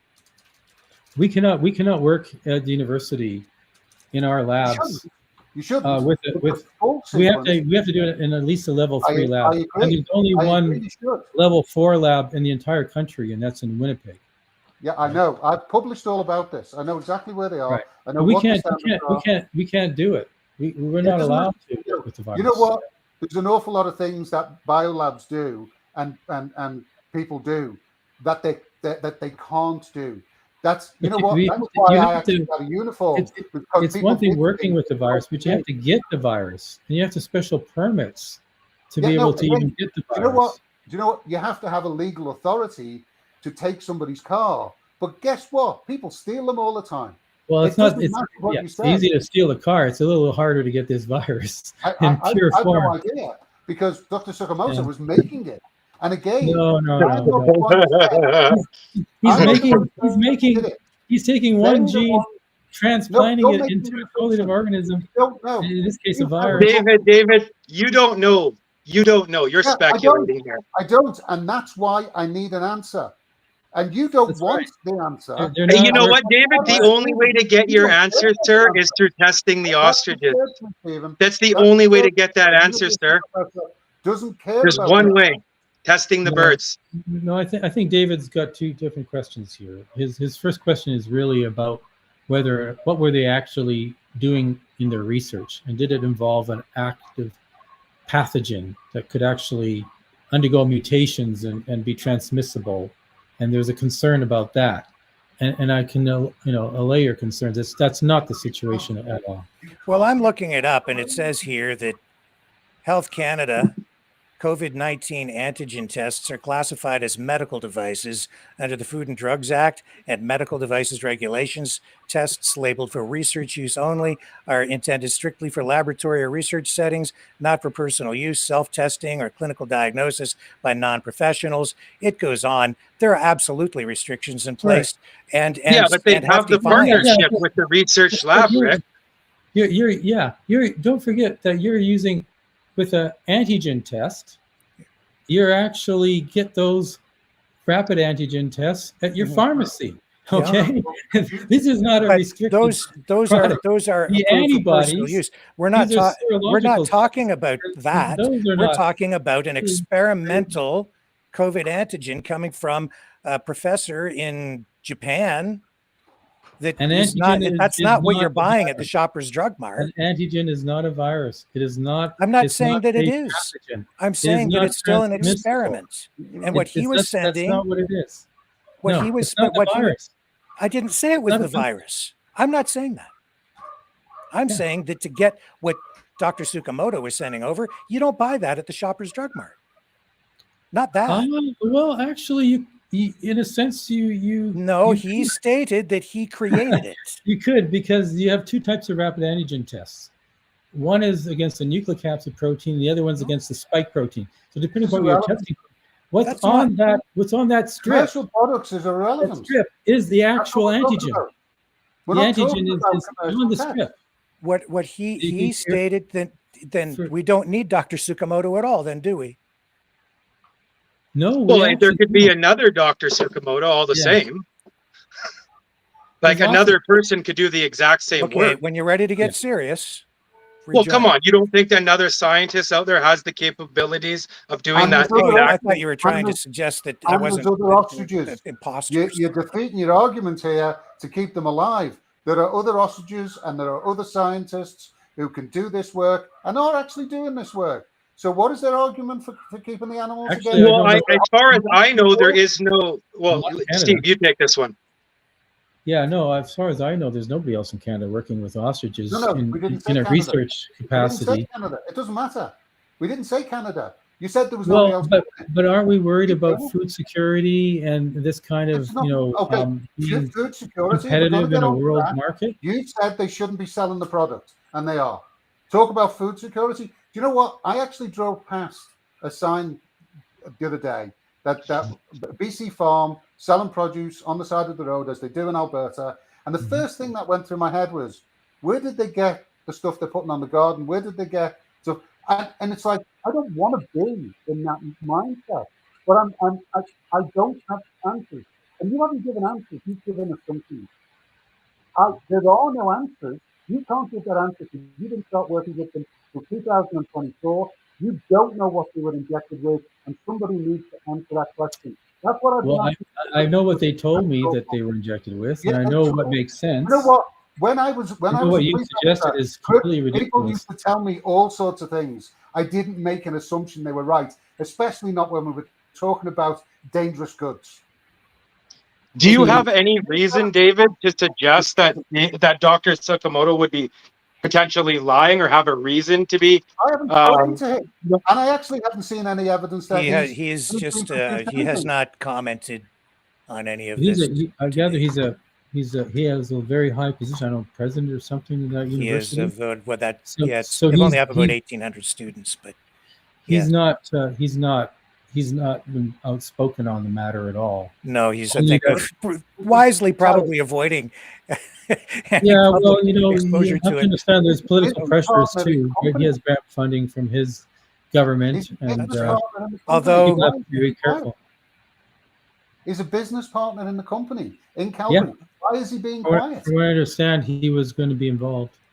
His So name why is is he quiet? on the If information I this was saw. my business, I'd be speaking up. Well, I don't know. I've not talked to him myself, but I know he's been very active in research, and he's an expert in the area. Isn't this relevant to the defense of these research animals? Well, I think at this point we want to just have the animals so we can do this research.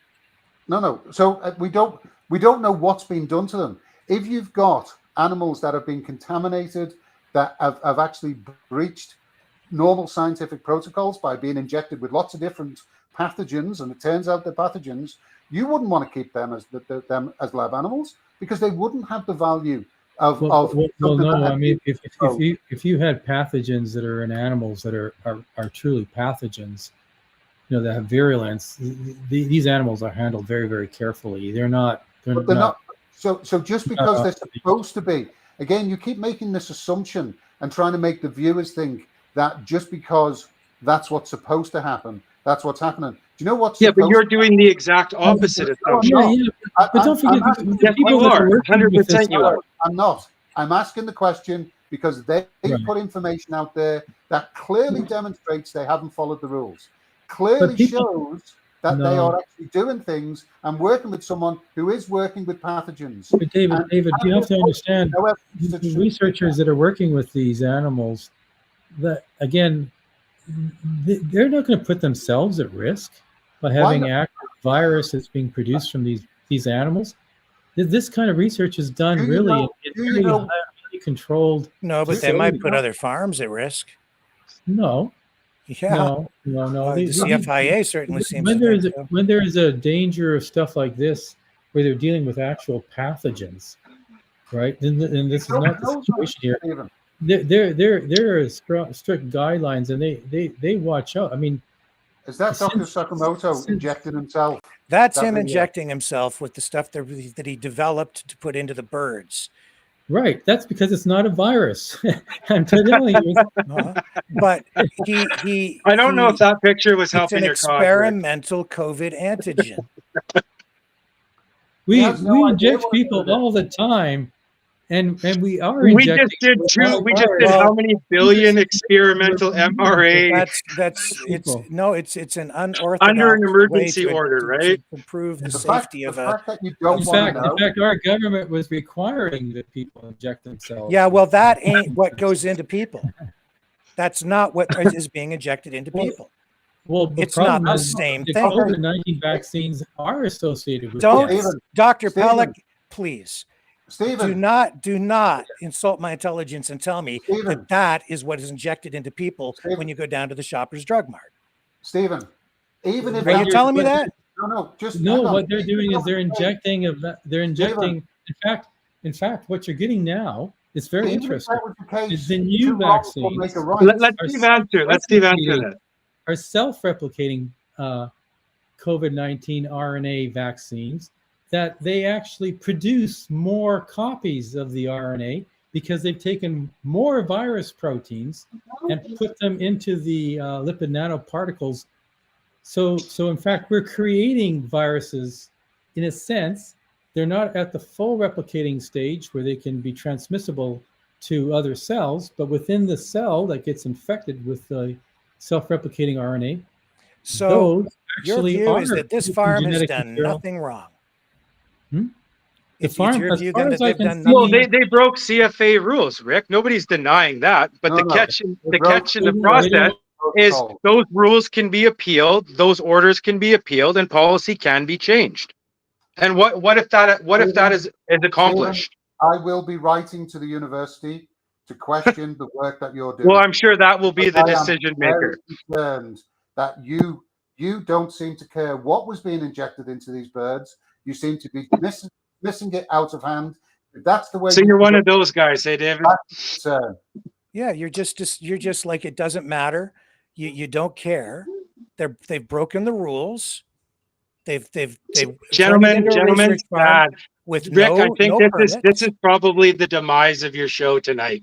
Well, good. After tonight, I don't think anyone's going to have much respect for you. The way you chose to really ride the assumptions and the insinuations. You know, you have some facts.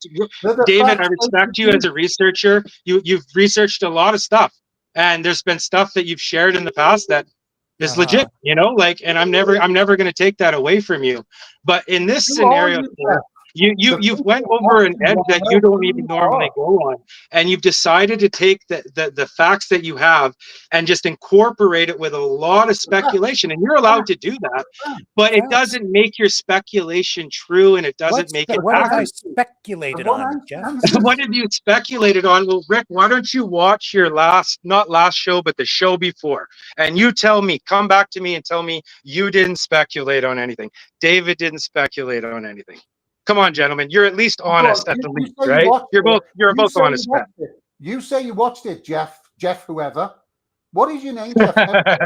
Say hi to Karen, by the way, for me. Who are you? Everybody knows who I am.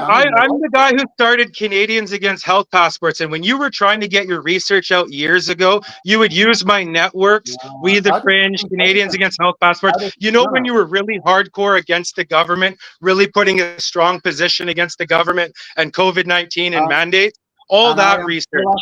I am still asking those questions, Jeff. As you bet. And David, that's why I generally respect you, sir. That's why I generally respect you. From everyone.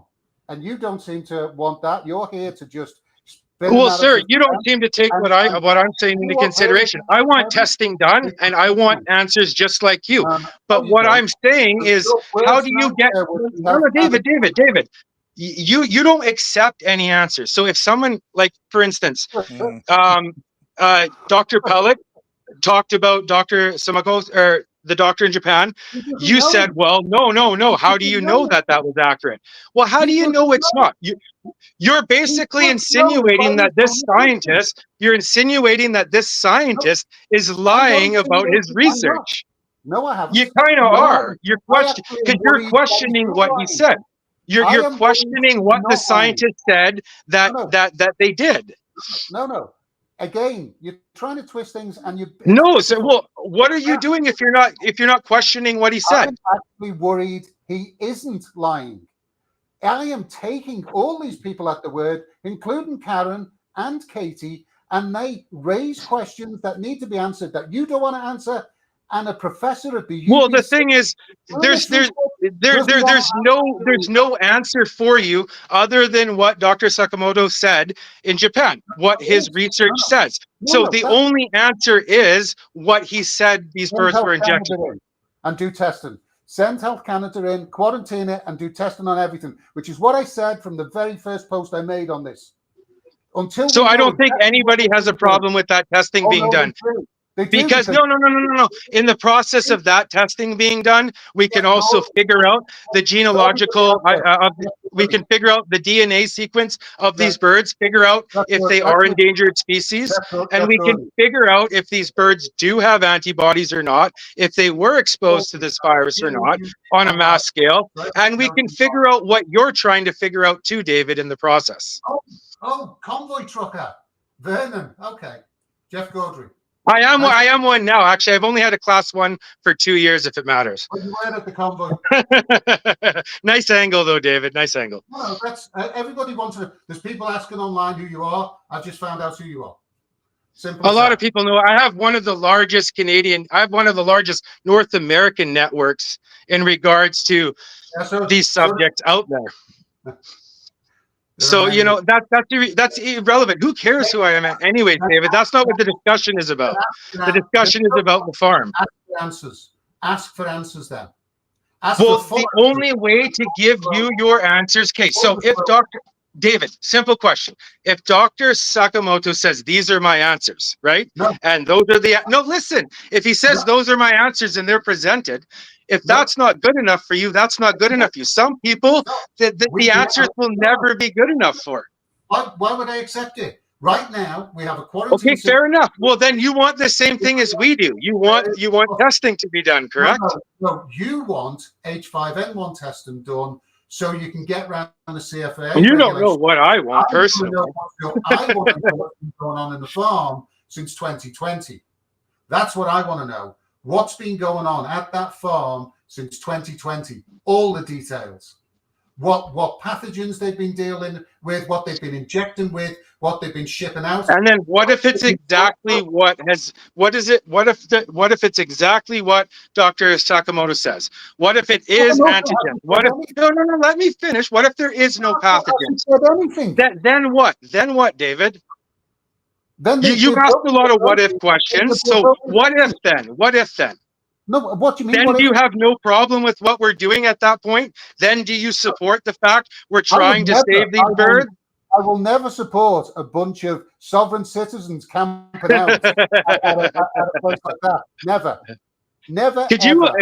I will never support that. It's funny hearing that coming from you with some of the stuff your wife has shared to me over the years. Having you say that is quite ironic.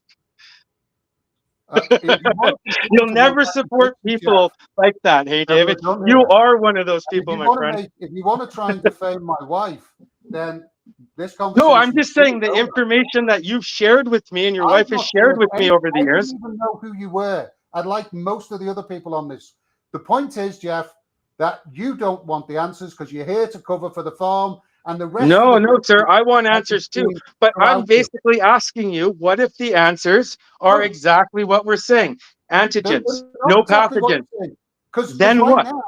Right now. No. Then what, David? Please answer this one simple question. Does that change everything for you? You haven't actually asked the question. The point is, right now, if we get yet another story from another third party that has a that's irrelevant to my question to you, sir. My question is simply this. Simply this simple question, David. Please don't try to talk over me. Would it change your perspective if testing was done and everything aligns with what Stephen Pelic is saying and there is no pathogen, so on and so forth? Does that change your position? I've still got a problem with the fact that they're selling birds, according to them, into the community while they're doing research on them. That's a problem. I would like to see them get properly certified, be properly organized, set up as a proper research facility, and yes, maybe do some good for humanity. But as they've done for the last 5 years, that is not the case by their own admissions into court and online. You can't take that back. If they want to move on and do it again, but do it properly this time with proper regulations, proper certification, proper rigorous... Yeah, but that's not for you to decide. And if the CFI order is overturned and testing is done, it doesn't really matter what your little interpretation or view is at the end of the day. No, Jeff, it's not up to them to decide whether the rules apply to them or not. And no, but the thing is, they're not the rules. Rick, they're not the ones who decide the final outcome. That's not going to be them to decide. What they are doing right now is well within their rights as Canadian citizens. No. And if they were breaking the law, Rick, if they were breaking the law, if they were breaking the law and it was a chargeable offense, they would be charged. They have received 2 fines from the CFIA. That is not a criminal offense. That is not a charge. Oh, so it's a fine, and the fines are being disputed. So what happens if what happens if the fines are lifted? What happens if the fines are lifted? We can cross that bridge when we get to it, but right now they've been fined, and the fines are being appealed. And they've admitted that they've it's all just speculation until the end, until the CFIA actually comes in and does what they say they're going to do. You know, it's just a big circle. You guys can think what you want. People could tell you. No, actually, it's not about what I think or what I believe. On here, it's about what the 10 times more qualified on the subject than David is to speak on the matter. Actually, David's a good researcher, but he has no degrees in science. My wife's degree in biology and microbiology makes her more qualified than David to talk about this subject. Actually, but the reality is, Dr. Pelic is a very reputable man in this industry, and you just disregard what he says. Like, oh, you're just a promoter for the farm. You take Dr. He's an advocate for the farm. And sure, but it doesn't mean that his scientific research is any less valuable, or his information or his opinion is any less valuable. Who testified in court to with counter arguments, which the court ultimately decided against the farm. Sure, Rick. And now we're in another appeal. So it is what it is. Like you said, due process, right, sir? You're entitled so now we're to in the appeal. And guess what, Rick? We're going to win this. And the funny thing is, guys like you and David, you're going to stir in your boots because you're going to think, how do these people, how do these so-called freedom fighters, like you label everybody, how are they making change? How are they actually freedom fighters? How are they actually getting, you know, into the position where, you know, policy is actually even being talked about in this sense? Well, you don't know that. You don't know what's going to come down the road years from now, David. You could very well be right, sir. And you're most likely, it's more leaning that way than the other way. But it doesn't mean people don't try, sir. Just because you have an issue with it doesn't mean people don't have the right to challenge policy and to try to create change, my friend. If they're trying to challenge the policy, don't. What did Katie say to Drea Humphrey? We're not telling them where the antigens are. Be open and transparent and tell them what research you're doing. That's it. Who you've worked with. She's admitted tonight that she's been doing this without any licensing. They don't need a license. You guys keep focusing on the license. Look up somewhere, prove to us that you need a license. They don't need a license to do what they did. If they needed a license to do what they did, they would have issues with that. I would assert that Dr. Pelic is incorrect on that. And you just heard? No. He looked it I up would while you were assert. there. I've been looking online. At the end of the day, gentlemen, at the end of the day, this comes down to if I do what they were doing at the farm with the kind of antigens that they've been working with, not the kind you buy at Shoppers Drug Mart. Well, I'm glad you're now referring to them as antigens versus pathogens. That's a step forward, Rick. I've always said that's a step forward. I never said they were pathogens. Oh, it was David that was talking about pathogens. That's because of what Tsukamoto has described them as. Right. And what the legislation states. And in fairness to David, that's why I ran that other video. There's been a lot of different information coming from the farm and from Dr. Tsukamoto. Well, when you say farm, like let's be careful, because sometimes you guys group, like that protester Jess, you grouped her in like she was speaking on behalf of the farm. Now, individuals at the farm, they're going to say whatever they want at the end of the day. I'm going to say whatever I wanted Katie on the program. Katie confirmed it. Katie confirmed what that video was. She confirmed it. So but no, she didn't, because when you guys talked about it the other day, when you played the clip of Jess, I didn't know how much was donated. I know, but she confirmed the amount. But when you played the clip, when you and Dave were talking 2 days ago, you played her clip. You played her clip, and then you tied it to RFK Jr. and you tied it to John.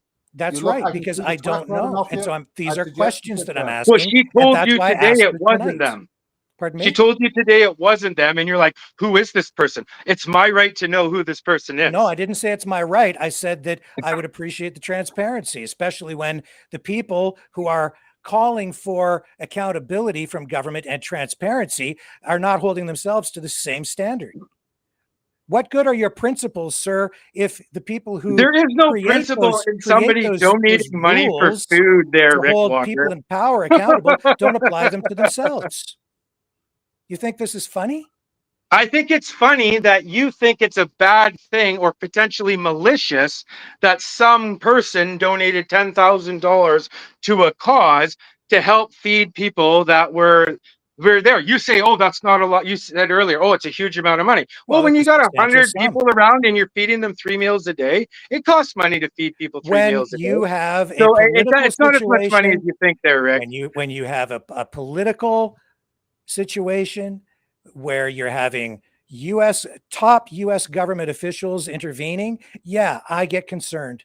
Okay, so she confirmed. She said to you, When you it's have not foreign them. money flowing in. She said to you, it's not them. So you're like, no, she's lying because she's not telling say me. she was lying. I accepted what she said. Perfect. So what did she also tell you, Rick? She said she would talk to that individual, and if they were willing to disclose their name, she would share it. Would you disclose somebody's name without checking with them first? That's why I asked her if she would ask the person if they would be okay with disclosing their name.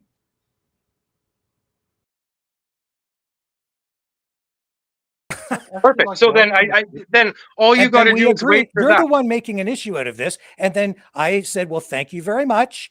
I appreciate that. I'll leave it with you. And you're still going on about it as though I'm lying about something when she just confirmed No, part of the information. it's about and the I just asked- insinuation, Rick. If it's not one of these the point is, if it's not one of these high profile people that you're concerned about, then what does it even matter?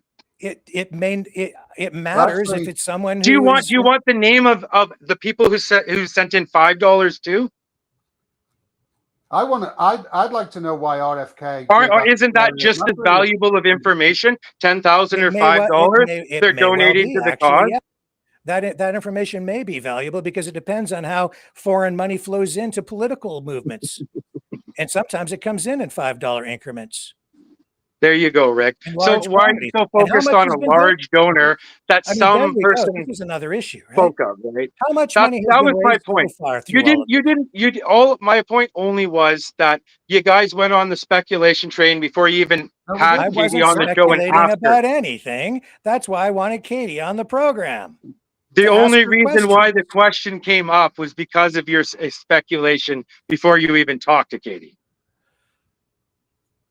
Because of RFK, because of John.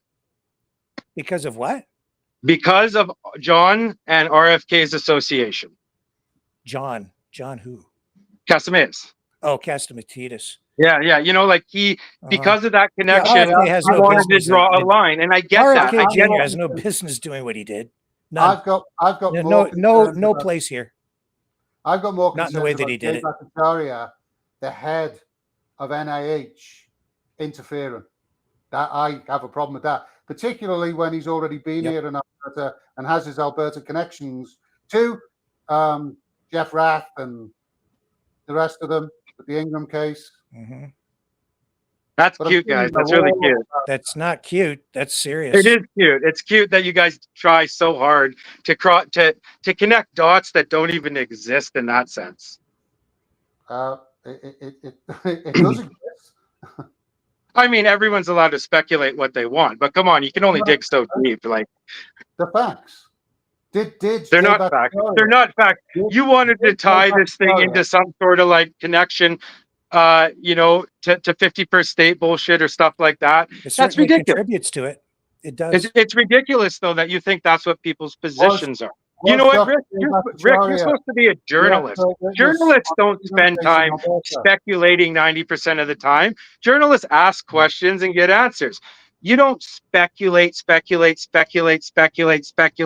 then ask a question and get an answer, then say that answer isn't good enough. The more you say speculate, it sounds like you're expectorating, and it's not. Maybe I am, Rick. I don't know. You can say whatever you want. But I do know that you guys are both speculating a lot about this scenario. And you know what? That's fine. But, David wants answers. I want answers. You want answers. Katie wants answers. Her family wants answers. Guess what? The path to those answers, even though they're different answers, it's the same thing. The path to those answers is the same thing. No, it isn't. Yes, it is. Testing the birds is the path to those answers. Have the answers. They've refused some of those questions. Katie, Dave Belinsky, and Karen Esperson have the answers, and they refuse to provide them, or they provided contradictory information throughout the last 5 years. So don't say I don't believe they have provided any information that contradicts the fact that the birds were injected with weren't injected with pathogens, that they were injected with antigens. I don't believe that they have personally contradicted that. What about the food? The eggs, the meat, the oil, the fat. So you're accepting what I'm saying on them not that. Okay, fair enough. Let's move past that. The eggs, the food. I agree with you on the food. I agree with you on the food. I ethically don't believe. No, but listen. Let me finish at least. Let me finish what I'm saying. I agree. Ethically, I don't think it's right that birds that are being tested should be sold as meat birds. I ethically agree with you on that. But it doesn't change. Wait a sec. It doesn't change the information that Dr. Pelic also shared with us. You know, that there is no threat and that there is no... In his opinion, I guess, but in his opinion, and out of the four of us, his opinion would be the most enlightened opinion. But his opinion was rejected in court. Not on that premise. That didn't even come up, and that wasn't even part of the court. And I've cited experts. Why would you bring that up when it comes to court? That never came up in court. So some of this came up in court. His expert opinion is based on him not knowing what the birds were injected in, and to actually make statements as he has. These things. No, he never falsified himself. He made his expert opinion based on the research done by Dr. Sakamoto. No, based on what he said to Drea Humphrey and what he said tonight. He said, firstly, they're not being used for food or anything else. They're just purely research birds. And then he said, they're not, again, he said that tonight. And when he found out they were, he said, well, no, I wouldn't do that. And then he tried to cover for that. So the only evidence that you presented was the offer to sell eggs for $25. And the fact that the statement from Katie that said, we don't have meat, but we'll take orders for the future. I can continue to talk over you, Jeff. It's really not the problem for me. Well, you've been doing it all night too, David. You were doing it to Pelic all night long. And he got his answers in. I asked him questions. He tried to deflect. You're trying to do the same. He said tonight. I'm not deflecting. Basically, all I'm saying, David, is I'm recognizing what you presented. But what you presented was a simple piece of evidence that suggested they offered to sell eggs at Easter. And listen, let me finish. And it also said with what you shared that they did not have meat available, but to let them know for orders in the future. That's what the evidence you provided, correct? Orders. But again, so there are other items. There are photographs of the meat in the local store. Yes, there's a lot more evidence. And you know what? What local store? Pictures of ostrich in a local store that is dated beyond this date. That's proven that it's meat from this farm. You can play games all you want, Jeff. I'm not. I just want to know where you're coming from, because you can be misleading to people also by making a claim that's not true. It's not. It is true. Everything I've stated is true based on the information they provided. So when since the birds, you just said meat in a store. You just said meat in a store. When since these birds have been part of this program, has meat from this farm been sold in a store? Where you said that you got a picture? You got a picture that says that. How do you know that's from Universal Ostrich Farm? What store? Where? When was this picture taken? Because I live. Sorry? You know what? You can delete all the posts you want. And Karen can delete. And I don't delete anything. I don't delete anything. You were pulling up posts from 2023. Clearly, they're not deleting stuff. Yeah, Mr. Gowdry. Godry, actually, Dickinson. Godry, thank you. There's no IN in my name, as you know. Exactly. So when you mispronounce my name, I'll give you the same respect back. Your name's not written on the screen. I can't see it. You can see. Well, then why would you not ask me? Why would you assume? Because you wouldn't tell me what your name was. You didn't ask me what my last name was. I did over and over. Sorry, I know you're sweating. You had a It's hot. I'm actually upstairs in my house. We have a farmhouse, so it's got a loft upstairs, and it's a little warm up here, my friend. Mr. Gowdry. Godry. Mr. Pelic stated, Mr. Pelic stated that he didn't have any issues with these animals, these research birds going into the food system. He said he didn't say that. He didn't say he didn't have any issues. He said it was safe. Okay, so what's the difference? Explain to me what the difference is. He said he personally didn't think it was a good idea, actually. Because he's a vegetarian, he said he wouldn't eat them. But he said. But he also said you can rewatch the show after. He said I confirm. He said he doesn't think it would be a good idea to do that. But he said. But what he said is it's safe. Yeah. So there's a scientific perspective and then there's a personal perspective. No. He's speaking the safe, he's speaking as an expert, but he doesn't know what they've been injected with. That's irresponsible. He doesn't know what they've been injected with, and he said that meat is safe to go into the. I mean, right now, he's also talking about birds that he says have been infected with H5N1, and some of them have tested for it, and the family have tested for it, and he thinks that meat can go into the food system. It's safe to go into the food system with everything that it's been injected with and everything it's been exposed to. He says it's safe to go into the food system as an expert from the UBC. That's irresponsible. Well, I mean, unethical maybe, but is it unsafe? Like, I mean, do we have evidence that suggests that it's? I'm just wondering, that suggests that it's actually unsafe. We have a guideline. You're absolutely right. We have a guideline. If you don't have evidence it is safe, you don't assume it is. That one's a negative that you don't want to take a chance with. And if it's unethical, you just shouldn't be doing it.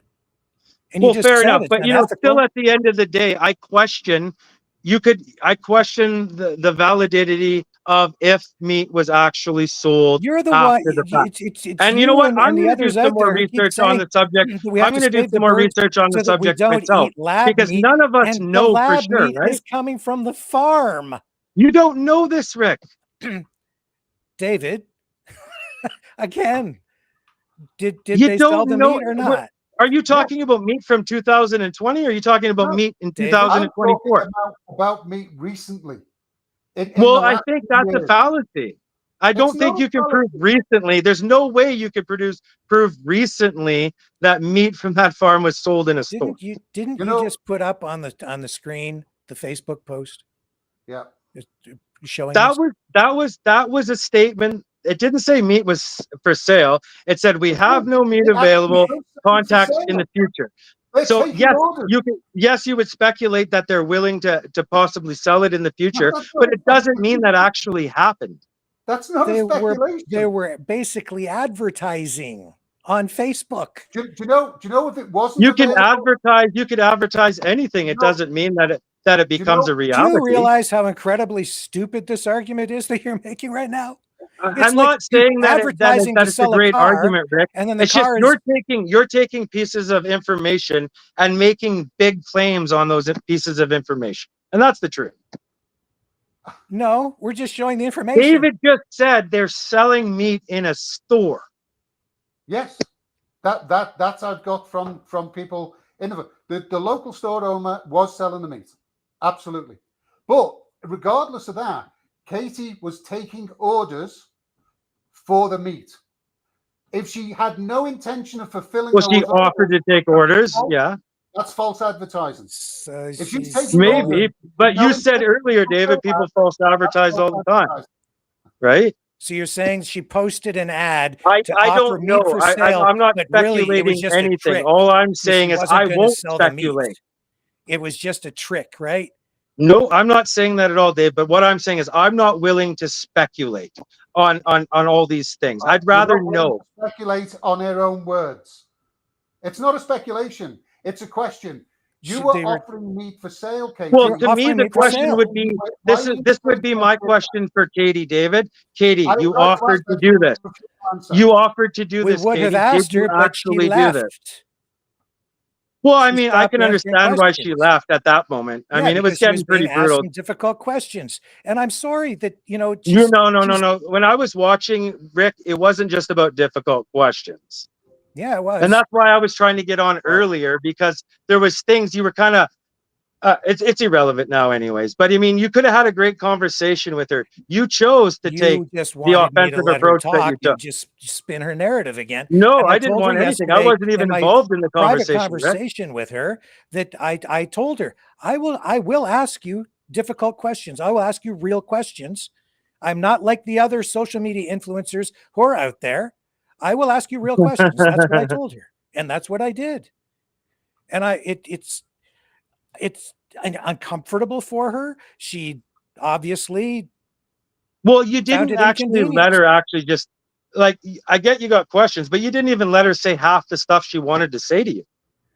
We had 1 hour and I posed the questions. And anytime she started talking about something, you kind of went at her at a different. No, and I told her I will stay on here for as long as we need to stay on to have the conversation. She said she had to be off within an hour and a half, and we had you guys waiting in the wings to come in. We agreed beforehand that it would be her and I just at the beginning for the first hour so that the conversation could be very focused and I could give her the maximum amount of time because she is really the focal point of the story. It's about her family's farm. And that's why it was just her and I off the top of the broadcast. Then we brought in other people. So I lived up to my end of the bargain, and I've only got so much time. I asked the questions. She gave the answers. In some cases, she didn't want to answer. And then she left the broadcast. Well, I think the only question she didn't want to answer is questions she felt were kind of sciencey questions. And she thought the best person to give you those responses would have been Dr. Pelic. And she told you that in advance, that she wanted Dr. Pelic to speak on behalf of any question that was sciencey. Dr. Pelic said he hasn't been working with them until 2024. So he didn't have the answers prior to that. She did. Like her Facebook feed of what she was selling, he doesn't know the answer to that. She does. And I wasn't asking her a lot of technical sciencey questions. I just wanted to know what's your connection with immune bio solutions. Yeah, but I mean, the antigens from Dr. I thought she also did. She not also express to you she wouldn't answer questions she didn't feel comfortable answering. She told you that. So you were under the impression that if she said that she was not going to answer a question, you would be okay with that. What? Like if a question she thought was that she didn't feel comfortable answering, you would be okay that Dr. Pelic answered that question. Maybe there was a little disconnect in that understanding or something. Dr. Pelic should answer that, and we moved on. And then we brought Dr. Pelic on. Well, when David hopped on, the reason why Katie got off was David hopped on and he kept pressing questions, and she's like, "I'd rather Dr. Pelic," and he's like, "No, wait. This is not a question for Dr. Pelic," but she felt like it was. So I guess at that point she felt like kind of like a couple people were coming at her. I don't know, but I mean, you knew where she was coming from, Rick. David didn't know where she was coming from. You and her talked for an hour. David didn't have the opportunity to talk to Katie for an hour on the telephone. I stated even in my promo the day before exactly what was going to go on. And I sent that to you. You knew, she knew. I put it up online. I even, in the promo, I said, I will be talking to Katey Pasitney for the first hour, and then we'll open the conversation up to a broader panel. That I could find the thing and run it for you right now. Yeah, no, Rick, I'm not contesting that. I'm just talking about the reason why she probably disconnected is because she felt like when David came on and you were coming at her too with questions she didn't feel that she could properly explain. Was under pressure, and she no. I heard her say a few times, I don't think I should answer. I don't feel comfortable answering that question. I think that would be a question for Dr. Pelic. Whether you or not, whether you feel that that's accurate or not, doesn't take away from the fact that that's why she has Dr. Pelic, because she feels he's the best person to answer those kind of questions. That's all I'm saying, right? You know, you weren't just at that point, you weren't asking her specifics about the farm. You were asking her stuff about the bulk of my questioning. She didn't know. She said, "I don't know these dates." The vast majority of my questions and the time spent was focused on the politics, not the science with her. Exactly. And I found she was talking to you and interacting really good during that part. When it got to the science stuff, that's when things got awkward, because she's stressed that she doesn't feel comfortable answering those questions. Well, whether she feels comfortable with it or not, I mean, these are all questions. Well, do you answer questions that you're not fully 100% certain that you're giving the accurate answer to?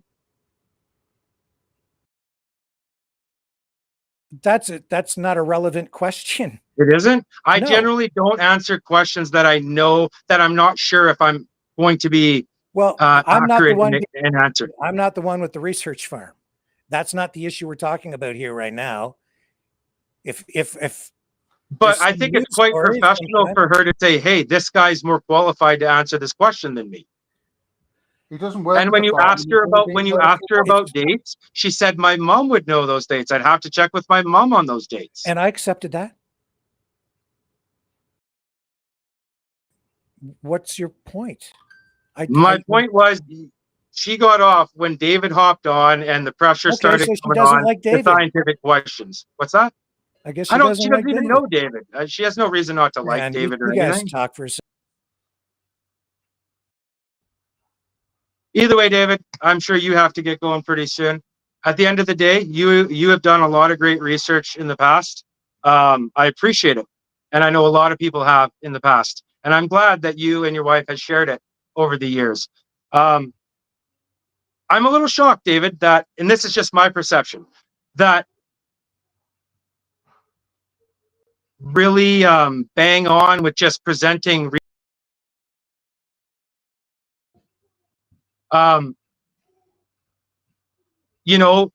is all of a sudden mixing a whole lot of speculation in with the facts that he has. It kind of took me off a little bit. I was like, well, David is normally the guy that gets down to the root before he makes claims. Just facts. Either explain yourself or be quiet, Jeff. Explain yourself on what the speculation is. Everything got presented as a fact. Well, yeah, the speculation about it being in New Wuhan, the speculation about it being tied to some sort of movement to separate from Canada. You asked me to explain the speculation, David. No, they're not they're not speculations. I didn't say. Do you understand what sarcasm is? Do you understand what? Yeah, of course I do, David. Of course I do. Would you do me a favor? Would you rewatch the episode you did with Rick 2 days ago? Exactly. Just the part you were on with him. I made a comparison to what would people say if Wuhan behaved. That's not the words that came out of your mouth. But anyways, it's not important, David. We could go argue all day long. It's important. I would encourage you to watch the episode with Rick 2 days ago and listen to yourself in that. You speculated a lot of what ifs. A lot of what ifs. I didn't speculate at all. Nice try, Jeff. I know you've done this for years, trying to... No, actually, I haven't. I don't do this really often, actually. I kind of stay behind the scenes, David. I'm not really one to get involved in those conversations. Trying to devolve things. Yeah, I know who all of you are. Now I know who you are. Oh, I'm glad you figured it out finally, my friend. It was...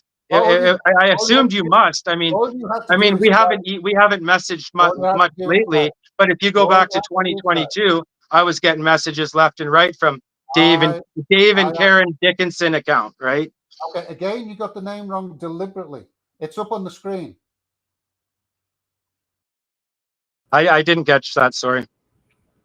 Again, you got the name deliberately wrong. It's up on the screen. And if Dixon, sorry, I apologize. I apologize. I didn't mean to say it wrong that time. I do apologize. Whatever. Maybe I'm just speculating. Maybe you are. Maybe I'm just speculating, David. But I think you know what I'm talking about. You made a lot of claims, and that's the only reason why we're talking today. That's the only reason why Katie came up, was because of all the speculative claims. Are you sure you want to come back to this? Okay, if you want me to. This is the most famous Rick has ever been, actually. So this is probably going to be his best show ever when it comes to actually getting out there and people watching. So I think it's a good thing. That's weird. It'll be good for everybody at the end of the day, right, Rick? I hope so, Jeff. I hope so. I hope we get to a better place after all of this. I'm kind of interested in listening to what Dr. Pellech came back to say, because that's the important stuff, you know? Yeah, I apologize. My internet popped out. I did try to connect 30 minutes ago, but I have listened to the conversation, and a little bit misrepresented in what I said. Certainly, maybe I didn't make myself clear enough. I mean, I don't think it's a good idea to use experimental animals for human consumption.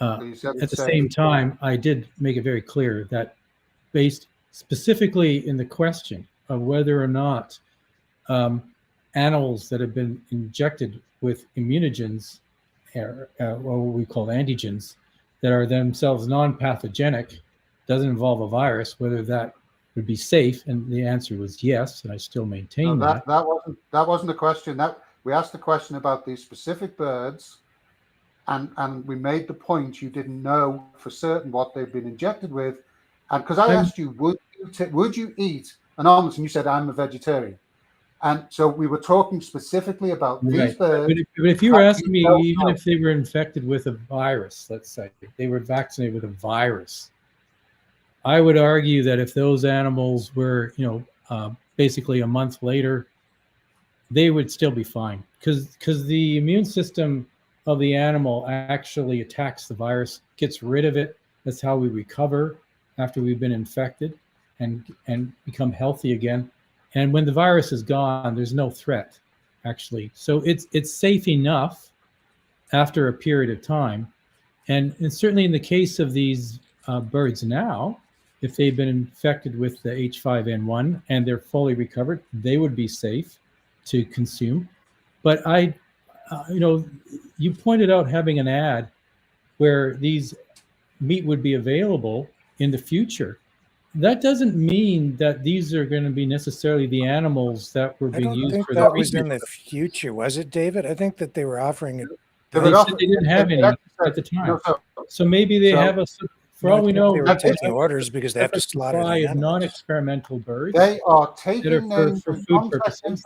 You can't assume that the entire group is all vaccinated with the same thing. No, but you just said you don't know. You're a complete speculation. To be clear, you just said they could be injected with a virus. Yes, even with a virus. Later. So we're talking about level 3 biolab animals. You'd be happy to eat them a month later. Not you. If I wasn't a vegetarian, I wouldn't be concerned about it. If after a few months, you're perfectly healthy, there's no evidence that you're shedding the virus, you don't have to worry about it. Because I assure you, you have a lot of animals that you eat that have been infected, and they recovered, and you've eaten them. You don't know what they've been injected with. You have no idea. You don't even have to be injected. They can just get sick. There's viruses everywhere. Your university has expectations on the destruction of lab animals after they've been finished. I'm assuming. Yes, yeah. We don't really produce animals at the university for human consumption. But so what you're saying is, if you suddenly had decided the canteen was a good place to send your lab animals, you'd be okay with that? I will tell you, I wouldn't lose sleep over it. But I can tell you it also happens in other countries. I don't think it's a good idea. We're not talking about other countries. We're talking about the rules and regulations here in Canada. We don't produce animals for human consumption in university research labs. Who's presented himself as an expert witness to suggest, because people are going to take you seriously and ask, why isn't that happening? Well, it doesn't happen. We don't in universities produce animals. Again, you're using for research for human consumption. It just doesn't happen. That they were.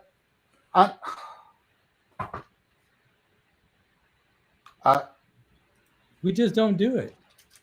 No, but what you're saying is it wouldn't be a problem if you did. I'm saying there's an ethical issue, there's a regulatory issue. You're asking me from a safety issue, and from a safety issue, if these animals are fully recovered, they are not a health risk. So you're quite happy for lab animals. If we change the regulations... No, you just said lab animals. These animals on the farm are not lab animals. There's no lab there. They have a company, Gather, that's going to seek funding and create a lab. But You right just- now, you there is no said- lab on the farm. Forget about the example you gave. Was you said if animals are injected with viruses, you still think they would be safe to eat. So lab animals. Those that is the animals that are definition of on lab farms are being injected No, I'm with not live talking viruses about. I'm not talking about approved. for vaccination purposes. I'm not talking about approved. And people are eating them. I have issues And that's with what they're perfectly injecting okay. animals. I do, but I definitely have issues where I have no idea what they're injecting them with, and then putting them in the food chain. That I have Actually, you have no idea what's being injected in most of the animals that you're eating anyways. I do know they've gone through a regulatory process. Yes, and I know that we've farm had things hasn't. that have been approved That by big farm regulatory hasn't. processes that are not legal in other countries, and things that are in other countries that we don't, Okay, so allow. you seem to be making And it an depends argument. on your regulatory agency and what the connection is with the industry with that, Can I that ask you the regulatory simple question? agency. Are you making the argument that we maybe should just do away with these regulations, have labs all over the country injecting animals with No, I'm whatever not they want, advocating and that as at all. long as they're okay for a month, we can put them in the food chain? I'm just telling you that if you have an animal that's been infected and it's not sick, it's fully recovered, How you do do you know? not have to worry about whether or not you are going to develop some kind of disease from that animal. How do you know it's healthy? Well, I suppose if you've tested for the pathogen and it's not there, and the animal is running around and laying eggs and doing everything a healthy animal does, then yeah, the pathogen is gone. That's how the immune system works. You cannot recover from an infection if you don't have an active immune system. But just So the because you've fact got that you an active recovered immune means system that doesn't mean your you can't- immune system is able to fight the You infection. know what zoonotic pathogens are? Yep. Species. It's a pathogen that specifically will go from an animal to a human. Yes. So how do you know that at some point that isn't going to happen with these experimented on animals? Because you don't know what they've been injected with. Well, the I don't know SARS-CoV-2 what virus they've is been was already rampant in the population by the time that they were doing these studies, and most people already had antibodies against the virus. So And they it's weren't being okay that injected they with the were- virus in the first place. They were injected with a protein from the You virus. don't know that. So you there's don't know that, and you said Yes. it doesn't matter anyway. yes, No, no, you but don't. it was in their You business assume plan. that based on what you've been told. But you're telling me that these guys went ahead and somehow No, managed I'm to not get a telling you virus that No. is very hard to No. get, and No, then what I'm handle this virus to No. inject these What- birds with this virus. No, you're And twisting then- that. then- Hey, then- David, remember when you gave me shit about talking over people? Then they No, made I'm not antibodies saying against the virus, saying which nonsense over and over they again. confirmed You're were saying in the these same thing. birds. I didn't say But that. then somehow the virus is still there and can be transmitted to people that eat the virus. They're not breathing it; they're eating it. So it's going into their stomachs with the stomach acids and everything else. Nasal sprays. Nasal I sprays. mean, this are is the such a the scenario is so It's not a is scenario. so weak in It's a every lack of chain fact. of that event. It's This a is not lack of something you fact. should be worried about. There's a lot more things that you really need to be worried about, and this Oh, isn't one. of them. you know what? I don't want anything to do with the story, but it has a lot of connections. Well, And I am dealing You think with I other don't things. have better things to do in my life too? I've got. So why are you here? Why are you Well, defending the farm? I'm Well, why defending. are you here, David, if you don't care and you don't want nothing to do with it? You know No, what? no, I care about what's happening. I've But I'd written rather not be 4 doing expert that. reports. I've gone through the judge's statement. I've spent all this time on this stuff. I'm not getting paid. I've not asked for any money.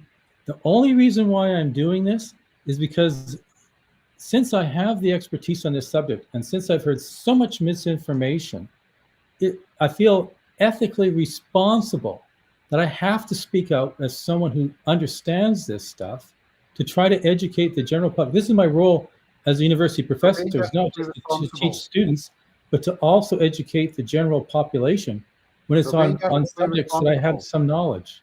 So being and if you're running the kind of research facility that you have with lab animals, you might want to familiarize yourself with the Food and Drugs Act, section B-14.010, the Safe Food Canadians Act, the Health of Animals Act, the provincial regulations in BC, like all these govern this. And from what I'm reading here, Dr. Pelic, anybody that sells any kind of a lab research animal is subject to penalties, which could be pretty severe, including prison time. Yeah, so you're talking about viruses. You're talking about actual pathogens. No, I'm talking. No, I'm not. I'm talking about selling any kind of animal from a research facility. It's got nothing to do with. I'm telling you, we don't sell animals from university research facilities. I'm not talking about yours. I'm saying that if you've said that they don't need any permits to do what they're doing out at the farm.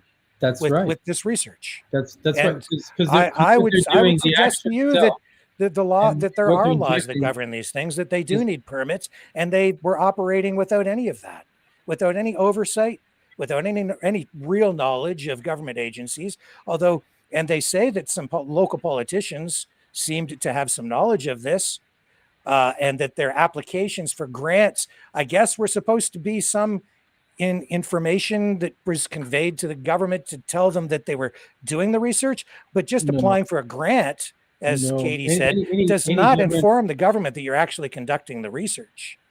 No. Anytime that you are applying for a grant, because I've done this lots of times, anytime as a company as well as an academic researcher, anytime that you're applying for government money, you have to give a very clear appraisal of what you're proposed to do, what you've already done, and the procedures that you have. And if you're dealing with a situation with a pathogenic, there are regulations that you have to follow, and you have to have certification. You have to have, like if I'm handling radioisotopes. And they didn't get any grants because I guess they didn't meet the qualifications. No, because there's certain things that you do that you need these regulations for, and there's other things that are you need regulations, and they're not following the rules. Well, no, there's no rules that say you cannot inject an animal to make antibodies. People have been doing this for years, like, for example, cows or pigs or horses to make antibodies against snake venoms, against, what could be therapeutic. We're talking about an experimental COVID antigen coming from another country that is not. It has not undergone any scrutiny from any agency here. It's the same viral protein. That's not. You don't know what it is. You don't know what it is, but I know what it is. And any of this, know what the kind of things that they're injecting. This is standard procedures in labs. No, I don't care. Thousands of labs around the world are doing. When I go to Shoppers Drug Mart to get an antigen test, it's going to have a drug identification number on it, right? If it's an antigen test, it's not a drug. Well, it will have some sort of approval from the government, right? Well, it depends on what your application is for, but what normally happens is you have diagnostics. There are different, quite a different kind of regulation, overview. Therapeutics is much different. You're trying to tell me that there are antigens like this that you're buying from the pharmacy that don't go through any kind of approval process? No, the way it works is the antigen tests uses antibodies. The serological tests use antigen. Those antigens or antibodies in those tests are actually printed on the device that you use. So you're not eating it, you're not digesting it, but you're putting your blood samples onto those tests. Or in some cases, if it's a rapid antigen test, you can take a swab from saliva or something and put it on it, and it works. We're talking about the test. We're talking about injecting the birds. But I'm telling you, the actual proteins and antibodies are out there. You can get them in a pharmacy. No, but again, you're making an assumption they were following the rules when they've already said they weren't. You're making an assumption. There's no rules. That's what I've been saying. There's no rules about this that you have to. There are rules. There are rules. There are rules for just about everything, but there are rules in this case based on what they've said. And until you can say for definite, because you cannot say for definite. You know what they were injected in. You can only assume, and that's the problem. If well, you no, can't, again, this is not a virus. You don't know that. It's not a you virus. You don't know what was injected. You weren't even part of the farm before 2024. Well, neither were you involved. You're making. I know, and that's the point. You seem to be missing that. No, but I'm not getting worked up about it because I know what typically is done. Well, I'm getting worked up. And I know what the risks are. And you are overinflating what's going on here so dramatically, and you're scaring people. Like, do you want, David, do you want that to be the answer? Like, are you excited? Like, do you want it to be pathogens? Like, are you like, yeah, this is what it is? Like, that's the vibe I get from you, dude. You know what, Jeff? Stop. You're being pitiful. Well, it's the reality. Like, you're discrediting what Pelic is saying with no basis behind your claim. You have no basis to state what you're stating. Like, where is your basis to undermine Dr. Pelic, to undermine Dr. Sakamoto? Like, where is your basis to say, no, these people are lying? Not Dr. Pelic, but Dr. Sakamoto is not being forthcoming with the research, with the information. Where is your basis behind that? Well, my basis is I'd like to see where the import permit, just for starters, is, which you would need from PHAC. Standard operating procedure in most countries, including Canada, the US, and the UK. If we get a call that somebody's got an envelope with white powder in it, we don't assume it's flour. We take all biohazard safety precautions immediately. We deal internationally with this all the time, and customers, we've done work for about pretty close to 3,500 labs over the last 25 years, and they send us samples for analysis. And when they're sending it to us for the permits to cross the border, they come in as non-infectious proteins. And that's exactly what we've been dealing with here. It's a non-infectious protein. You keep saying that, and you don't know that because that's an assumption. You don't need it. David, I want to thank you, David. You really, really helped our cause tonight, David. I really appreciate you, man. I really do. You know, I import stuff sometimes on occasion from China, just consumer electronics. I'd be a little bit more. I got to jump through hoops with customs and permits and taxes, and they're importing something much more complex than that. I'm not buying this. There are no rules argument.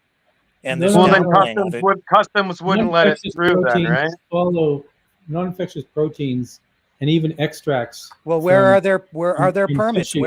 Where's the paperwork on this? How do you know it's non-infectious? Because proteins are not infectious except regardless, even a component of this is non-infectious, requires permit. Playing word games, and it's you guys aren't letting him answer.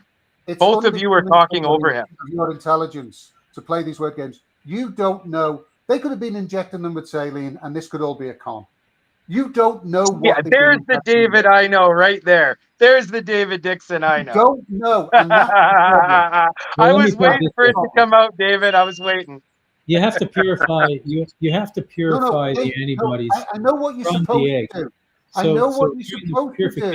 Process, if it was saying that, you have no antibodies. Steven, I know what they're supposed to do. I know what they're supposed to do. I know what the rules are, but you don't know that they followed them. We know for a fact the farm has not followed the rules. We know for a fact. Katie came on. You don't know that as a fact on this particular case. Well, she said she didn't have any permits. Well, you don't need a permit. That's what I'm telling you. You say if it's a non-infectious protein, you can inject it into your animals to make antibodies. You're making an assumption on that. You have no idea.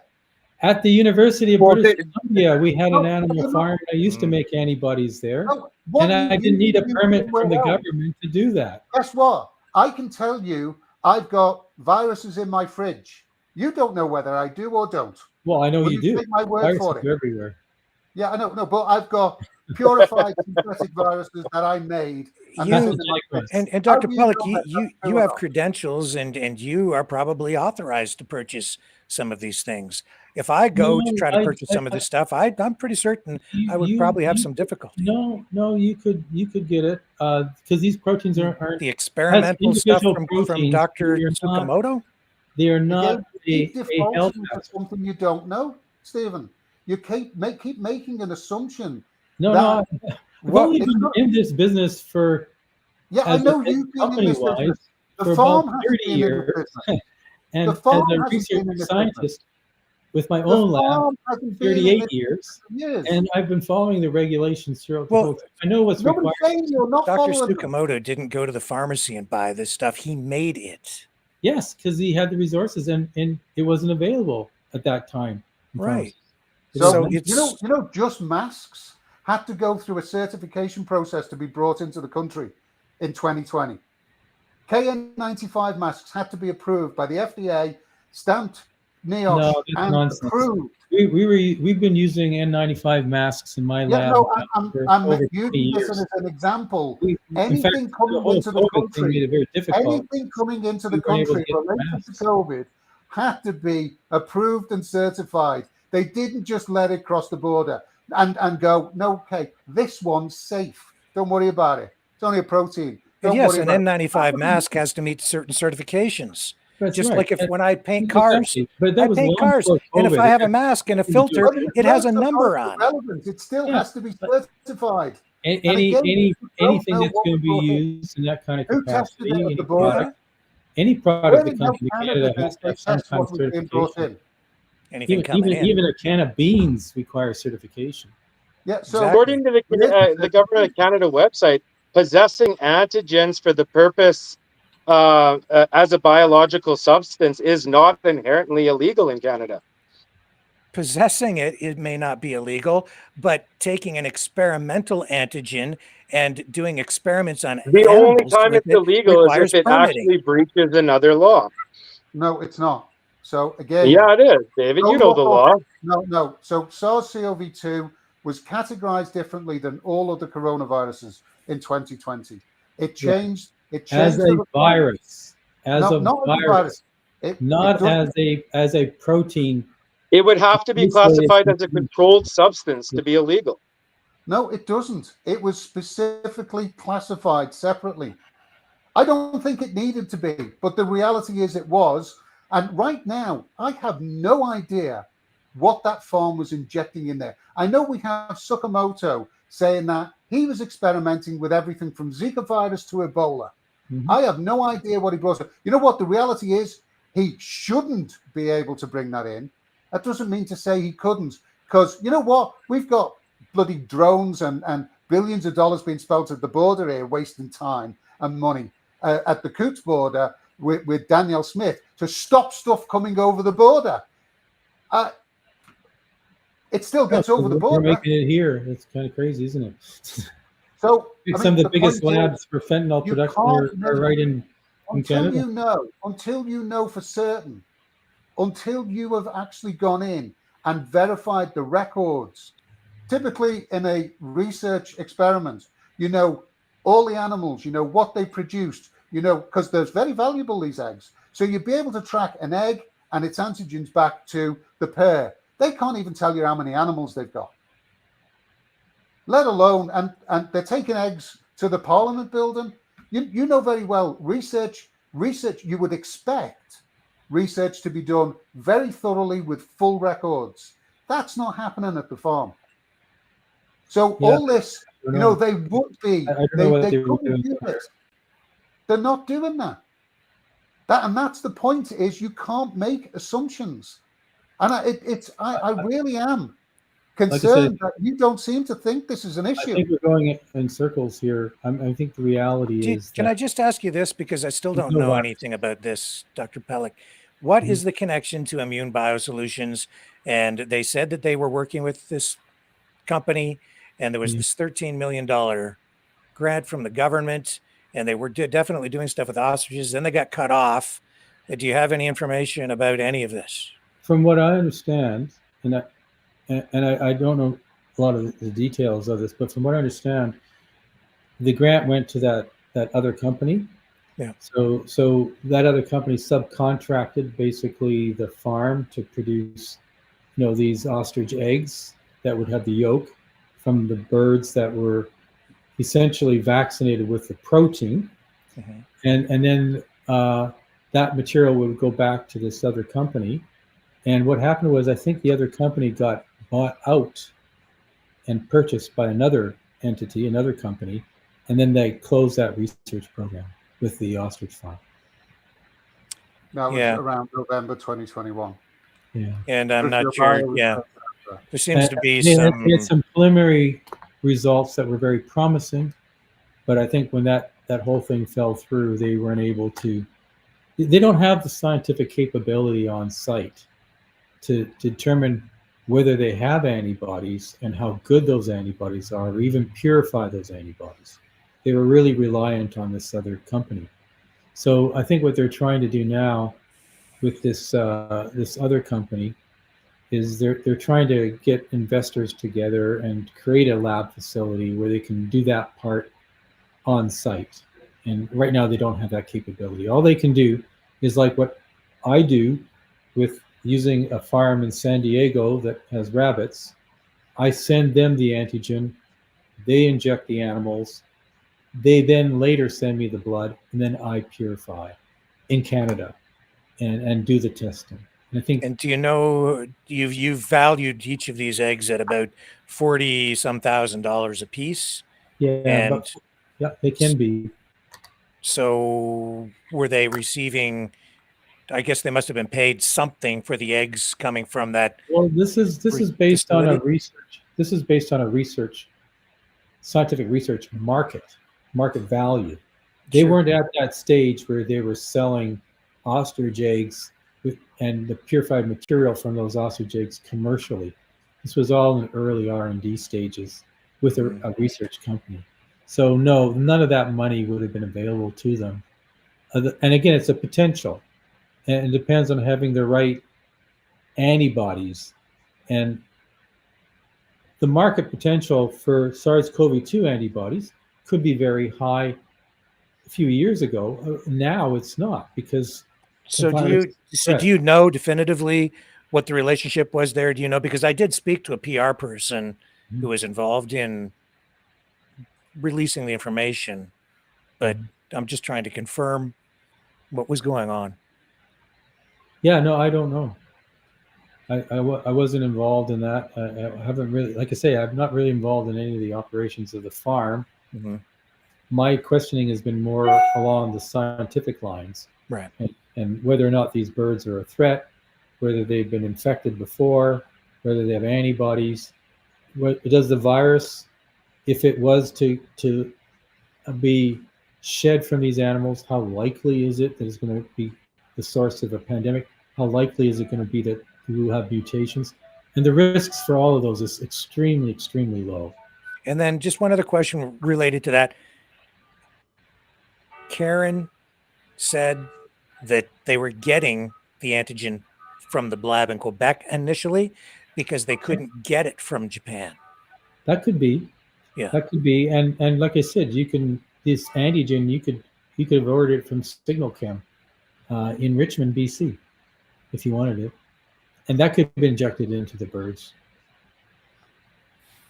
Okay. Well, I'll dig deeper into that because as I respect what you're saying, I'm skeptical, but that's my job. Well, if you, SignalChem was recently purchased by Sino-Biologicals, but they still have their facility in Richmond, BC. And if you go online, you can see their catalog that has all the different products they sell, and they have SARS-CoV-2 products for the individual proteins, and you can see the cost of buying the antigen from them. We got some of our antigen, some of it we made with the University of Victoria, and others we actually purchased from the University of Dundee, and then those were shipped to us. And all they had to do, there was no special permits required for that. It was just non-infectious protein. Well, gentlemen. And then we sent that to San Diego, and they made antibodies against that. and then we purified the antibodies in Vancouver. So we have well, antibodies. I'm a lot more comfortable hearing a story like that where it's being sent between educational institutions and real labs. I'm not as confident in what I'm seeing coming out of the farm, frankly, just because I can see that there has been some dance around the rules and just some, and a failure to comply. And I understand, Jeff, for instance, that I understand the concerns, right? But at the same time, we are dealing with something very serious, and it's okay to protest and it's okay to challenge things. But at the same time, we have to weigh that against public safety and all these other issues, the politics, and the politics complicates things, and it gets overlaid into the science. And I know that things probably should be just based on real solid science. But at the same time, politics comes into play, and then politicians get involved and people vote. And sometimes you get policies that are not in alignment maybe with the science, but you have to work through the process, right? We have to keep people safe, whether it's from a virus or from a sniper's bullet in the middle of the night at a farm where it's alleged that this isn't about human safety at the end of the day. The big concern was international trade. That was the biggest concern. When we look at the big picture, what the concerns were. It's not like, let's think about this, Rick. Who's our biggest international trading partner? It's America. What has America just announced in regards to the avian flu? That it's not a threat to human beings. What else have they done? They've canceled $700 million in contracts to Moderna for developing avian flu vaccines. Yeah, and why is that? With all due respect, as much as and it can't be just it's because it's Trump attitude, as much as we're seeing that, there's a lot of politics there, right? And so, these things can play out. And the other issue here is we're seeing U.S. involvement in a Canadian issue. Is it just a Canadian issue, though? Well, no, I don't know. I don't know that the Trump administration would look favorably upon officials from the Canadian Food Inspection Agency publicly issuing media releases or open letters that they send to protesters. They didn't send it to protesters. It was a letter to Katie directly. But the letter that was written by RFK and signed off on by the FDA and the NIH, that went directly to the CFIA. I understand that. It also was released to the farm, and then posted. It was released, but it was sent to the CFIA. It's political. He's a politician. It complicates things. Right, but Rick, in that letter, he was asking first that they don't kill the birds. Yeah. That they thought that they were a valuable research resource, and that they would want to work with Canada to learn more from these birds. Which is a little bit rich coming from an administration that is cutting funding for research. Well, no, let's be careful. And is still proceeding with culls on their side of the border. No. Rick, this could potentially save a ton of money. Rick, when you say cutting research, we have to be careful. The total budget isn't being cut. What's happening is that the money is being redirected to different types of research to get a better sense of why they've cut the budget too. And how can we better protect them? Because what they have been doing isn't working. So the total research budget. And again, here we're talking about budgets, politics, and the larger thing here is that if it wasn't political, that letter would have been sent privately, and they would have engaged in conversation directly before going public, and then if they came up with something that they wanted to jointly release, then they would have done that as a joint statement. But that's not what happened. Not at all. And on top of that, you would not go, you would not take a stand on the issue before even speaking to the CFIA and then talk about it on WABC radio out of New York and say that they have to save the birds. After talking to John Catsimatidis, who, that's not proper diplomacy or even proper politics. unless you're trying to assert and apply real political pressure. Right, but I think this actually happens all the time, and I think the other thing too is that not when it's a genuine effort to collaborate. Ultimately, is going to be political.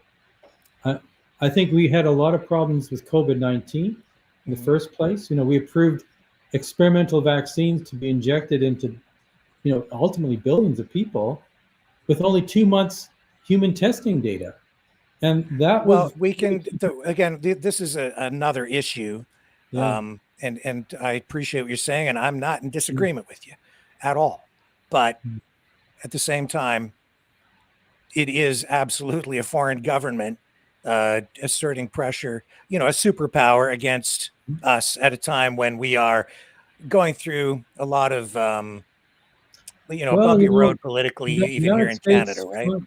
The United States funds a lot of the research from the National Institutes of Health in Canada. It's a collaboration. The CFIA, the NIH, the FDA, they're obligated to work together. Yeah, if we didn't have but they don't. But when you're talking about the legal side of this, which is what this really ends up being, the Cull Order, in a very public display, that this is not just about the science at that point; it's about the politics. Well, I agree with you, Rick. This is very political.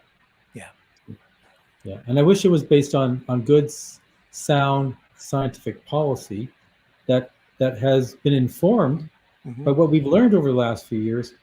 And actually, I have not seen that on the part of the Canadian Food Inspection Agency. And I wish that this issue was isolated to this issue, but it isn't. And even Katie and Karen and many of the others out there have said that it isn't really just about the ostriches. It encompasses all these different issues, and that's really what's happening. And it's about government overreach, and it's about all the things that I started the program off with tonight. And that's what complicates everything. And I wish it was just about the ostriches. It would be much simpler to talk about. No. And we can just focus on the science, but it isn't just about that. And Jeff, you and I, we've been going off down these other roads that involve the politics and ideology and philosophy, right? You bringing the foreign politics into play. I mean, you have to fight politics with politics. I mean, David brings up good points. Another pandemic, another Wuhan, all these scenarios that could happen. Well, we were going down that path with the development of an avian flu vaccine for human beings. If we really think about it, why would the FDA, American government, be investing all that money into the research of a vaccine that they weren't planning on pumping out there full bore, right? I'm not saying that's what it is, Rick, but at the end of the day, it is political. And now we're getting into speculation. Well, I'm not speculating. I'm saying it could be anything. But what I'm saying is, how can you not make it political? I mean, how is the angle not political in any way, shape, or form? Like, it has to be. And you concede to that yourself by what you just said about the history and how things have developed over the last several years. I'm not speculating what's real, what's not. I'm not a doctor. I'm not a scientist. But it is very political. And things that shouldn't be political, like science, like vaccines, like illnesses, has become political. It's not really just about the science anymore. It's not just about the health. Just the way we fix all this, treat it as a potential biological hazard, as we would with the envelope full of flour. Bring them in, test them for everything, find out what's in the house, get all the records, and find out exactly what's going on. And if everything's good, we move on, and you've got all your evidence. The farm's going to have it. The farm's got their lawyers there. They're going to defend themselves. But just we wish we could have done the testing. And don't make assumptions about what was injected. Find out what was injected. Find out when it came, who did it, what birds were injected, how much has been sold, where it went. All that information is easily accessible because the farm knows it all.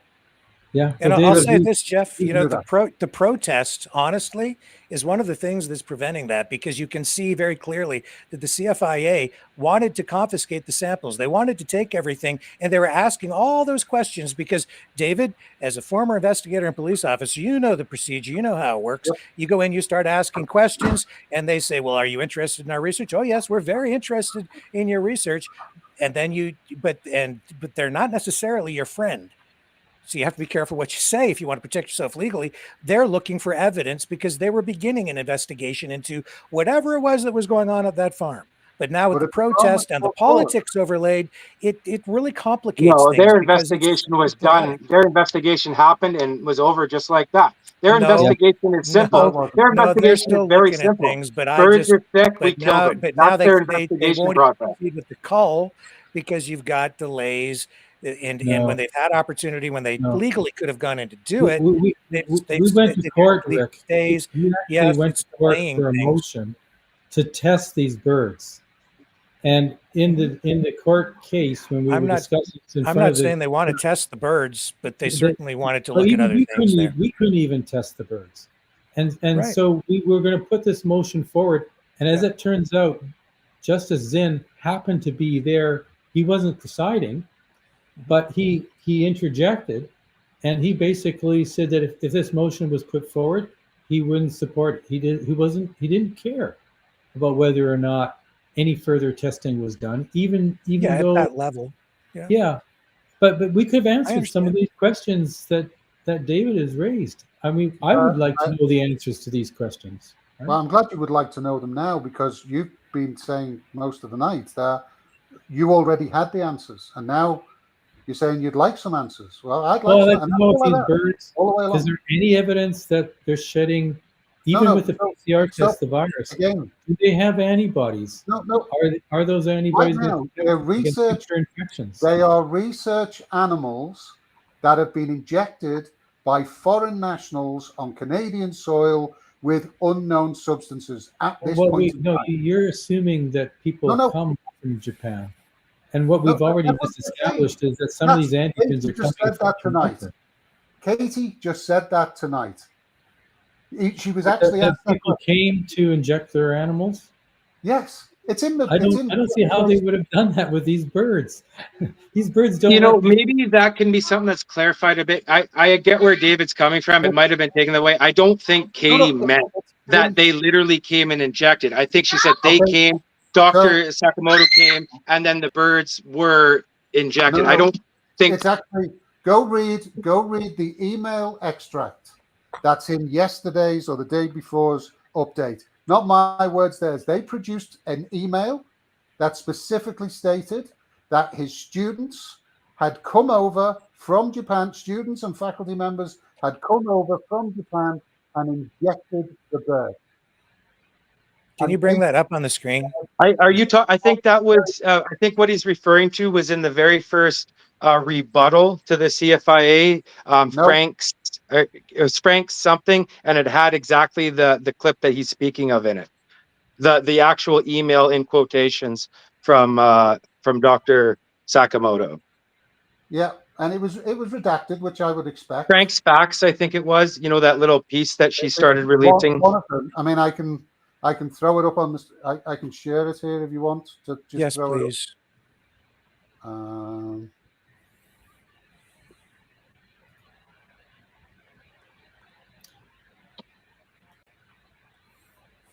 It up. It's the one from 4th of June.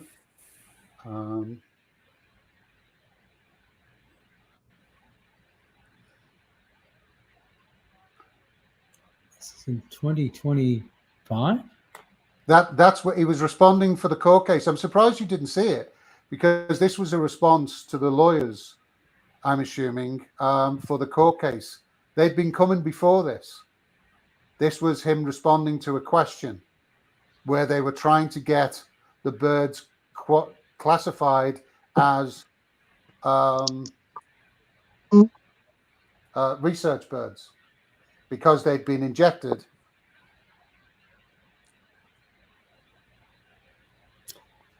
Well, I wouldn't have seen this because my expertise was not about the COVID-19. It was about the situation Actually, with it doesn't say H5N1. COVID-19 there. But It doesn't say what the COVID-19 email there. says is immune injections could be, like I say, easily protein. It doesn't have to be virus. But why is? But they Again, could have brought the. They could have brought anything. Is the point? And bear in mind, They Dr. brought antigen. Sakamoto- That's what they brought. Dr. Sakamoto has been And they weren't the ones that administered. H5N1. They wouldn't have been the ones that actually administered it to the ostriches. It says there. It says to administer immune injections. So I don't disagree with you. They could have brought something with them, but they weren't the ones that were immunizing the birds. That's so now you're saying pretty unlikely. So now you're saying that they came over just to bring something over, so Karen was injecting them? Well, would have to be, because these birds don't. You have to work with them for about 2 to 3 years before they're comfortable enough to let you go near them. So you're not gonna have some students show up in front of these birds. First, they're going to be frightened. So bear in mind, students, not the birds. Bear in mind, these are Dr. Sakamoto's students and faculty members who are working with ostriches all the time. That might be, but not those ostriches. It takes a long time to basically those ostriches to be comfortable with a strange person around them. So, I mean, these are the ostriches. There's only one animals that in Africa that the Africans don't generally go after the lions, and that's the ostriches, because they're two-toed. They're like raptors, the velociraptors with their claws. They're very dangerous. I described them as raptor chickens. We have cobra chickens. They're like raptor chickens.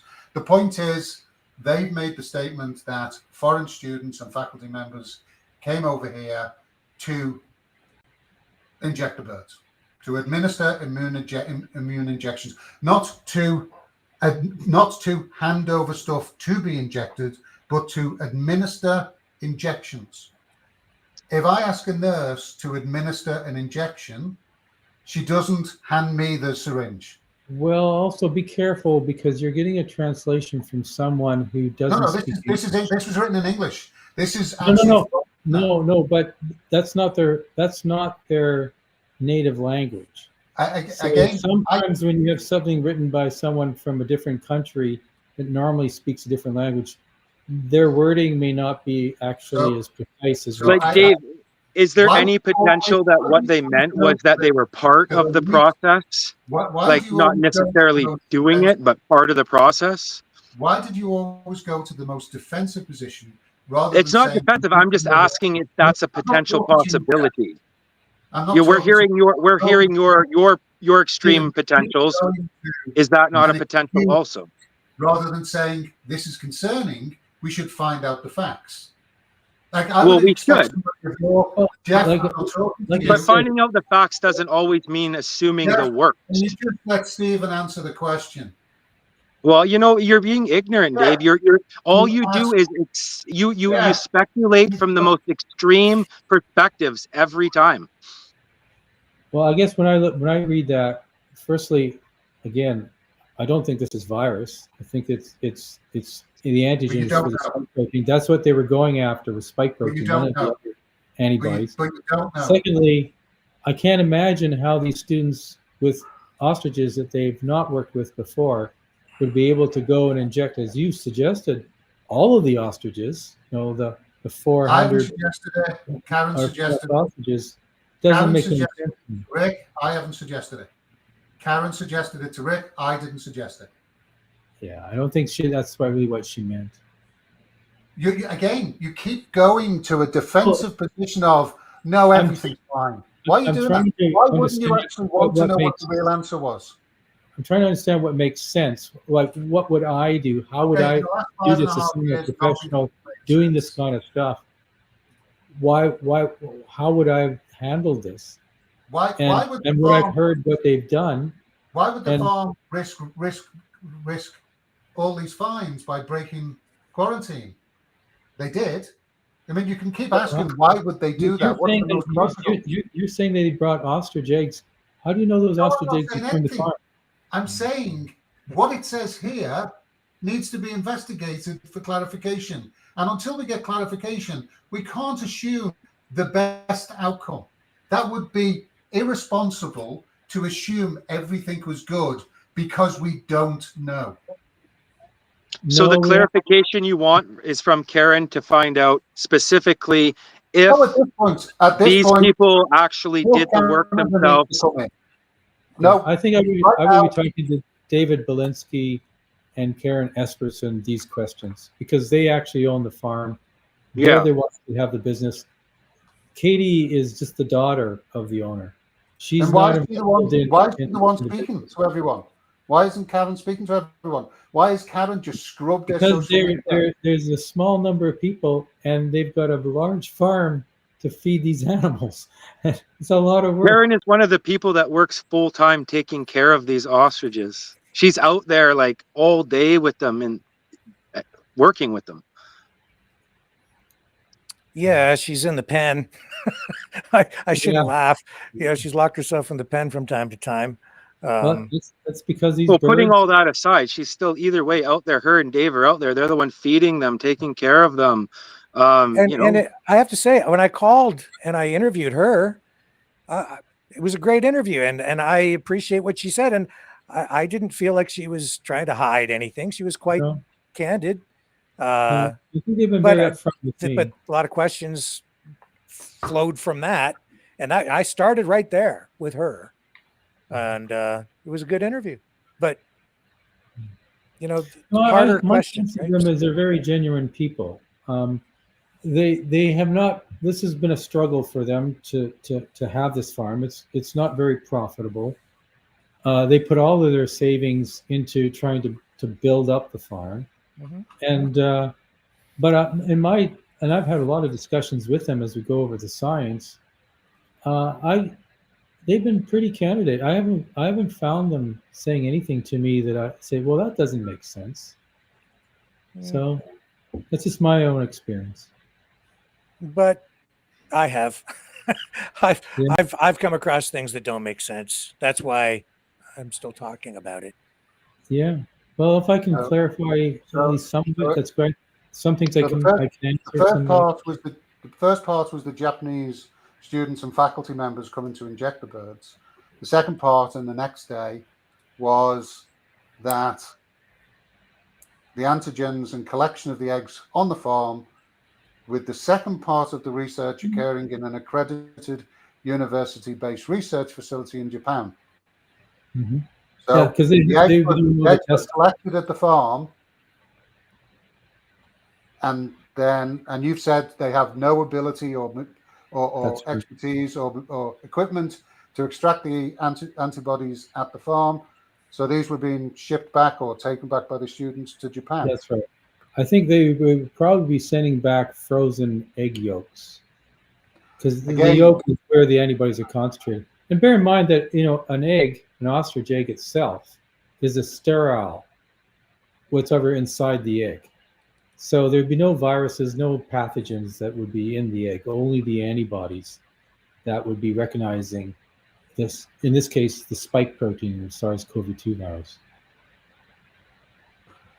During the pandemic, we were shipping these eggs back. We were shipping researchers and materials to inject one way and then eggs going back with no licenses, no certifications. Again, because there's no virus being infected. You keep jumping to this. Yeah. Can you just accept you don't know? You can assume what should be done. I think if you're going to have someone come to inject virus into the birds, they'd have to be a very sick person that comes. Then you'd have to have a lab that purifies the virus. So then you could then produce the proteins, which is very difficult to do. And then you inject. I mean, this is, again, the chain of events that you require, each step is so difficult. It's hard to believe that this is how they did it. It'd be impossible. But until you know, that's what they are saying they did. Why are they saying that? Remember, these are not scientists either. Well, And Dr. they need to Sakamoto confuse the difference between a protein and a virus and a Dr. gene. Sakamoto is, and he's made it clear what he's doing. Well, He was he's certainly his synthetic published work, yeah, but he's done a lot of different things. What was happening? And that's another worry. He's done lots of different things. What was he doing here? Like, you don't know the answer to that. You don't know what those students were doing here. I don't. I think we should know the answer. Why has the farm not come forward with that information? And let me just look at this from a different perspective. Do you think that when Katie and Karen and others at the farm say that the CFIA is conveying misinformation, that some people are saying that the CFIA is basically lying? What they're saying is wrong. They have made statements that are actually incorrect.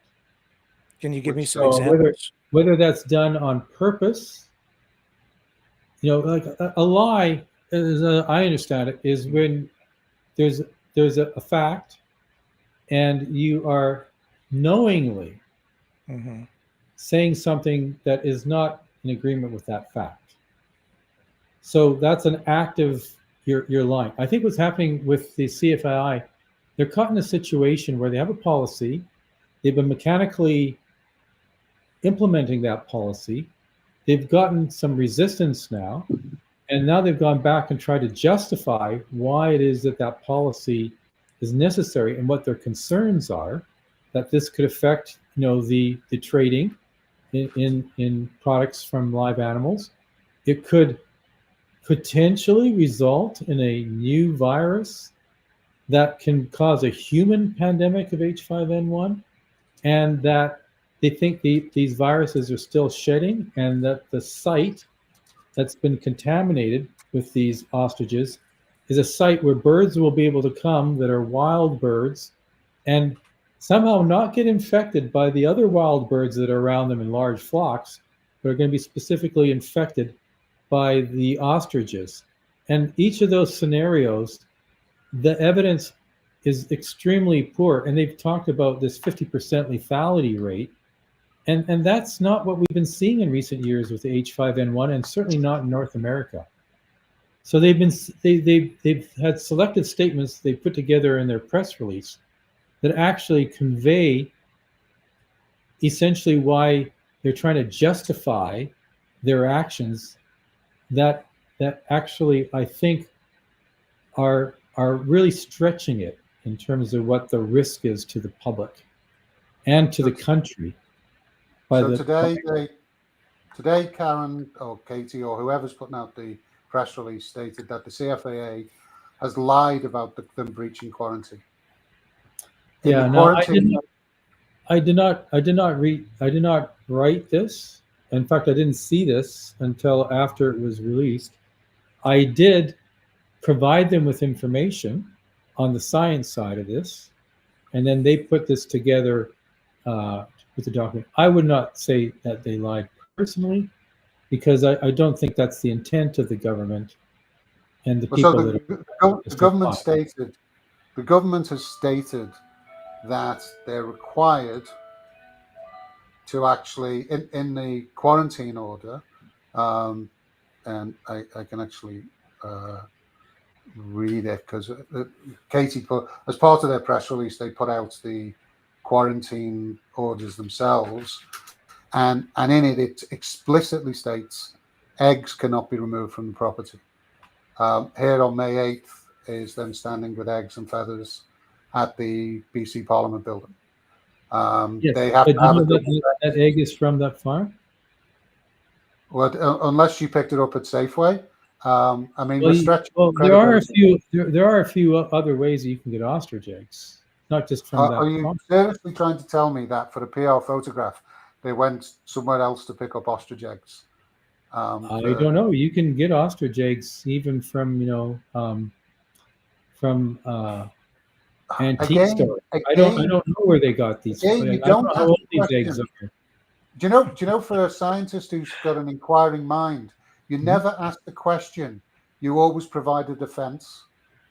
Well, I just don't understand why it is that they can go with these eggs to the Parliament but they can't give me the eggs to test for the information that they want. Because you're not giving them a photo opportunity. They're not allowed to do this, just like they're not allowed to do you. But when the MLA says, let's take you to the Parliament building and we'll get some PR, they go. I mean, they're supposed to have a double fence here. I'd have this police officer tour a new one for leaning. When I got those samples that were covered from eggs in 2024 in the summer, that was not from the farm site. They have another site, so I don't know where they got those. Another site and other breeders that are not part of the experiment? I know, but we should find out. Ask them that question.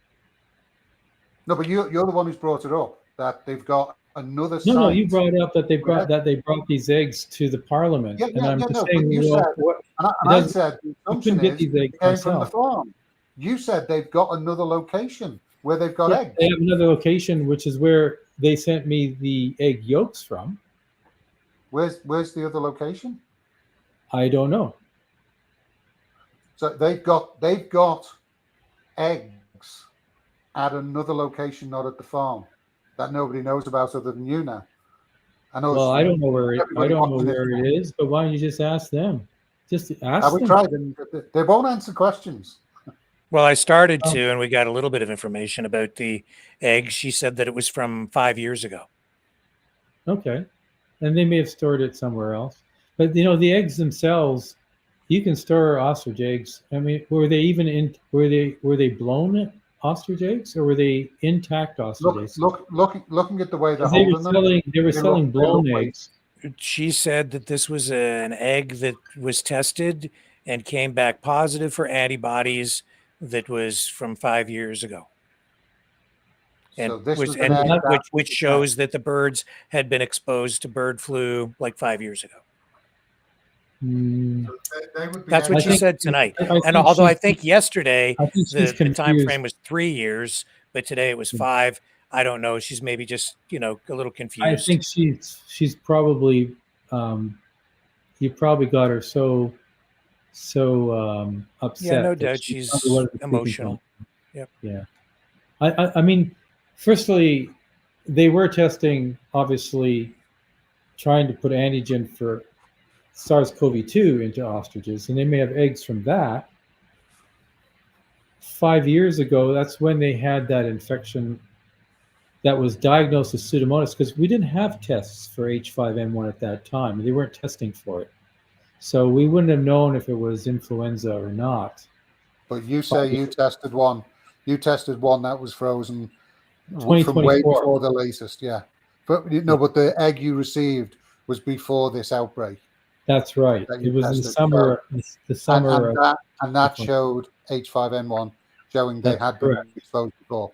Right. So I suspect these birds normally are getting infected, and they have been, like many other probably birds. Don't forget, we have a lot of wild birds that are going through that have probably been carrying H5N1 as well. Certainly, I live in Richmond, BC. We have a lot of Japanese researchers. We have a lot of geese that are flying around here, seasonally in their migration patterns. And that's what I was referring to earlier about how their feces basically covers all the sidewalks, all the paths, and we never had a concern voiced by the Food Inspection Agency or Health Canada about the risks of this virus contaminating animals like dogs. And in fact, the case of the one girl in BC who had H5N1, was it Jocelyn? And anyways, she was a 13-year-old. She has asthma. She has high metabolic, like her index is high. Like she's overweight. She developed it. She got very sick. They're trying to figure out how did she get this virus? The indication is at this point is that maybe this sick dog that had to be put down that they actually took from a animal shelter may have been the source. That's the best that we can come up with right now for where it came from. So you have all these animals going around with your dogs, and they're probably being infected as well. But we just don't have a major outbreak in animals and in pets of this. There has been some cases of pets in the States that have gotten infected, and a couple cases where they put the animals down. But it's just not very infectious in mammals. And that's my central point. It's not, you can have a heavily contaminated area, and yet you still don't see this transmission.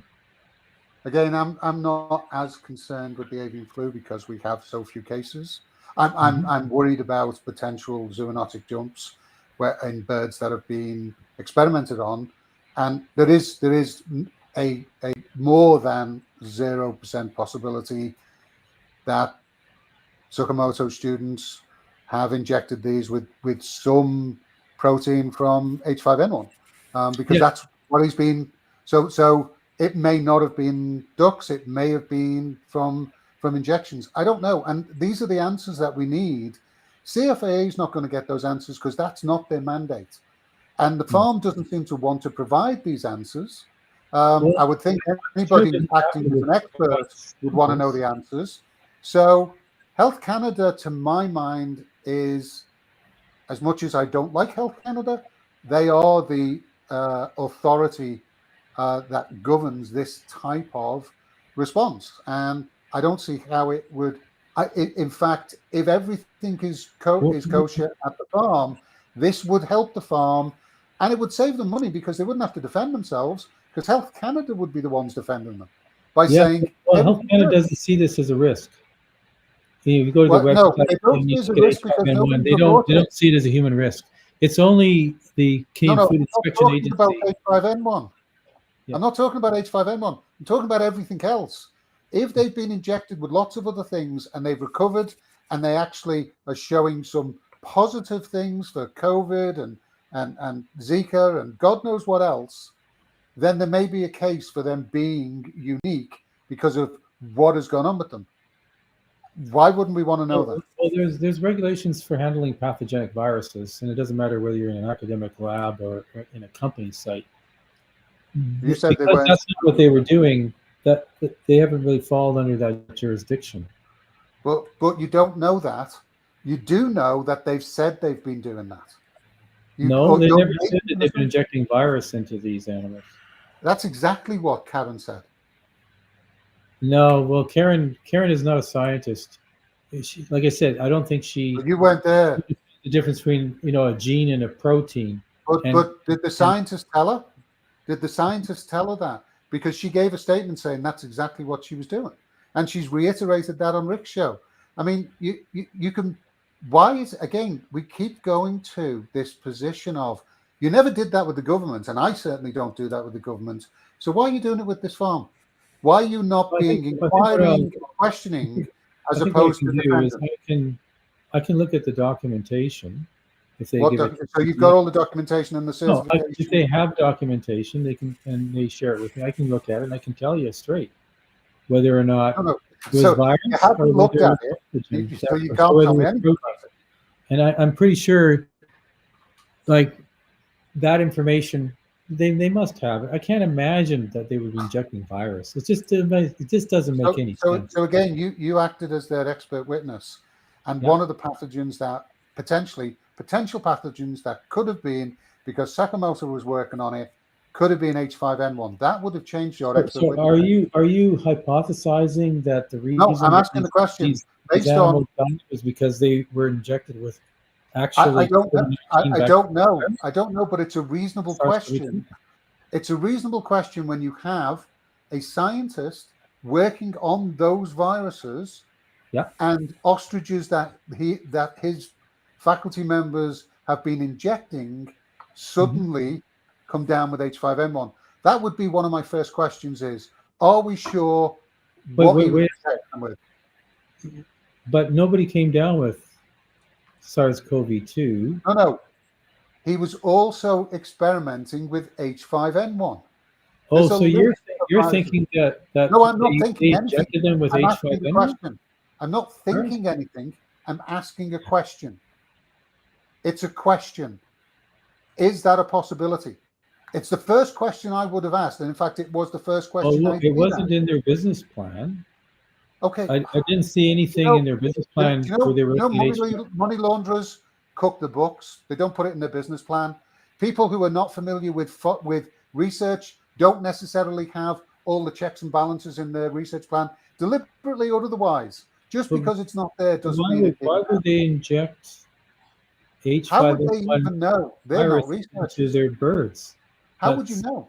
Maybe he's been stopped from doing it in Japan and he does it here. I don't know. I know that they've said that a researcher that's working on these viruses came over to Canada, injected these birds, and at some time after that, 15% of their flock dropped dead. I think that's a reasonable question to ask, and I can't believe why nobody else wants that answer. Because you know what? If this suddenly, do you know this? What it does is it gives the government that's not very likely excuse to play COVID 2.0 if they wanted to. Because they sequence the genome of the you influenza virus that these birds that died. And when they sequenced that genome, there was a reassortment, and it was an unusual reassortment. So basically, I can't believe. Well, why would someone come with a variant that's a reassortment of this virus to inject it into these birds? Why would the government? I could see maybe if it was the actual H5N1, but then why do you want to kill your birds? Why would the government make any sense when they knew it wouldn't work? Why would the masks implement a focused protection in care homes that was deadly to the residents in all cases? Why would the government have created isolation of healthy people? You know, at the end of the day, just because it's not a good idea, just because it was maybe a bit irresponsible, doesn't mean it didn't happen. And again, I'm confused why you keep jumping to the. You never go. Scientists are involved in this. Go to the excuse. Why is that? Been very active in this area for decades. No, you usually they know what they're doing. Yeah, and maybe his research is being shut down in Japan. I don't know what's going on. All I know is that what the president of the university. All I know is what they've said, and right now that leaves questions.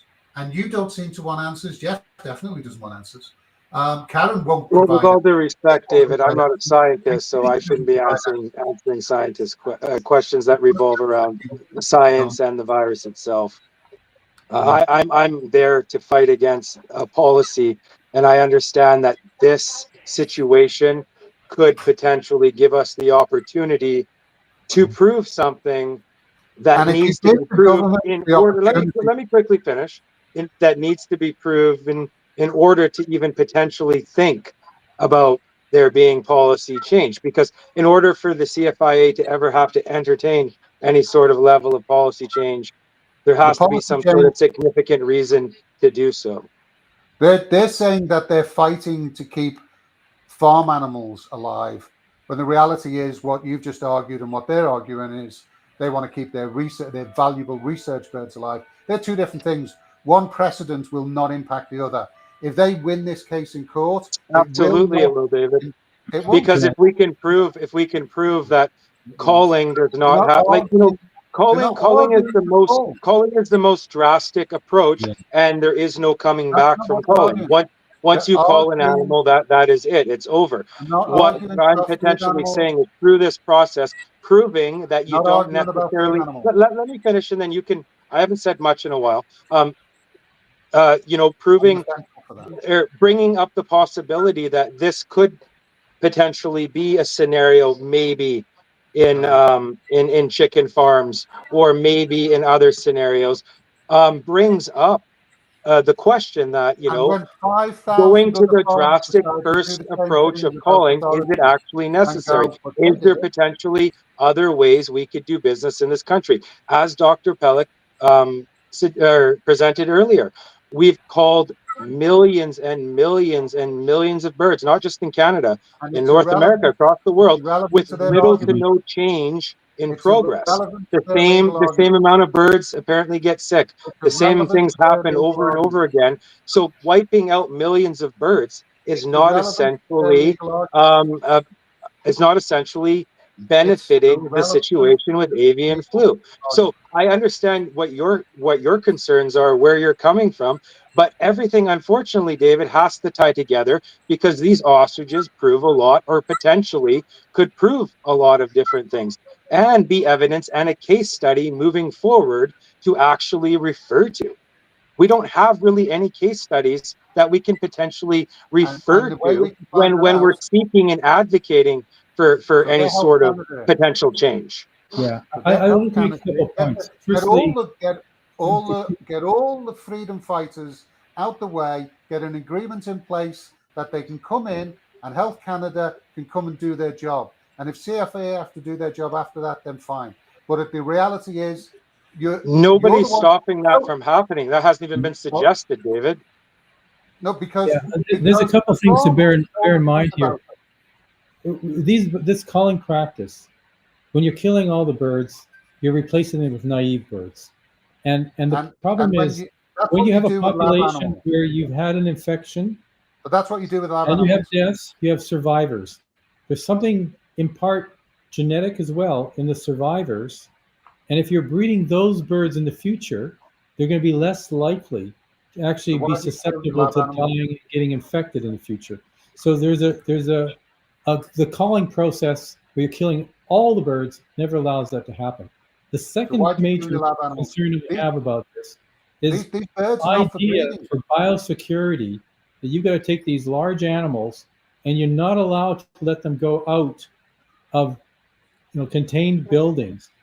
We already inhumanely treat so many of the animals that we're using for consumption. We shouldn't be experimenting on them. And if we follow what the CFIA wants, they don't want any of these animals to go out where they can be exposed to the they shouldn't be if they're lab animals. This is now creating a scenario that's going to be even more more they shouldn't be if they're lab inhumane animals. treatment of animals going forward. But they shouldn't be if they're lab animals. They shouldn't be out in the open if they're lab animals. And if they were for human consumption, would you allow them to go out in the open? For human consumption, they don't pose a risk. Why? The same bird. What? No, they're not the same bird.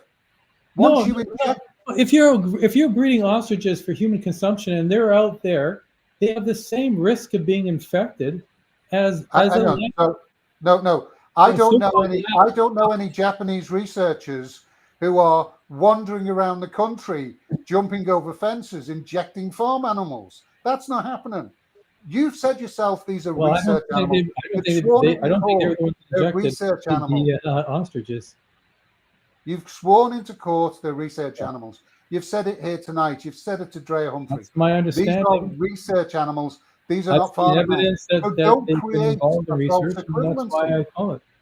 Don't create a false equivalency to the farm animals that are in the food chain to these animals that are research. Yeah, but from the CFIA's perspective, they don't care if these are lab animals used for experimental purposes or if they're for human consumption. And that's wrong. Any flock that gets an infection, they'll kill it. But what would your university do with these lab animals once they finish the experiments? Well, they would normally be euthanized and incinerated. Okay, so. Yeah, but we don't work with ostriches in the university here. Okay, that's not a logical fallacy. That argument. That's a logical fallacy to use that argument of, well, because we don't use this particular animal. I mean, there's practical reasons, right? I mean, we're not. This is a commercial operation we're talking about, so they're going to have a large numbers of animals. So is the university.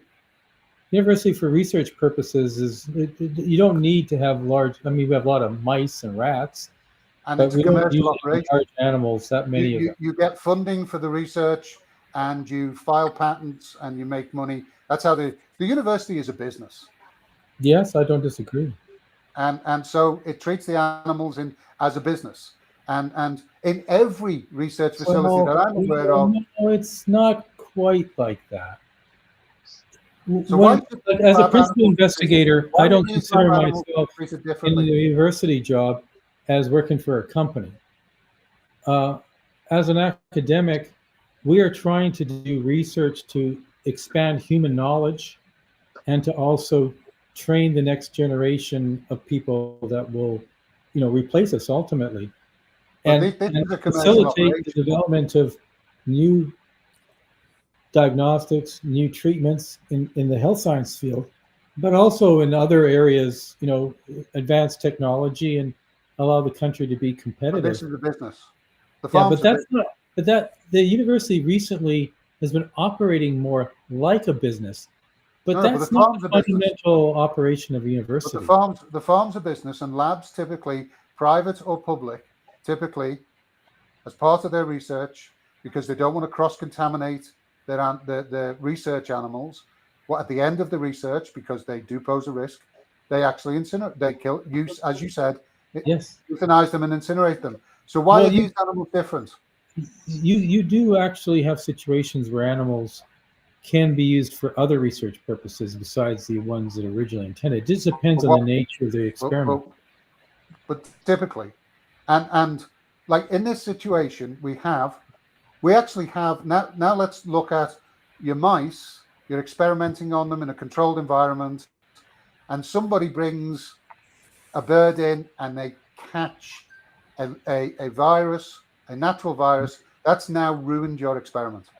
It's complicated. That's possible, yes. Yeah, so that's what happened at this farm. And well, I'm not sure that's the same analogy. So what you're saying is, how is it not? See, the nature of making antibodies is it's not that you're only capable of making an antibody against one target. When you're infected with a virus, your immune system is making antibodies against many different targets on that virus. In my company, when we're injecting rabbits, we actually inject them with different proteins that we're targeting in the same rabbit.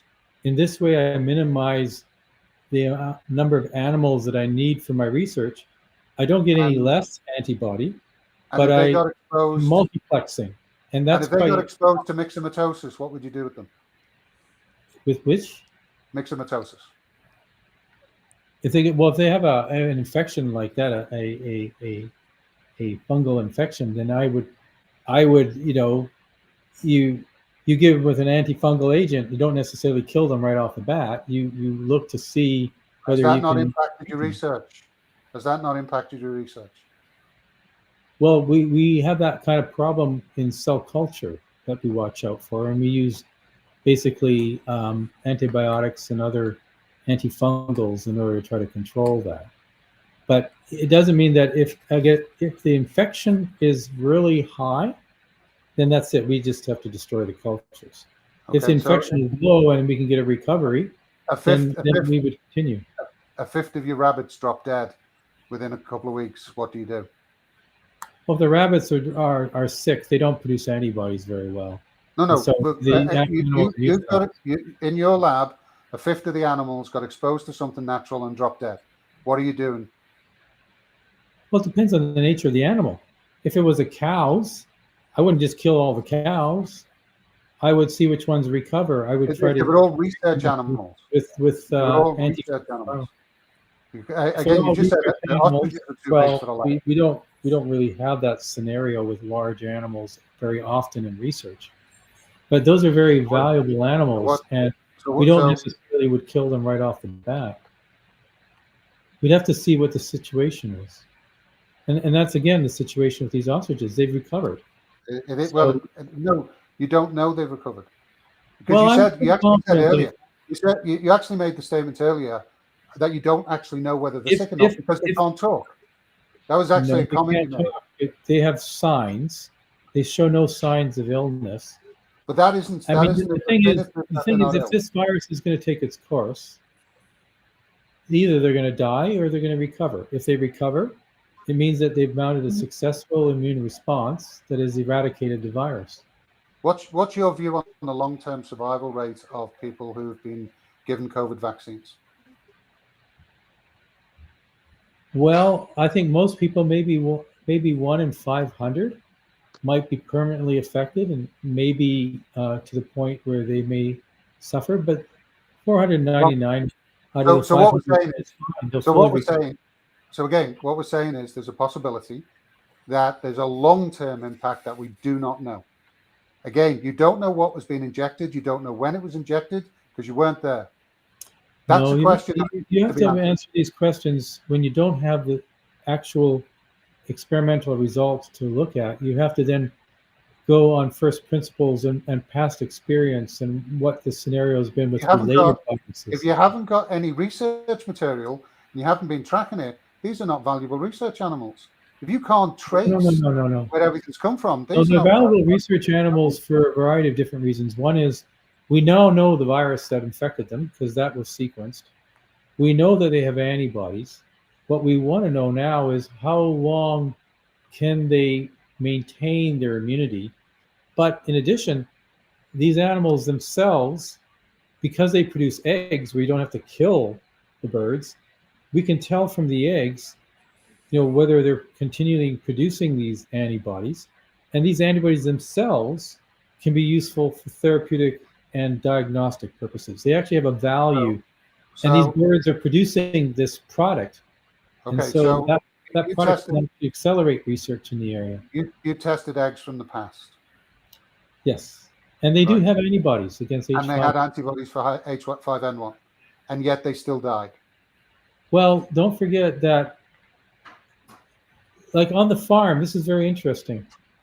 The birds that were around the farm to the end of 2020, none of those birds died. Only the birds that came to the farm there were 10 birds in that died. 2021 and afterwards died. There was 10 died in 2020. They tested as well, but we don't No, know I'm whether talking they about tested. died from recently. No, we don't know that because we didn't have any tests. So No, they you said probably you didn't had you didn't have any antibodies to tests. protect them now that wouldn't You have been said- able to No, at that. you said they didn't have any tests for H5N1, so we don't know whether they had that as well in 2020. That's also, we know that they had antibodies prior to 2024 before the 69 died, because you've tested those eggs from prior to that, and yet 69 still died. Yeah, and those were all relatively new birds. I only tested 18 of the birds. I didn't test the whole flock. So the two, so they were all just young ones that died, were they? I don't know. What about the two that ages were of the ones that actually that were died. tested? But I do know So what that you're all saying of is, them, are according you to trying the to say owners that of the the farm, ones- they the were ones all that died didn't have acquired antibodies? after 2020, and from January 2021 on. So the new birds died, the old birds did not die. That's right. And why did the new birds die? Because they may not have been exposed to the virus before. They may have been younger birds and they were immunologically naive. I mean, that means that they hadn't been exposed to it before, so it's the first round for them. So that's probably the scenario. I mean, you have where did the virus come from that they got infected with, and did any? It wasn't clear. I've heard that some of the old birds did exhibit symptoms, and then I've heard that they didn't. When you're, for example, when you're vaccinated for influenza as a human, and you're getting the latest vaccine, the efficacy of those vaccines varies from about 20 to 60%. So there's still people that have been vaccinated, exposed to the virus, that will still get infected and still get sick. In 2020, when we had COVID-19, the number of influenza cases in the country dropped by 97%. But of those that actually got influenza and were sick, most of those were from people who were vaccinated with influenza vaccine. And that's because they're getting live attenuated virus. And for most people, it's fine. They're not going to get sick. They're going to be protected. But for some people, if they're immune compromised, if they're sick from other things at the same time, you're actually introducing the virus at a time, and that virus can actually make them sick. So you're saying all the birds that died were less than 4 years old?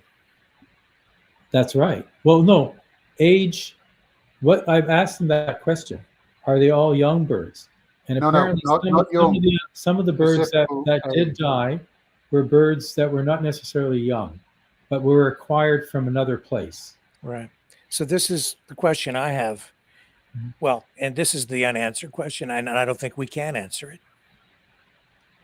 Those birds that died, how were they infected? And what was it exactly that killed them?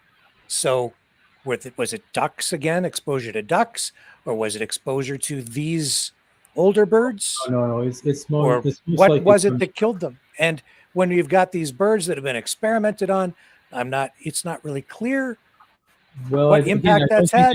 Are those older birds a factor here, or or are they being infected again by exposure to an outside source like the ducks?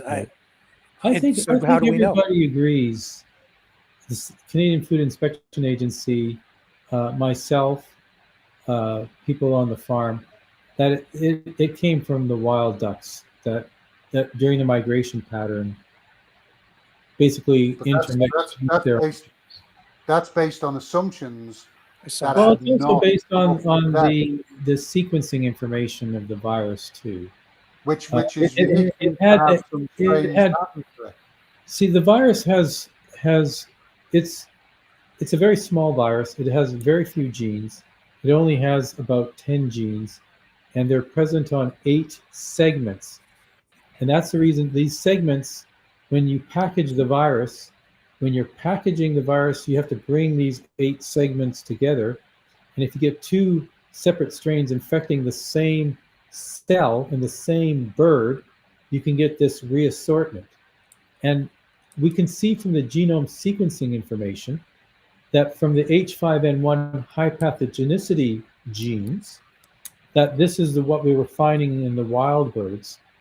And the other low pathogenicity version was also found in the wild birds. So it's much more likely that they actually came from a large infection from, like this particular strain was rampant in these birds. Because we're kind of in an uncontrolled environment, we really don't know for sure. No, but the probability of having avian influenza virus that are separate strains infecting a very small number of birds and selectively just the newer birds, it's just not very likely. Could pathogenic priming be a reason for that?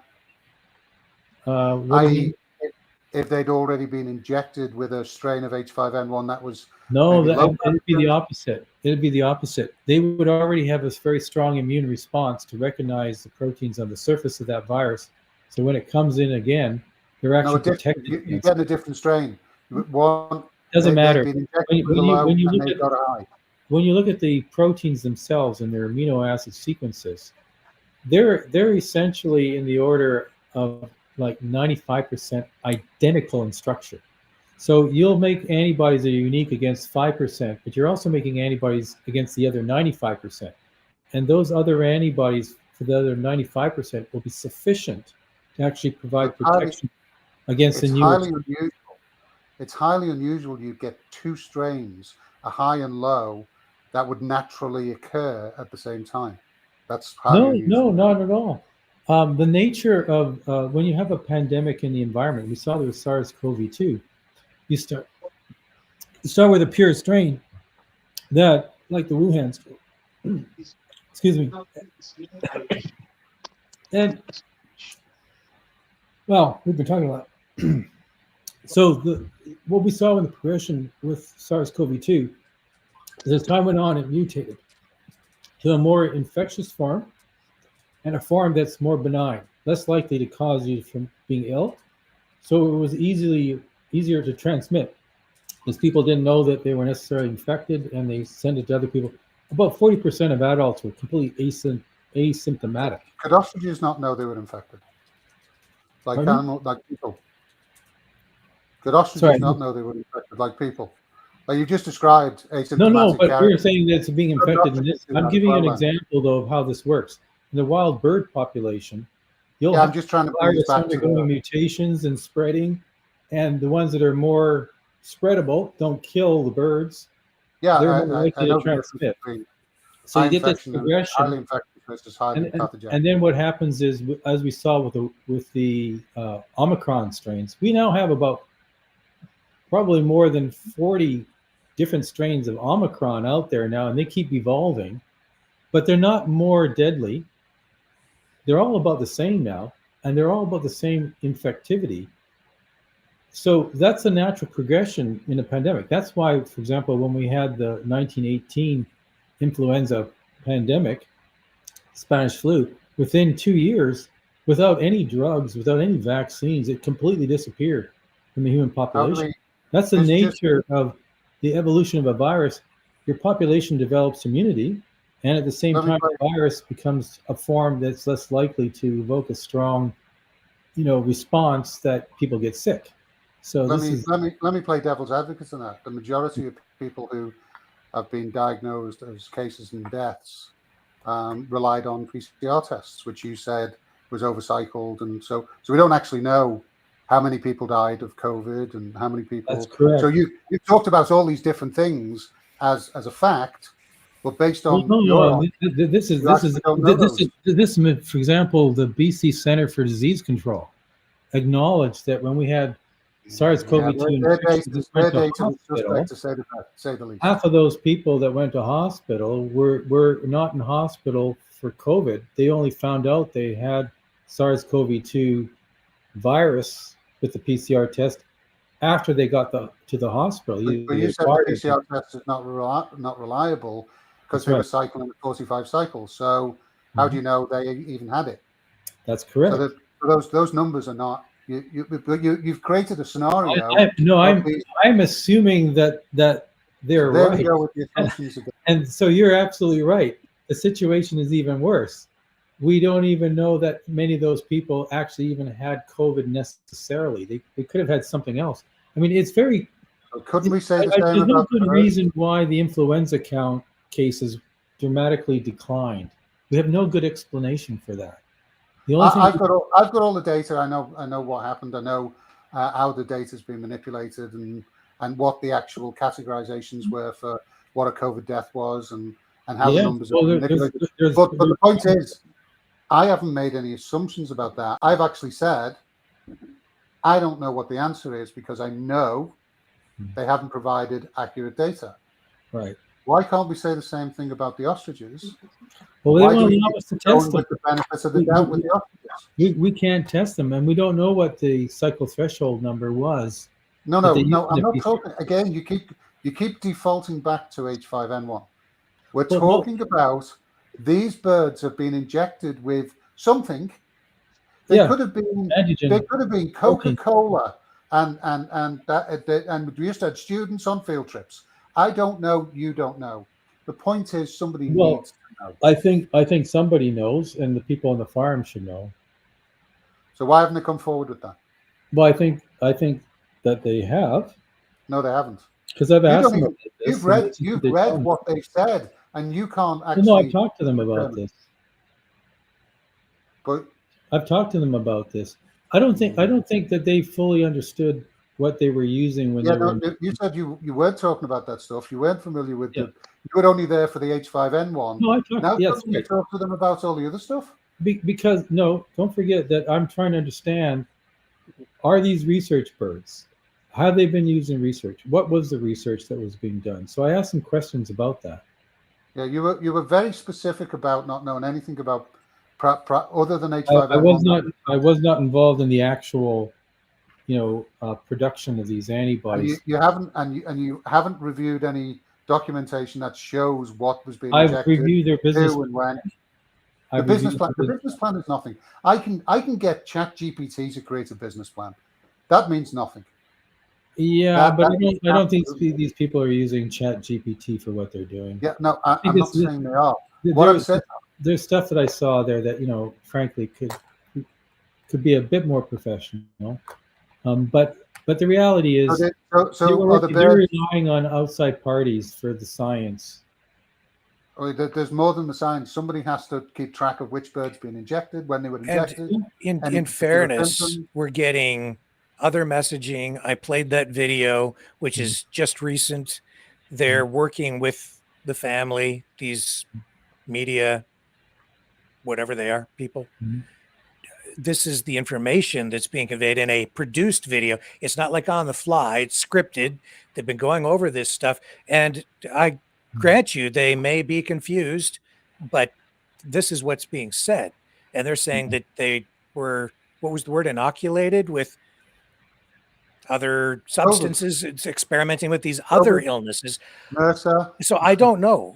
So it creates confusion. I only know that they were doing these studies for SARS-CoV-2 antibodies. I don't know of any others that there were being, any other studies. I didn't see it in their business plan. And that's a problem for you to actually determine they were a proper research location. You would expect them to be. No, like I was explaining, you don't have to be. You can have animals used for research purposes that are not a lab setting. It depends on what you're partnering. Yeah, but somebody's still got to keep track of them. Somebody's got to keep. Yes. I presume that they did do that. I mean, I can't understand why. First, I seriously doubt they injected all the birds, and two, they have to track which birds were actually inoculated to produce these antibodies. And they were probably not inoculating the males. It was just the hens because they want to get it from the eggs. So part of the issue here too is, I mean, the mixed messaging, changed messaging. We know that the eggs were being, I guess, sent to Japan, and that Dr. Tsukamoto was working on those masks, for instance. And when that information came out, then we got, which Karen acknowledged, no issue for me. But after that became public, then we got a statement from I think it was Katie, who came out and said, we don't like masks. We're not in favor of masks. We don't have anything to do with that kind of research. No, I think because because there's some people who don't want to hear that. No, I think the thing is with the mask stuff, that's not really their research. Their research is really producing antibodies. Right, and but all that is really back in producing Kyoto.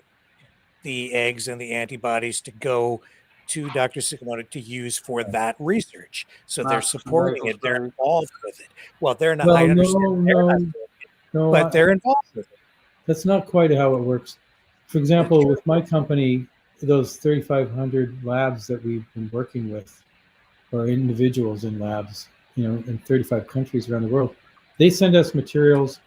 We answer the specific question that they have, and they get the results back, and then they carry those results. It's nothing to do with our intellectual property. It's the property. No, actually, in this case, they're developing products in conjunction with, and it's not just the masks. They've been working with Dr. Tsukamoto on the nutraceuticals and the other products that have been sold. Well, online. they are looking at this other company, like you say, in their business plan.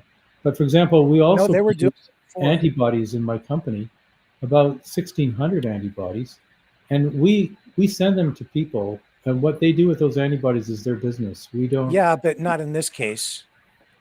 I mean, they were working directly with Dr. Tsukamoto.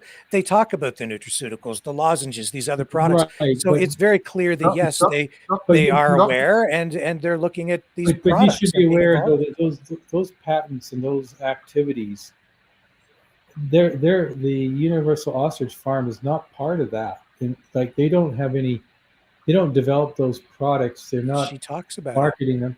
Well, that makes no sense. I mean, the reality is, they're producing the antibodies in the eggs. They're giving them the egg yolk. They're not purifying these antibodies. But they've also got these other companies, and they're associated with these other companies where they're producing products. They're trying to create this company. Yes, that's true. And they're directly involved in the development and marketing of these products. They don't have the facilities and the funding to go forward with that yet. Because there are several different companies that they've created. Facilities to make cosmetics, but they're selling cosmetics from it. They don't have the facilities to be producing a full line of pet foods at the farm, but they still have a pet food. I think the way they position themselves, and it makes sense, is they're partnering with other companies. They're taking they're their own company. Even the Strutio Bio is Karen's company. The Strutio Bio that is doing the work. I gather that David and her are co-owners with other people of that company. Actually, it doesn't say David. It says Karen's the co-owner. co-owner, and my understanding is David is also.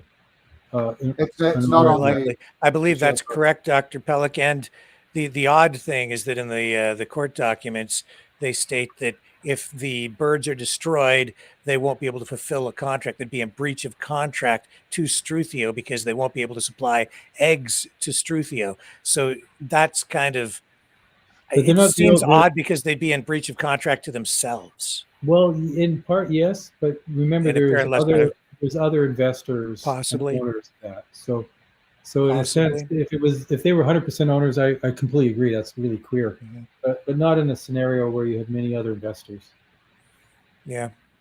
They're involved in a lot of different businesses, and these are not questions that you really have answers to, because I didn't have time to even get into the documents, the court documents that show some sort of a dispute between someone who maybe purchased the farm and they were paying rent over time. Are you aware of this, Jeff? Maybe you know something about it. I don't know the details of it. I know there's an ongoing something. It's something I've never inquired about. I don't really think it was relevant to, what we were doing and the ostriches and that. I think that Obviously, it's relevant to the family's future, but yeah, I don't have any specifics on that. We're talking about a family operation that is in financial distress. We've seen that. We're seeing government contracts. We're seeing potential for, it's a high risk, potentially high reward business, especially when they pivot to research. We're seeing that this farm in court documents was actually sold. If that's true, and it appears to be in the court case, in the court documents, 300 and I believe it was 26,000 that the property was sold for, but they continued to live there. They were paying, I think it was $1,200 a month in rent. And then it got complicated because Dave Belinsky moved into another building on the property. And so, of course, now you have sort of landlord-tenant dispute going on. The family then sues the Quigleys, who are the family that, I guess, offered to kind of come to the financial assistance of the Espersons. But then they end up suing the Quigleys after getting the assistance, saying that they're entitled to part of the property back. And this is complicating everything. Now you've got a big fundraiser going on and a lot of money flying around.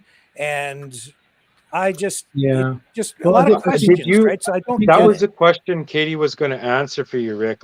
I thought that you would bring up how much money went to lawyers so far. And Katie was saying she wasn't going to give you an exact dollar, but she was going to give you a pretty darn close rough estimate of the money that went into that. And it's so far, over $100,000 or something like that, I think. I mean, it's a significant chunk of donated money anyways, right? It's gone to lawyers so far. The lawyers are the ones who always get rich on these things. This is, like I say, I was willing to do this, at no charge, and the other expert witnesses also have not charged. But nevertheless, that's why, again, costs are extremely high. That's though, why I would like to see some transparency here. And I don't think it's unfair to ask about, on a highly political thing, who is this? I didn't bring it up. It was brought up. This other person brought up that they have this very generous U.S. donor, and we see all this U.S. government influence here. I'm curious. I would like to know. It's not an unfair question. And these court documents and people are being asked to donate a lot of money. I don't think it's unfair for people to have some transparency there. Are they donating to a lost cause or something that is viable? Are they throwing money into something where the people don't even own the property? What exactly, people... You don't have to own the property. I mean, for example, the company operates on a site, we lease it, and we're spending about, for the lease in the building that we have, it's about $350,000 okay, a year. sure, but we're not talking about your building. We're talking about their property and whether this is a viable business operation at all. People are being asked to support something, and there is a lot of money flowing in, and I don't think it's unreasonable for people to expect some transparency.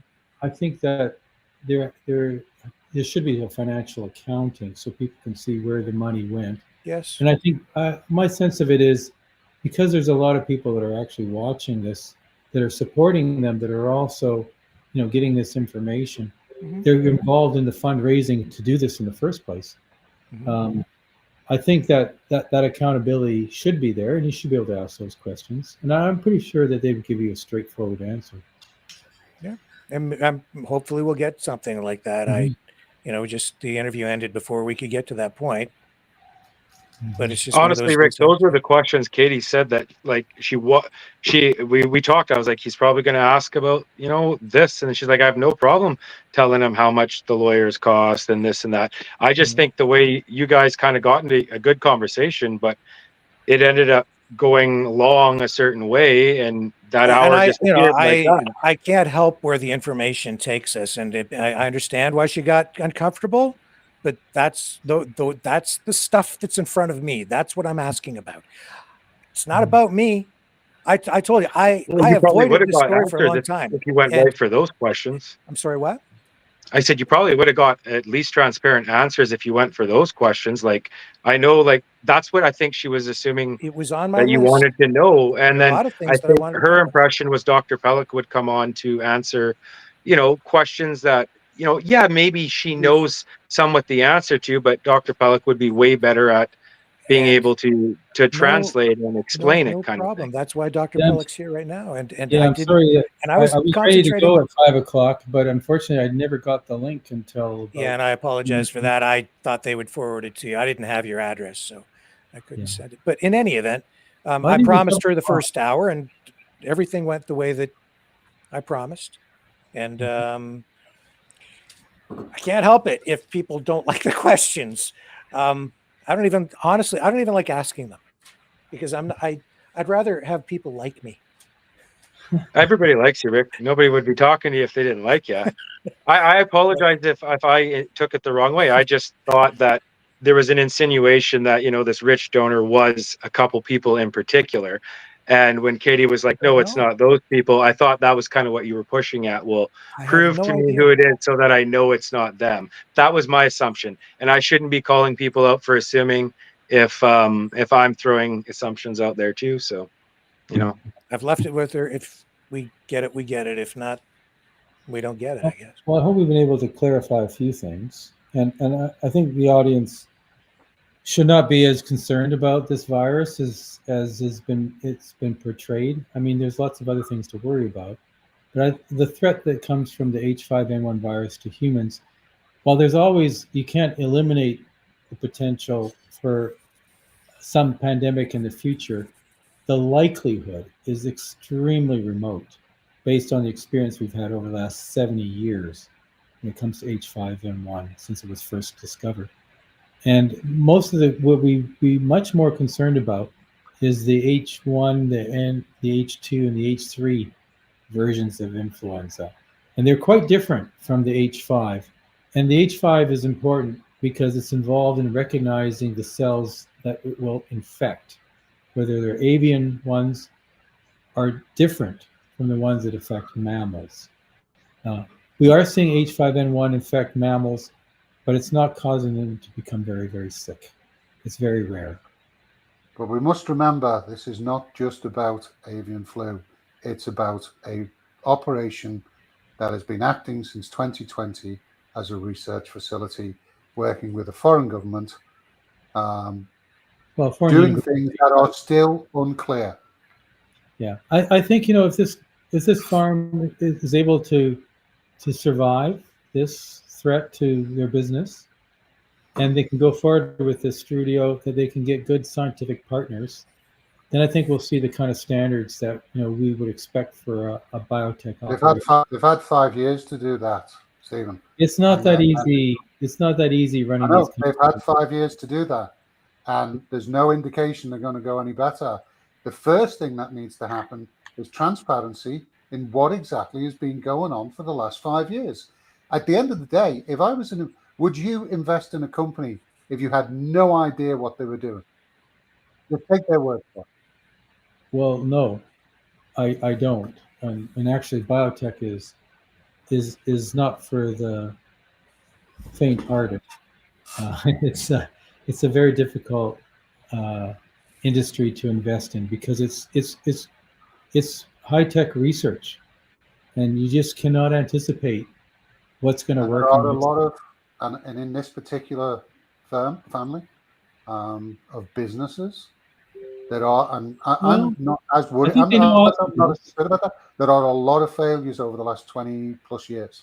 Yeah. And again, I'm not concerned about that. I'm more concerned about what has been going on, who's been involved, because it appears right now, on the face of it, the Canadian government, a company out in Quebec, a company in Calgary, university in Japan, the BC government, potentially BC University, and possibly the US government are all involved in something that they don't want to talk about, that involves research with something that locked down the world with less concerning information than I'm hearing here.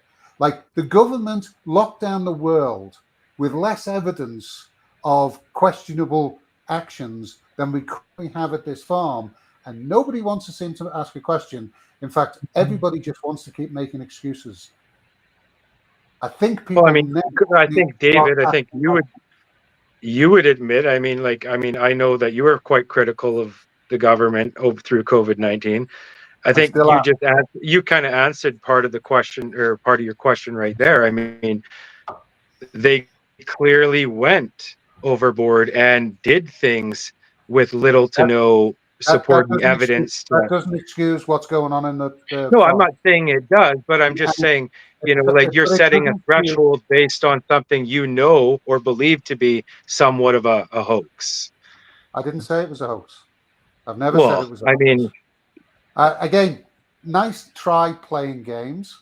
It's not a game. Well, let me put it differently. Let me not use the word hoax. Something that you feel might be questionable. The same way I'm asking questions of the government, and I always have. I expect transparency. I expect the truth.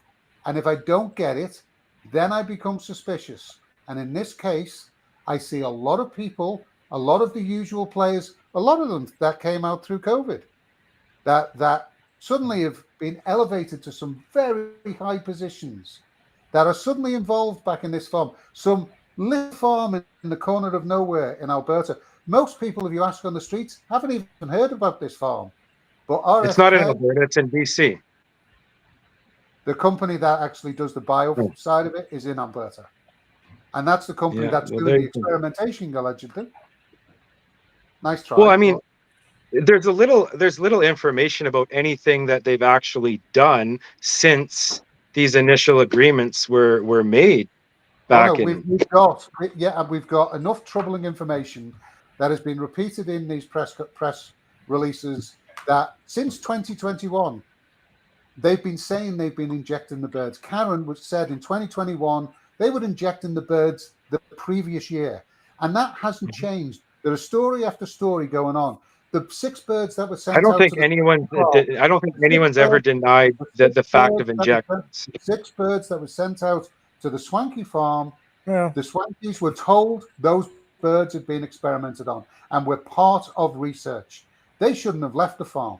See, Jeff, actually, Karen hasn't said otherwise, and Katie hasn't said otherwise, but other people, very close to them, like Jim Kerr, came out and made a video, making it very clear. He says they weren't injecting these birds with things. But Rick, he also did go on live literally the same day and said he shouldn't have been speaking on the matter, and he admitted that. No, that's not what he wasn't referring to that matter. He was talking about the. I heard him concede to the fact. I watched that. He was talking about the neighbor and the driving incident, and he didn't want to. No, there's another one too. There's another one on the other, because it was making people think that it might be dangerous there.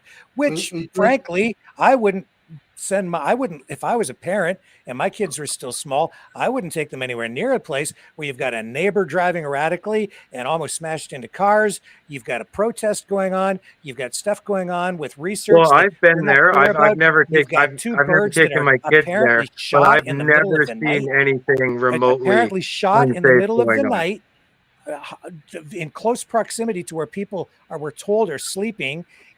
So if you've got somebody sneaking onto the farm twice with a weapon, shooting birds in the head in the dark, I'd say that that's a pretty high risk environment, especially for kids. It's not really anywhere. It's still a bad scenario. You're right, but not anywhere near where the people are. Actually, Stephen. No, they said that it was it was. No, I know the exact spot, and I know where people camp. Regardless, and it's you've got nowhere somebody running near. around out there in the middle of the night with a gun, and you've got That's kids nowhere on set near where and the people were camping. and a highly Rick. charged political environment, very emotional. No, Stephen. man, and then they're still encouraging people to come out. It's actually not that vibe out there, Rick. I'm What? sorry. Like I wish, I It's would not have no about the reason to lie vibe, about Jeff. the vibe. It's about whether they've actually got Yeah, someone but out all there these coming things on the that premises with a gun and nobody firing it is in the there. dark at night. I hear your that's concern, dangerous. but you're making it sound like people are literally like camping right there. Like you can't even see that area. It doesn't Like it's matter, way Jeff. the hell If over what on the they're other saying side of is the ostrich true, fence. you have Where near someone the highway. on 2 occasions where a weapon has been fired on Yeah, the yeah. farm I'm not property. If that's contesting true. that, Rick. I'm not contesting that, but you're making it out like people are And sleeping then- right next to where And then they're it's a still, massive regardless of where they're property. sleeping, Jeff, and then they're walking still next to it. encouraging families to come out and bring your kids and putting up bouncy castles. I have issues with that. Just as a You can have as a issues with parent. whatever you want, but Rick, That's the a police valid- come on a that's a valid daily. concern. Wait a sec. The police come on a daily basis, and they don't bring it up as an issue. No, they do actually, because they've been asked to investigate, and then when they But were, they when come they every did, day, and when there they is did no say that they issue. would investigate, then the protesters came out and said, "Well, why are they surveilling us? Because they're looking at everyone. Everyone at that point is a suspect." Well, I know, like, hacking I've is dealt with illegal, police right, for David? years as a reporter, and when they are asked to investigate a crime, they don't take anything off the table initially. So of course they're asked to keep an eye on the farm, and when they keep an eye on the farm, then they're accused of spying on the protesters, which they probably are spying on the protesters because that's their job. Maybe, and especially Rick, when you've got someone who's supposed to be be. sneaking around Who out there knows, in the right? middle of the night with a gun. Who Now, knows? I personally am skeptical But the about fact of claim the matter that the is, birds were if even there was shot. a major But- safety risk, David's an ex-RCMP officer, aren't you, David? Nope. Them coming on a daily basis, if they thought that there was a severe safety risk to people, they would at least put out a public warning or some sort of No, they wouldn't. nothing at all. They wouldn't do anything at all, like not even talk to them about an issue, or they would Are just you ignore seriously it like sitting it there wasn't tonight happening. telling me that after somebody came on the property, or we're told that someone snuck onto the property twice in the middle of the night on 2 separate occasions and shot 2 birds in the head and assassinated them, that's not a Well, safety risk for somebody families and specifically children? told you that. Did you that's hear that from okay, the an farm, okay though? place to take your kids? Are you seriously trying to tell me that? No. I'm not denying that 2 birds got killed. I'm not denying. Actually, you know that I don't deny parents to that. bring their But kids what there I'm after just saying is yeah, you can make it. You know what? Do you think I have? want to make Like, it, what do you Rick. think I've got in my Nobody, head? but I don't want to say the word. Rick. Seriously, Nobody's Jeff, making you like, go to the please. farm. That's a This freedom of is choice thing. absolutely Nobody's ridiculous. making There's no anyone. way- there's no way you Nobody's can making justify anyone go there. No way you When people go there, it's out of their own. It's on their own accord. No, they're being Refusing to encouraged go. to go there, not just by Even by the so, family you were asking people to encouraged to surround take the farm. vaccine, And- right? If you took and it, it I'm was your just- choice and at the frankly, end of and the I've day. said this, right? and I'll say it again. I am Not an disgusted informed by the choice. social media Nobody's influencers out providing there. information As someone to who's make worked an in media for informed 30 some years, I would never encourage a family to take their Well, you don't children to have a to. place where there has been gunplay. No, and with an ongoing protest that is international in scope, with a highly charged emotional environment. No, well, you I don't hear know what's your going on there. concerns, Rick, but Where the people have been you're getting a police to little upset investigate. about it. You're Don't getting a tell me little that's a uptight safe about it. environment. It's not an unsafe environment. That's It for is sure. an unsafe environment. Very I've been there. unsafe. I never seen anything remotely unsafe Did happen you see? in You the time didn't I see was the there. videos of the talk about the gunplay. You didn't see the images Well, of the I'm dead sure people bird are that was talking supposedly about things. shot in the People head. speculate a lot, but I mean, I think the That's only safe. people you could Is that the only let me word finish. you The know? only Yeah, people you could right. actually talk to about it officially, I would say, is talk to Karen or talk to Katie Well, specifically if they about didn't, the if they event. didn't I click mean, if off, you're I going on could have people's gotten gone videos down that that are road. randomly But seriously, getting you're not being published serious right online, now. You're Rick, I making mean, excuses for everything. I'm not Up making to it. the up I to don't yes, even know what that's videos what you're your speaking of. job is here What I'm tonight. To just speaking of, make Rick, is my excuses for personal them. There's experience. no You way can't take that's a my freaking personal safe experience away environment. from me. And Well, it's I've irresponsible never, for you to. It's Rick, irresponsible for you or you're not even anybody else letting anybody to sit else there and speak, project Rick. otherwise. It's just like blah, blah, go off on a tangent. Rick, I'm just speaking from my own personal experience at the farm. I've never seen anything remotely unsafe. Those incidents that you speak of, I wasn't there those evenings. I think they were Thursday nights, correct? I don't care So if I you were can't there or speak not. on You're those. I aware. know they happened, but the reality is, there's Listen, nobody that's running around. Jeff, this is the No, stupidest wait a thing you sec. I said all listened night. to your And tangent. You're not this even is the letting me speak a ridiculously sentence, Rick. stupid. You're not even letting me get one word in. You're Because it's just, not worth listening to somebody who you know is what's just not worth denying listening the to? obvious. It's your accusations, Rick. Like, and David, by the No, way, I'm stating it's the illegal obvious. to hack people. I just want you to know, our IT guy knows. So at the end of the Your day, IT guy knows what? What are you talking about? well, all I know is since I've been on this live, people have been somebody's trying to hack in to our system here. So my IT guy is actually I on don't it right freaking now. doubt it. They're trying to hack So all the time. it's never happened before, Because only this since is I accessed this international. live. I'm And dealing according with to it for a my long time. IT guy, it would have to be someone that has access to this conversation that we're having right now. Just You a need heads to up. get a better IT guy. You really Whatever. need to get a better IT I don't guy. care. You're changing the David, subject. the fact that you're smirking, I think, concedes to the fact that everybody knows it's you, buddy. So, all good though. So now you're making defamatory comments. No, I just asked the about me question. and I my mean, professional- you're I am telling an me IT my This IT is guy okay. is This is now really bad getting. This is because really he's getting looking stupid now. into who's hacking into our accounts right now. You accused me of hacking the stream. No, I didn't. I asked Yes, you you if did. you did, and you laughed, and I said your laugh tells me something. You said, based on the smirk on your face, I know who it is. You just accused me. What the hell happened there? Developed a Well, conscience. I don't know. Is there anything else I can answer on the science side? Again, all I'd ask you to do, Stephen, is go and find out what they've been doing for the last 5 years.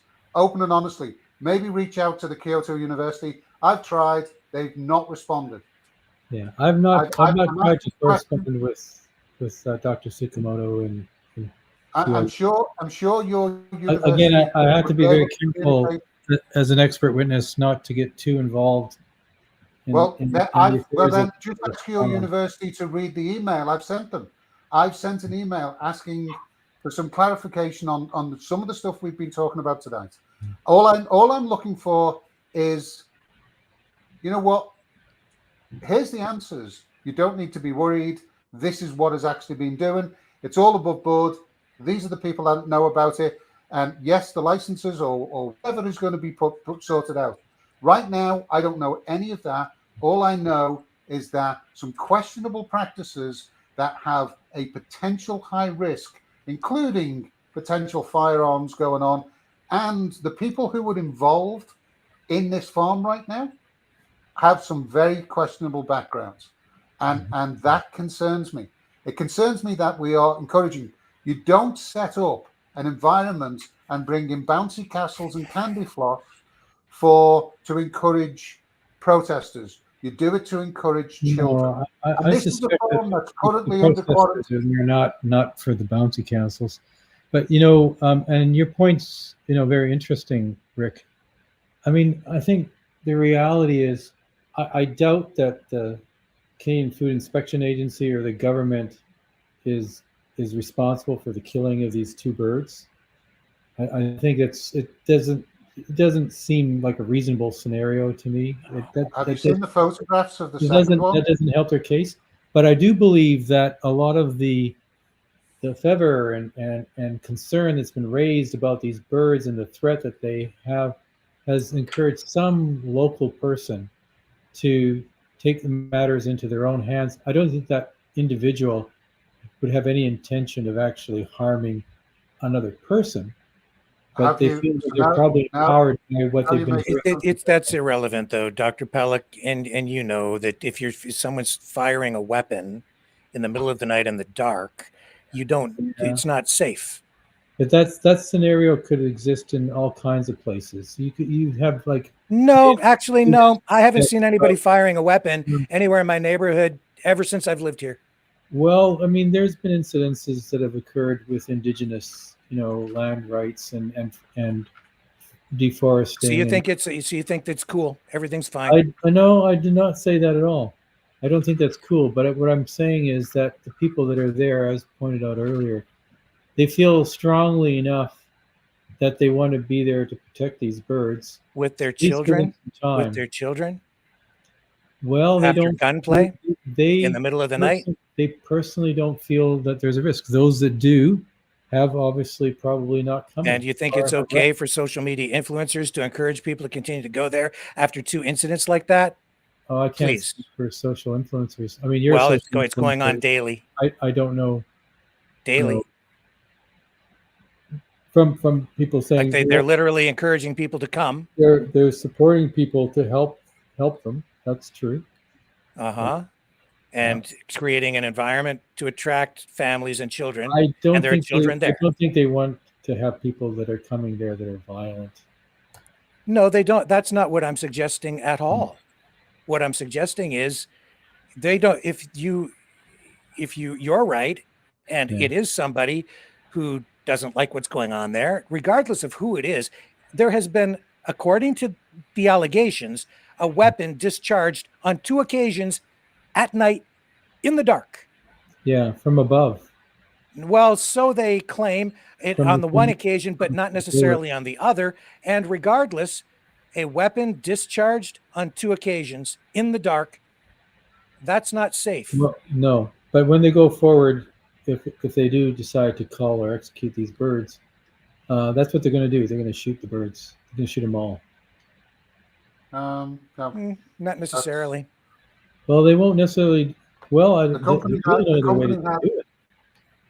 that has the contract to actually cull these larger birds right now, their favored method of euthanizing larger animals is to gas them. Well, you can't. There's no building to gas them in. Yeah, they bring tents. Well, we'll cross that bridge, I guess, when we get to it, if we get to it. And I know that it certainly has impact on social media when they talk about, people showing up with the guns and shooting them in the pens. Well, that's interesting. That's the first time I've heard. That's news to me that they think they can herd them into a tent where they can gas them. I think that's possibly another reason why there's a delay. These are very, very fast birds, and if they panic, I don't know how they would even Yeah, exactly. And that's why also shooting them would be kind of an issue. And that's what we've seen in the court filings. I think it was the court filings, but there was a document where there was a statement made by Karen, someone from the farm, saying that the problem is that you can't really call them because they'll stampede and they'll get caught in the fencing and they could potentially hurt people. Yeah, and then, also during the panic, I mean, the idea is that when you're culling these animals, you want them to be fairly calm. But that's going to be very, very difficult to do with these birds. So, but I can't imagine how they could possibly herd them into tents. I can't speak to how they would go about and then gas them proceeding. Of course, the other issue is that Katie didn't want to talk about the way they were. Because their claws, they can just rip those tents. Oh, maybe. That's their problem. That's CFIA's problem, and whoever they contract. And again, I would rather we had answers before that happened. And then maybe if we had answers, it doesn't happen. But the reality is, if we don't get answers, it's going to happen. Well, the one thing, that I've learned from watching all this stuff happen, not just with this farm, but, COVID cases and stuff before that, No, eventually the truth does come out. It takes sometimes a long time. No, it doesn't. Sometimes a generation, but eventually, especially if you're with the scientific stuff, eventually the truth about Sheila and Lewis still hasn't come out. The full truth about Charles Huffey still hasn't come out. The truth about a lot of the COVID cases still hasn't come out, and we're 5.5 years into a lot of that. So, well, like you say, the truth comes out. A version of the truth may come out, but right now is an opportunity for this farm, if they do want to move forward and be a research place to help humanity, as they say, then transparency and honesty are their best approach. And defending them rather than questioning them is not going to help that happen. No, I think asking questions, I have no problem with that. We have to be careful that we don't extrapolate too far with our assumptions. I guess as a scientist, we assume that when we talk to other scientists and read material, that what is being written is true. Yeah, I also know that it's not necessarily true. But that was why when Milgram did his studies, he found that when he used academics, he got 100% compliance. When he used the general population, he only got 65% compliance. Because academics are actually a lot more malleable to, particularly when... Well, let's put it this way. We are so dependent on funding, and the bulk of that funding comes from government. So there is a very huge political, influence on, what research we do and what we publish. And that's become so evident. If the facts that are being presented are true, then this is too much of a risk to play around with politics. We need answers. And anybody who's not asking for the full, honest, open truth has questionable credibility in my eyes. Right now, I don't think, and anybody can say what they want, I don't think I've asked an unreasonable question about any of this. And every single one of the questions I've had relates back to statements and documents that the farm themselves have produced. And I don't have any answers right now. If I had to make a risk assessment, I would lock that place down as tight as a drum and treat it as a biohazard and treat it from a law enforcement and health and safety as such until proven otherwise, because of the lack of transparency and because of the potential for what may have been going on in an uncontrolled fashion in this area. Because I don't think you can't take the lesser of the two evils on this, particularly not now that we've got children running around the place.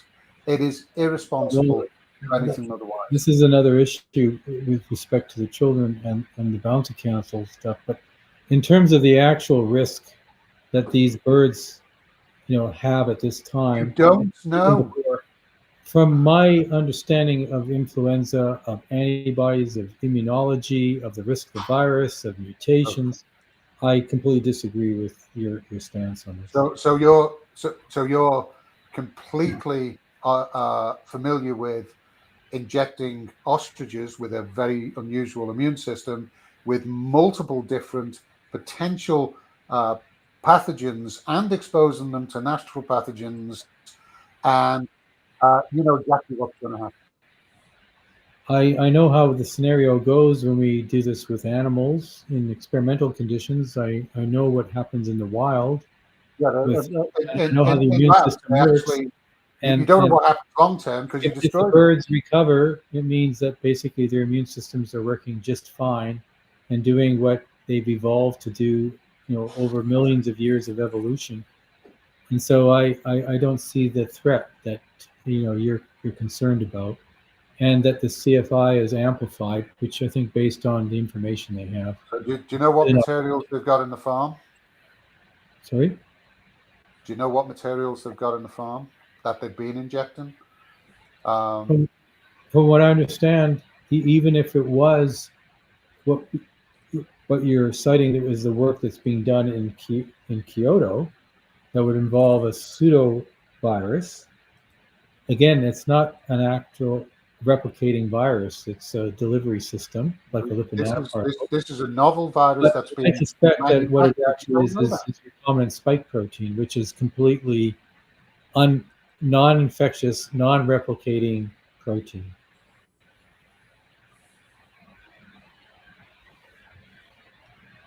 Well, at this point, I think we're. I'll try to learn more about this. Night, I was disturbed before with some of the things I've read and seen. Tonight, I am more disturbed than ever. Well, I'm sorry that I wasn't able to allay your concerns, but I tried. Yeah. Well, I thank both of you for your time tonight, and Jeff too, wherever he went. And he's been hacked. Yeah, yeah. It's the CIA again, the FBI and the FSB and CSIS, whatever. Thank you, Dr. Pelic. Thank you for the opportunity to speak. Thanks, Rick. I appreciate it, guys. And wow, long marathon session. See you guys back here tomorrow night, 7 p.m. Eastern. All right, so I'm going to go get some supper now. Okay. I have to find the farewell song here. Hang on a second. Where'd Frida? There he is. There's my buddy Cosmo, my border collie. He'll take us home. See you tomorrow night on the flip side.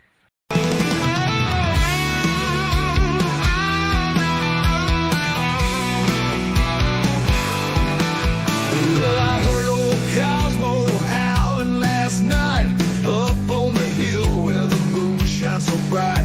He was singing a tune, lonesome dogs cry about freedom, running and touching the sky. If I leave here tomorrow, would you still remember me? Cosmo's free, running wild, wild as the wind can be. He's a free dog, he's a free dog, he's a free dog. Cosmo's got them paws that just itch to roam. He's chasing his dreams, he's far from home. With a heart full of love and a spirit so free, he's living his life wild and carefree. If I leave here tomorrow, would you still remember me?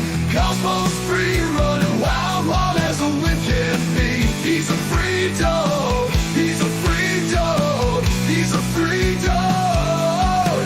He's got the stars in his eyes, the wind in his fur, a tail that wags like it's never heard of a blur. Cosmo's on a journey, he's got no chains. He's running through fields, breaking all the lanes.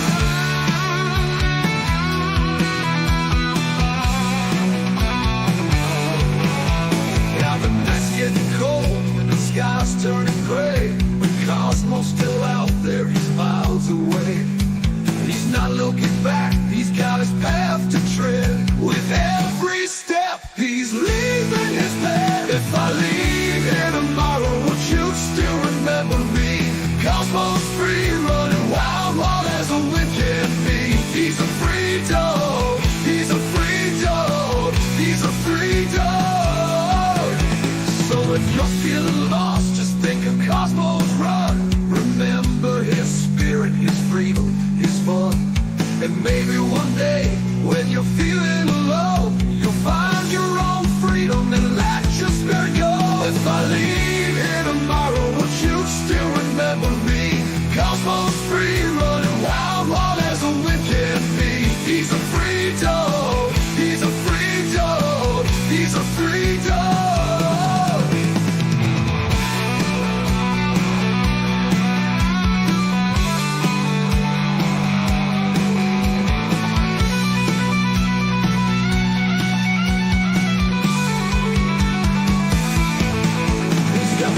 His eyes, the wind in his fur, a tail that wags like it's never heard of a bird. A heart full of love and a spirit so free. He's living his life wild and carefree. He's got the stars in his eyes, the wind in his fur, a tail that wags like it's never heard a bird. Cosmo's on a journey, he's got no chains. He's running through